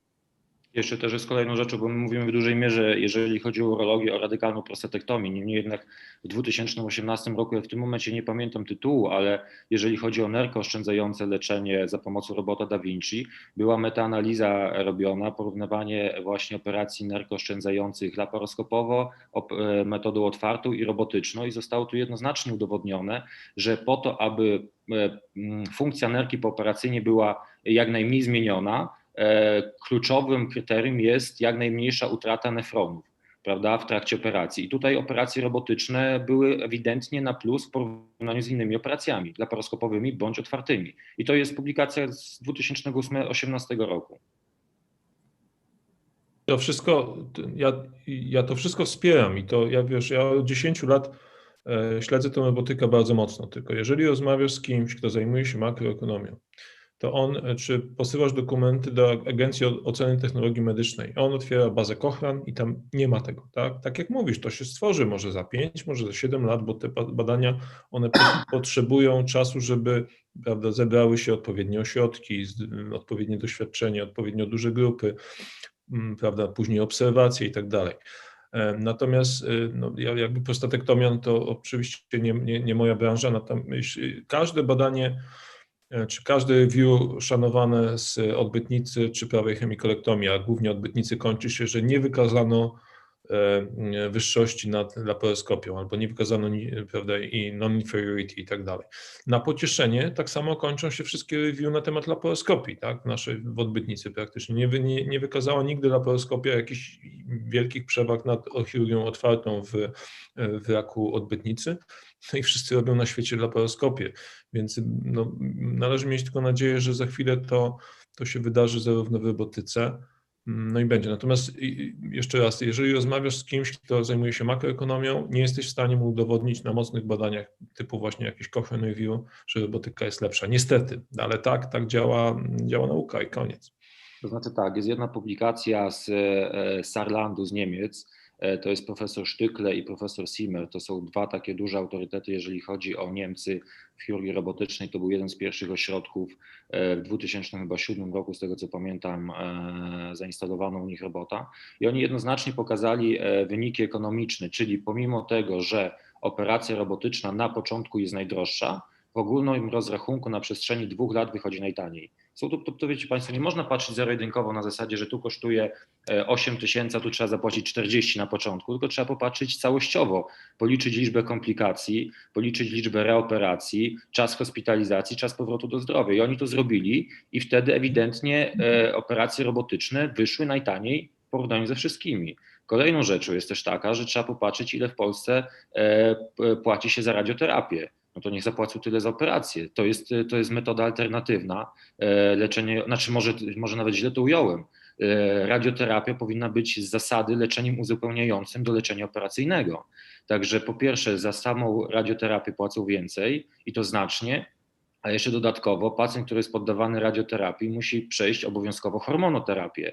Także tutaj ewidentnie moim zdaniem jest miejsce dla robotyki, tylko to jest kwestia, że tak powiem, przekazu informacji, bo oczywiście oni mogą się też, jednym z argumentów jest, że w Niemczech procedura nie jest refundowana, tylko trzeba powiedzieć, że w Niemczech jest na tyle wyceniona, że ona pokryje koszty narzędzi i robota. Oczywiście szpital może nie zarobi na tym, znaczy zarobi może mniej w porównaniu, gdyby to zrobił laparoskopowo, bo dostanie tyle samo pieniędzy, ale trzeba patrzeć inaczej, że jeżeli nie zrobi tego robotem, to nie będzie miał pacjenta.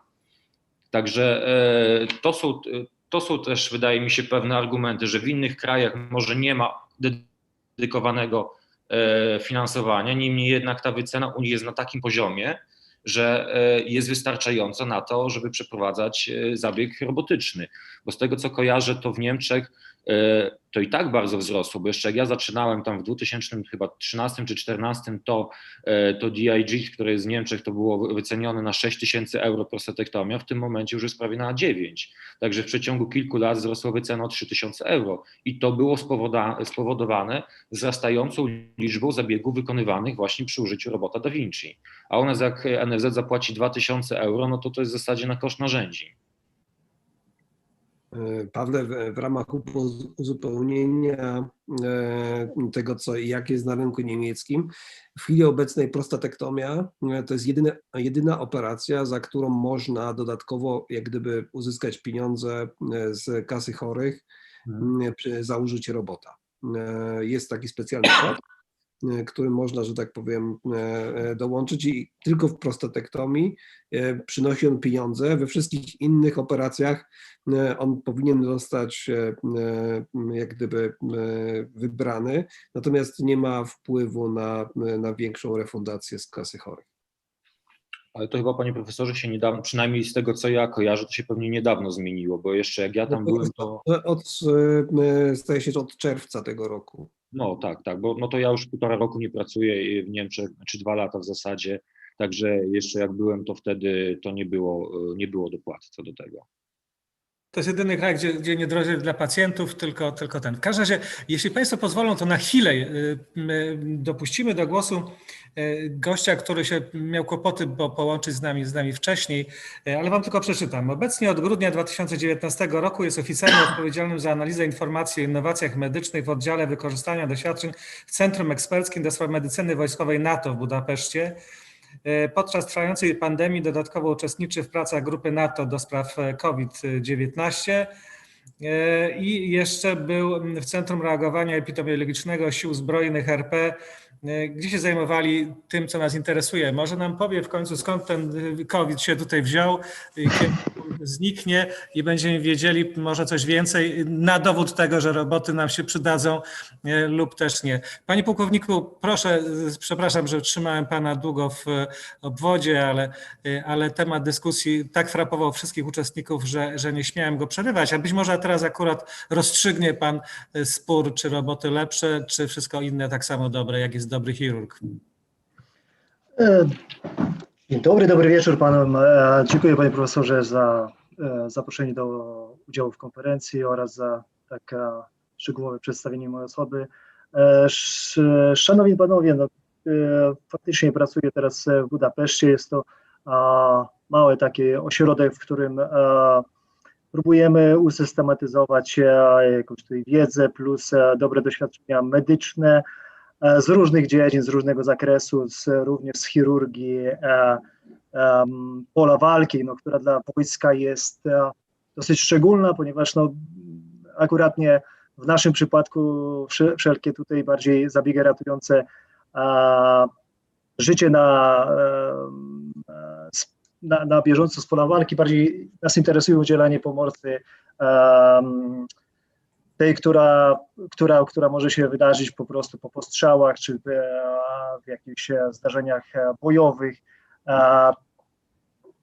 Faktem jest to najczęściej poruszany temat tu w moim centrum, aczkolwiek zabezpieczenie takie prewencyjne, profilaktyczne ma szczególne znaczenie, czyli przed każdym tutaj naszym wyruszeniem w jakikolwiek rejon świata próbujemy wcześniej go rozpoznać, tak jak każdy jedzie na wymarzone wakacje, które w tym roku trochę nam się zawsze przesuwają.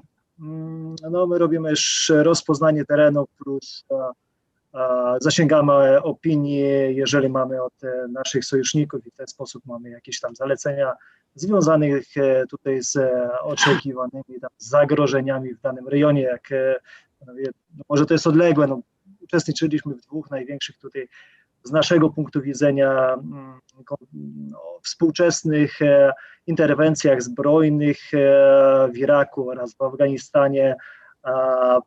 I tutaj, jeśli chodzi o jakieś doświadczenia z tego rejonu, no sam ich nie mam, ale koledzy z Wrocławia plus z Wojskowego Instytutu Medycznego na pewno by więcej powiedzieli na ten temat.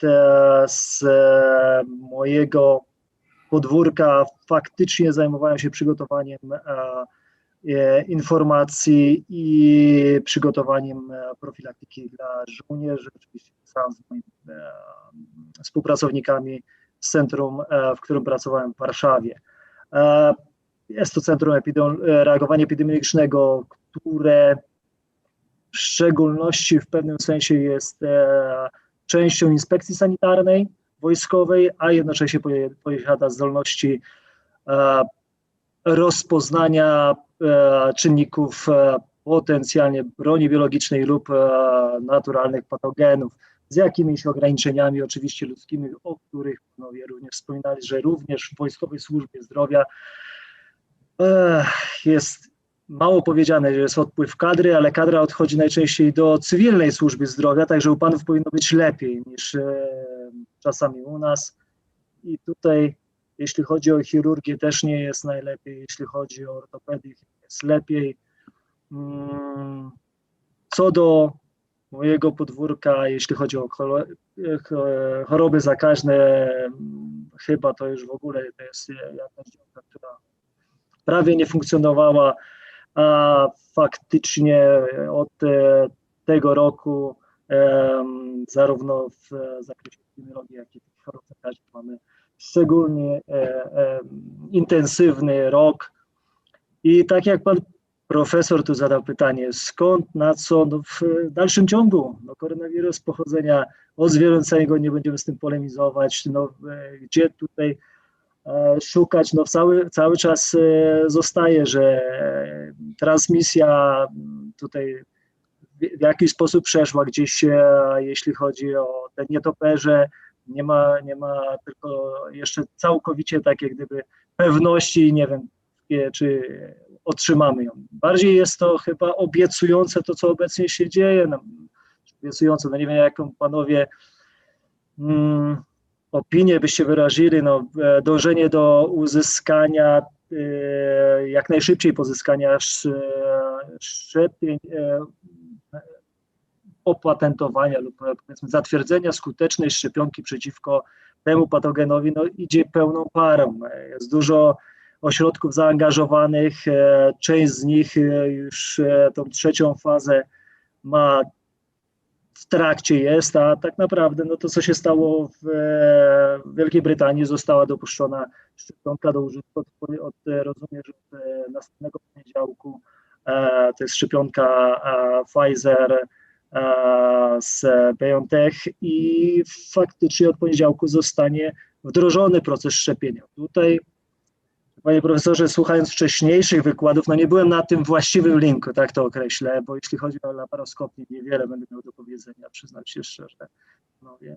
A jeśli chodzi o wcześniejsze, no widziałem, że zaangażowanie odnośnie dezynfekcji, jeśli chodzi o wszelkie urządzenia związane z tym zdalnym, możliwością takiego przeprowadzenia takich zabiegów w różnym zakresie. To jest, powiedzmy, bardzo interesujące na obecną chwilę. Również co do rehabilitacji, która była pokazana, również jest to w pewnym sensie dla mnie też impuls do tego, żeby coś takiego promować tutaj w naszych strukturach, w związku z tym, że mamy weteranów, którzy są poszkodowani, no i w obecnej chwili różnie to można przeprowadzać tutaj rehabilitację, a z tego, co zauważyłem, jest to możliwe, tak jak nasi zrozumiałem, hiszpańscy koledzy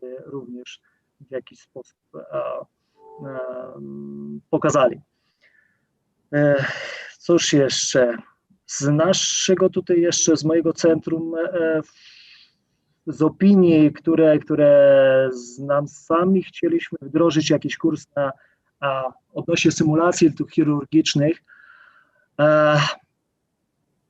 ogólnych takich, powiedzmy, które by się tu w naszej sferze przydały wojskowej, ale do wirtualnej rzeczywistości nie podeszliśmy na razie tak bardzo otwarcie,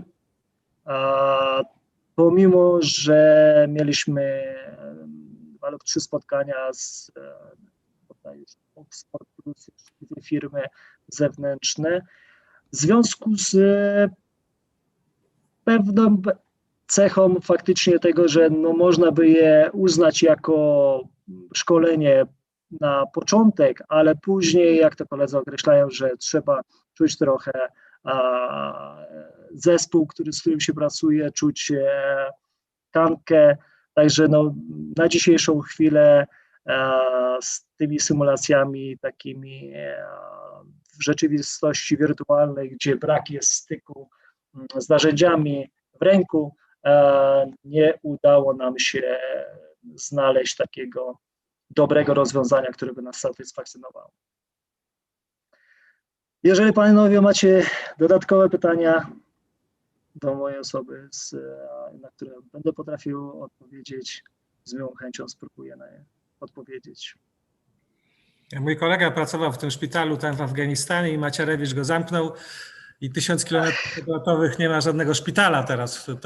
To muszę powiedzieć, bo to mnie bardzo po prostu zmartwiło, że rzeczywiście no przy okazji tej akcji wojskowej, bo o tym zapominamy, prawda, więc o tym, że po prostu idąc pod tymi niebieską flagą z żółtymi tymi gwiazdkami. Oprócz jakiejś próby pomocy w sporach idą za tym medycy, którzy po prostu organizują tam czasem jedyne przedsięwzięcia, które są żywe jeszcze i pomagają tam tym ludziom naokoło i generalnie po prostu szkoda, że jak odchodzimy, to nie zabezpieczamy jakby dla tej ludności, która tam jest, w jakiś sposób tych ośrodków.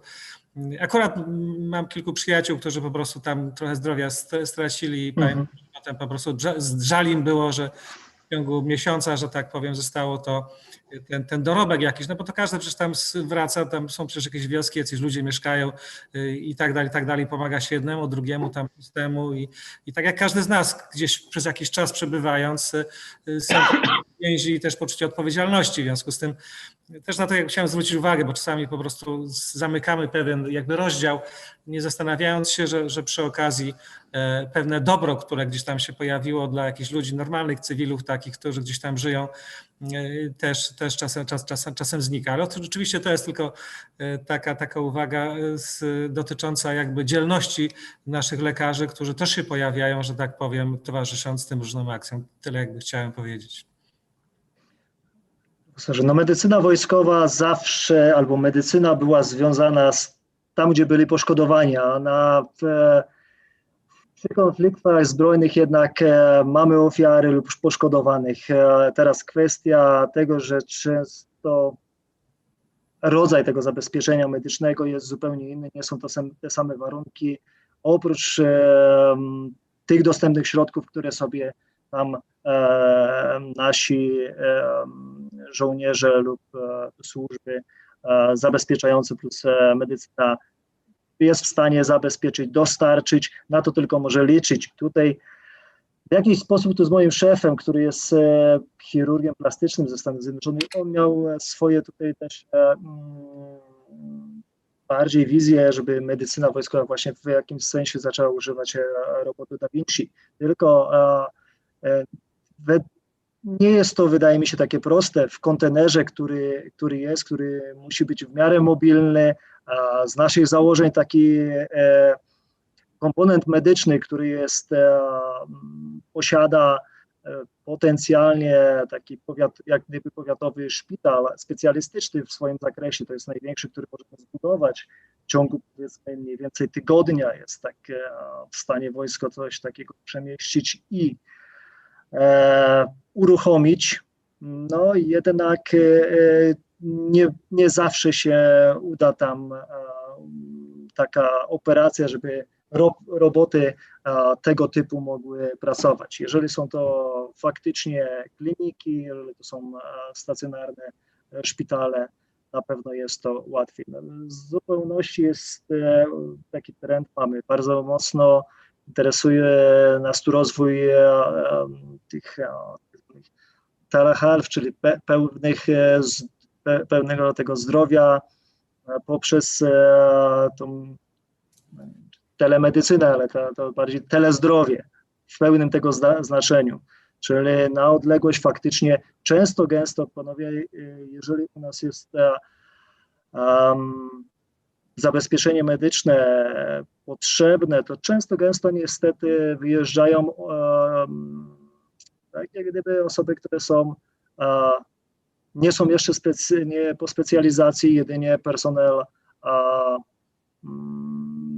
do wyższego poziomu, czyli faktycznie tam, gdzie jest działania o dużej intensywności, można się spodziewać kadry z dużym doświadczeniem. Ze względów prostych, ponieważ nasi lekarze, którzy pracują w szpitalach stacjonarnych, których mamy obecnie 6, a nawet 7 bym powiedział, to jest Warszawa, Lublin, Kraków, Wrocław, Szczecin i Gdynia, chociaż mały w Ełku, ale ten Ełk jest pod Lublinem. Ci ludzie wykonują na co dzień również zabiegi, są zatrudnieni w tych szpitalach i automatycznie, tak jak panowie mówili o kontraktach z Narodowym Funduszem Zdrowia, no, gdy wyjeżdża jeden specjalista, obecnie robi się luka, którą czasami trzeba długo szukać, żeby załatwić. I to jest też nasza bolączka niestety obecna, że możemy powiedzieć, że w kraju byśmy mieli w jakiś sposób zabezpieczenie medyczne zagwarantowane, a za granicą już różnie to by było, bo na zasadzie prawie rezydentów. Jak ktoś chce jechać z wojsko w tej chwili, na pewno nie odmówi 3-miesięcznych lub półrocznych wakacji w różnych kurortach, tak już żartobliwie określając. No tak, takie wyzwanie. To może każdy jakby po minucie jakiś głos kończący, żebyśmy spróbowali to jakoś sfinalizować. Jeśli ktoś z Państwa chciałby uczestniczyć jakby w tej puencie, to bardzo proszę o zabranie głosu. Znaczy, ja chciałem zapytać, Krzysztof Mianowski, wspomniał Pan o tej szczepionce na COVID, z tym, że ponieważ wirus po przechorowaniu wirusa nie pozostawia odporności, czy są już jakieś informacje, jak długo ta szczepionka wtedy działa? To znaczy, czy to przeciwdziała tylko zachorowaniu, no nie wiem, w ciągu miesiąca, 3, czy to daje dłuższą odporność?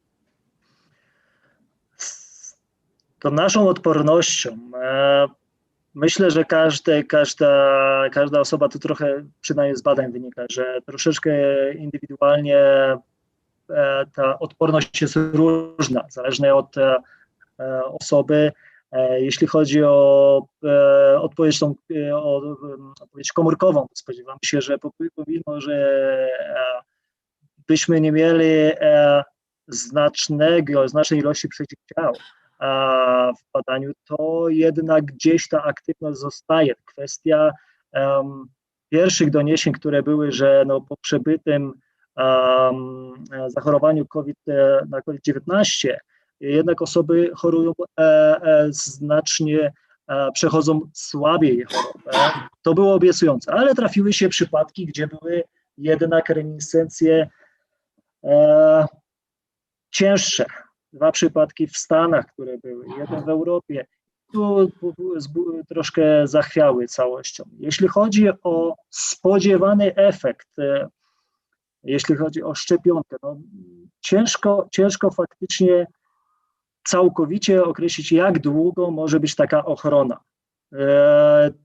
Niewątpliwie to, co jeśli chodzi o szczepionkę mRNA, tu Pfizera, jest to szczepionka przeciwko chorobie, nie przeciwko zachorowaniu. Czyli nie będziemy mieli pewności, że nie zachorujemy, jedynie faktycznie, że nie będziemy mieli problemów zdrowotnych związanych z chorobą. Obiecujące, przynajmniej z doniesień, jest, że jednak szczepionki obecnie, te, które nie są opracowywane, będą miały, nie będą tak jak przynajmniej z profesora Horbana również, podpierając się tym, że nie będzie zupełnie tak jak z sezonową grypą, tak byśmy się spodziewali, że nie jest to jednak jednoroczna szczepionka, po potencjalnie 2 dawkach, bo to zależy teraz, który producent i tutaj śmiem powiedzieć, że nie jest tak jak z żółtaczką obecnie, że po zaszczepieniu byśmy później po pełnym cyklu zostawali, potencjalnie mieli ochronę na całe życie, a tutaj ja się spodziewam, że jednak dłużej niż rok. Jeśli chodzi jedynie o problemy, to no i może wiecie, problemy występują tutaj w zależności od techniki wykonania tej szczepionki z przechowywaniem szczepionek. Na przykład część po prostu potrzebuje tego łańcucha chłodniczego, dosyć szczególnego i nie wszystkie będą mogły być przechowywane na dłuższy okres w chłodziarce zwykłej, a jedynie w zamrażarkach. Dobrze, dziękuję bardzo. Pan profesor wyciszony. Teraz już sam się wyciszyłem. No dobrze. Szanowni Państwo, jestem naprawdę zachwycony jakby tą dyskusją i szczerze mówiąc ciągle widzę nowe wątki, które moglibyśmy poruszyć, ale nie śmiem, że tak powiem, prosić osoby, które jeszcze tutaj są do tego, żeby poświęcały już noc na spotkanie z nami. Więc po pierwsze jakby podziękuję wszystkim Państwu bardzo serdecznie za to, że chcieliście spędzić ten spory kawałek dnia tutaj z nami. Mam nadzieję, że każdy z Państwa miał tą satysfakcję nie tylko z tego, że nauczył kogoś, ale że również jakąś inspirację wyciągnął dla swojej pracy zawodowej, czy generalnie po prostu jakiegoś szerszego poglądu na medycynę i technikę medyczną. Jeśli ktoś chciałby jeszcze powiedzieć jakieś jedno zdanie czy dwa jakby kończące i uczestniczyć w tym podsumowaniu, będę wdzięczny.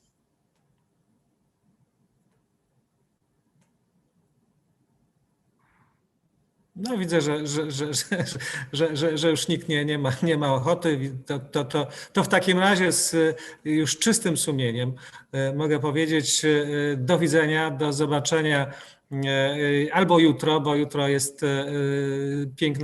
piękne są sesje, sztuczna inteligencja i etyka, patentowanie MDD, czyli ta nowa dyrektywa medyczna i też kontynuacja konferencji roboty medycznej i świetna sesja rehabilitacyjna z Luną, który teraz jest najszybciej rozwijającym się robotem w Europie i tak dalej. Także jeśli ktoś ma czas, zapraszam jeszcze jutro, a jeśli nie ma czasu, to niech przekaże linki czy też informacje tym osobom, których mogłoby to zainteresować. Za dzisiaj bardzo, bardzo serdecznie dziękuję. Do widzenia.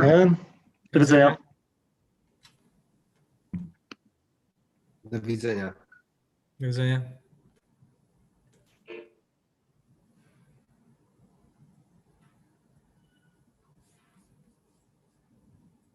Dziękuję panie profesorze. Pan był jedyny, który wytrzymał całą konferencję od rana do nocy. Tak jak i Artur, któremu teraz serdecznie podziękować, Gorazdowski, który całą tą konferencję trzymał w garści. Ja na 2 posiedzeniach. No to jeszcze lepiej w takim razie. Do widzenia. Do widzenia.